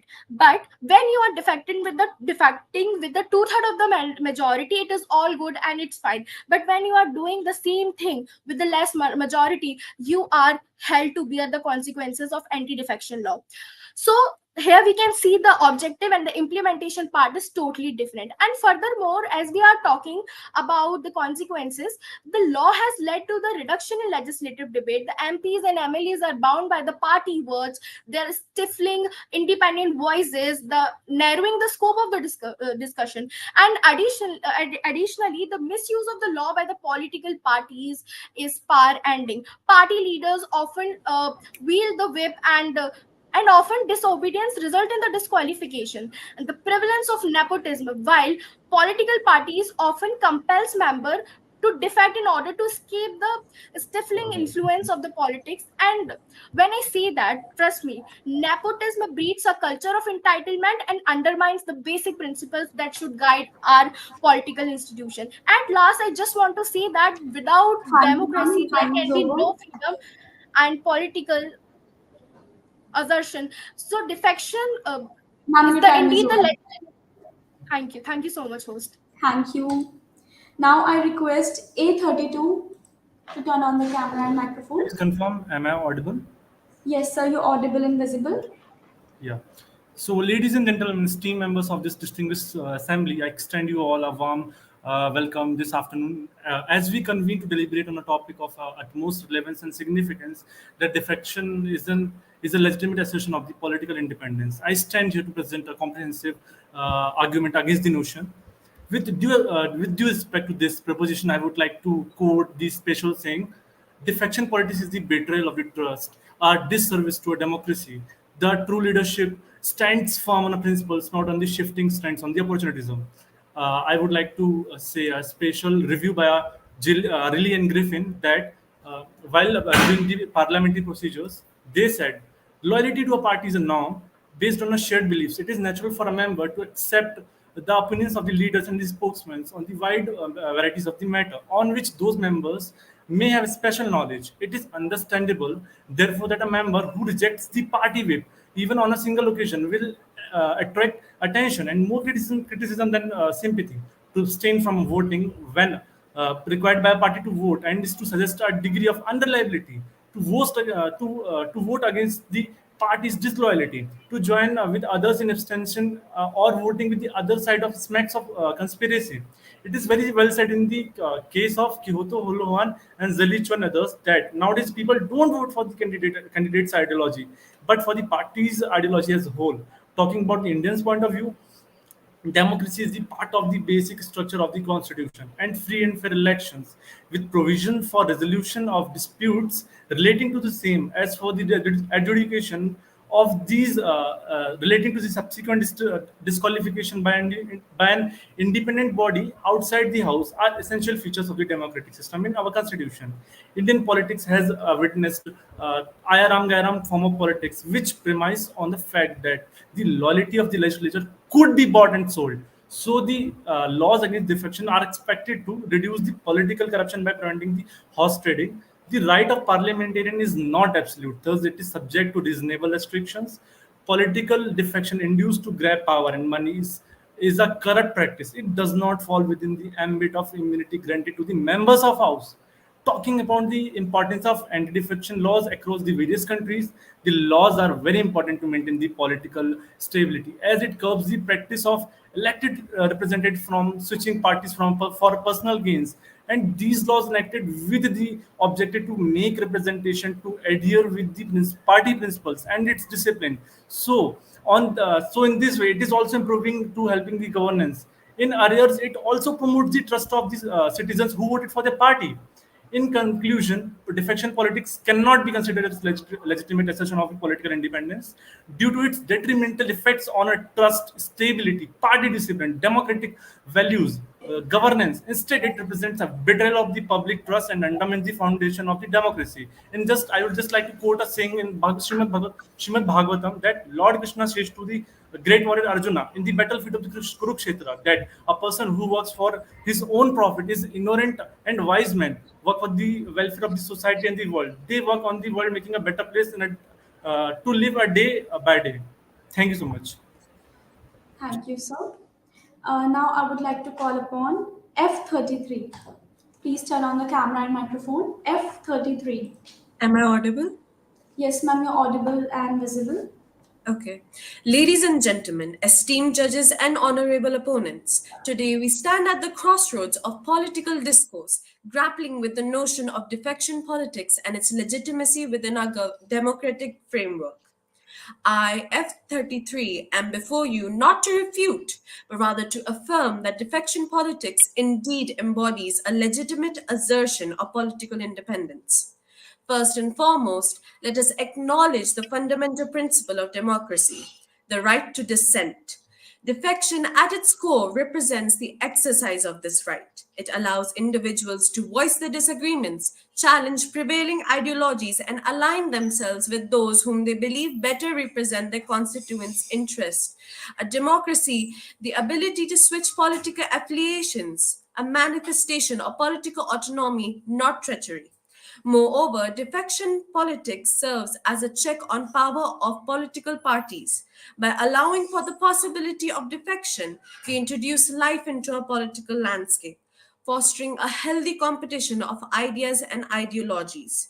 This, in turn, enhances accountability as politicians are compelled to remain responsive to the needs and aspirations of their constituents, lest they risk losing their support. Furthermore, defection can be a catalyst for positive change. It provides an avenue for marginalized voices within a party to find resonance elsewhere. History is replete with examples of defection leading to the formation of new alliances, coalitions, or even entirely new political movements. These shifts can inject fresh perspectives into the political discourse, driving innovation and progress. However, let's not be naive of defection. Defection, like any political maneuver, can be subject to abuse and manipulation. There are instances where defection is motivated not by principles but by opportunism or personal gain. Such instances must be condemned, and mechanisms should be in place to deter and penalize such behavior. In conclusion, while defection politics may raise eyebrows and invite skepticism, it is, in fact, a vital expression of political independence within a democratic society of India. It embodies the right to dissent, serves as a check of party power, and catalyze positive change as given before by myself. Nevertheless, we must remain vigilant against this potential misuse. So let us not condemn defection outright, no, but rather scrutinize it judicially, recognize its legitimate role in shaping a political landscape, and make a better government. Thank you.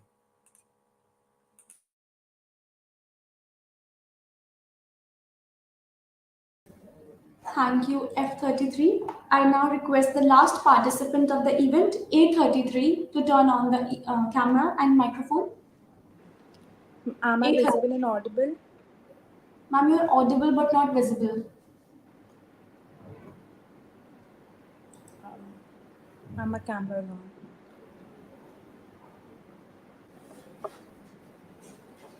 We will give the extension of 15 seconds. I might just join from another device.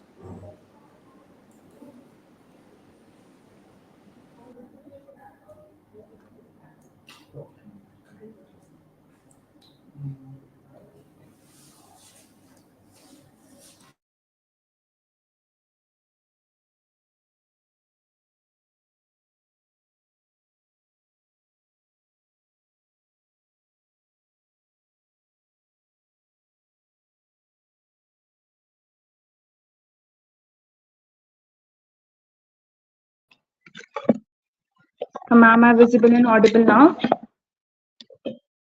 But your camera is tilted. Now is it all right? It is fine now. Please start. I wanted to start by asking a very simple and basic question. What exactly is a democracy? A basic answer would be that democracy is a government for and by the people. But you know what? Let me correct this today. This definition should be democracy is a government run by the politicians whose aim is only and only to gain votes, maximum money, and fame. Along with this, they also make sure that they achieve their aim at all costs, even if it is through gaining and immoral activities like that of political defection. Can we all just give a moment to imagine that the future of a democratic government will be if this defection continues to take place? Major political parties will soon enough be taken by all major MLAs and MPs and dominate over all parties, not leaving a meaningful base for the voters. All the arguments which justify defection through ideology change. I have another question for them. Do these politicians not know the ideology of the party before joining them? Because I don't believe that any party will completely switch over its policies overnight. So, how is the change in ideology of the politician overnight justified, especially by the one who has just won the election? Indian politics has a long history of defections. From Gayalal, who changed parties 3 times in 9 hours in 1967 and inspired the Hindi caucus expression Ayaram Gayaram, to the current incidents of resort politics and state government breakdowns like in that of Maharashtra. These politicians give you voters useless statements to convince, or better I say, manipulate them into thinking that their defection's cause was nothing else but their own betterment. One such statement can be, when I asked God, He told me to join BJP. So another question arises is that was it really God or was it the term we call horse trading? Now, after 1985, finally, the anti-defection law steps in. We might arise with the argument that how there is anti-defection law and any politician who will defect will punished accordingly. But no, that is not it. No law is without ifs and buts, clauses, sub-clauses, and even sub-clauses, provisions, exceptions, and etc. And our 10th schedule is no exception. The law should be clear and simple, requiring elected individuals under a party symbol to obey its orders or face termination of membership and prohibition from running public elections for at least 6 years. This will prevent defecations and buying and selling of elected members, which have become more common in the recent years. Independents should be barred from joining any political party and only allowed to vote on bills, not on motions or confidence or other matters. At this point, only one thing that can be concluded is that trust and vote of ours, that of citizens, is nothing but a joke and source of income to these politicians. Thank you. Can I continue? I have time left. Sorry. Uh, Nothing but a joke and source of income to these politicians. And ironically, these politicians too are just few objects for the parties, which they can buy and gain vote from. In all and almost every aspect, defecation cannot be justified and should not be tolerated. Thank you. Jai Hind. Thank you, A33. Now I request the judges to kindly share their experience and guide the participants if they wish to. I request Ms. Nitin ma'am to kindly share your experience. Jai to all present on this stage and off this stage. First of all, I would like to thank you very much for inviting me for this debate competition. And the experience was very good, and I'm amazed to see the work of the team and their professionalism towards this topic. And I would also like to congratulate the team Subharti, Faculty of Law, Mukoto Association, organizers, and the conveners of the event for the successful completion of this event. And one more thing, that the topic is very relevant to the present context. Thank you, congratulations, and Jai Hind. Thank you so much, ma'am, for such sweet words. I would now request Anshu ma'am to kindly share her experience. Jai Hind, good afternoon. Such an honor to be a part of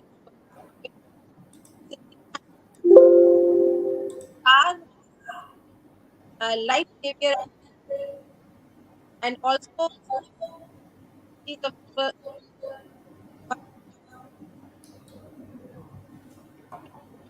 a wide Ma'am, you're all. not audible. Sorry, ma'am, you're not audible. The mic, it's not audible.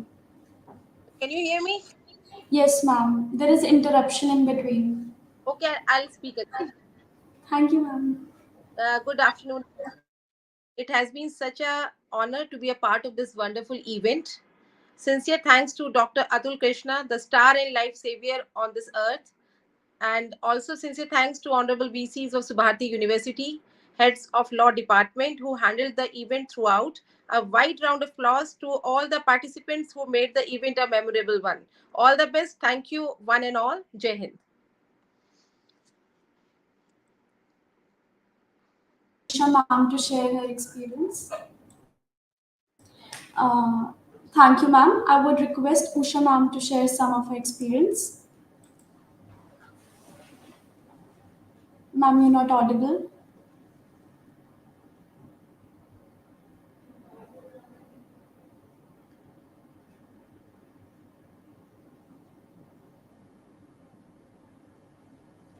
No, ma'am, not audible.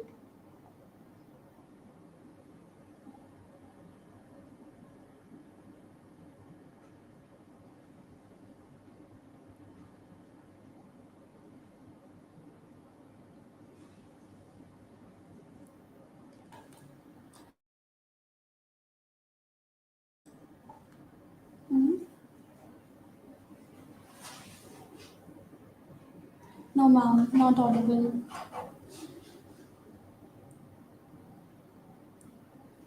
Ma'am, I said to the problem. Ma'am, unfortunately, you're not audible. Thank you, ma'am. So, as we have come to the end of this event, on behalf of Sardar Patel Subharti Institute of Law, Swami Vivekanand Subharti University, I extend a heartfelt gratitude for your presence and participation in the 9th Subharti and Unmukt Bharat National Debate Competition 2024. Your words added immense value to our event today. We are truly honored to have led the opportunity to organize this event, and your contribution have made it even more memorable. I would also like to express our sincere appreciation to all the organizers who behind the curtains made sure for the success of this event. I would like to thank our Dean Sir, Professor Dr. Vaibhav Bhartiya, Ms. Anna Sisodia ma'am, Ms. Afreen Almas ma'am, without whom this event could not have been possible. Furthermore, I would like to extend my gratitude to the judges who graced this occasion with their presence. I congratulate all the participants. Your participation have significantly contributed to vibrance of this event. Last but not the least, I would like to express our gratitude to everyone who supported us in any capacity, whether it be through encouragement, guidance, or logical assistance. Your support has been invaluable and we are deeply thankful for it. In closing, I would like to reiterate our heartfelt appreciation to Unmukt Bharat. We look forward for your continuous collaboration. Once again, thank you all and have a wonderful evening. Jai Hind, Jai Bharat.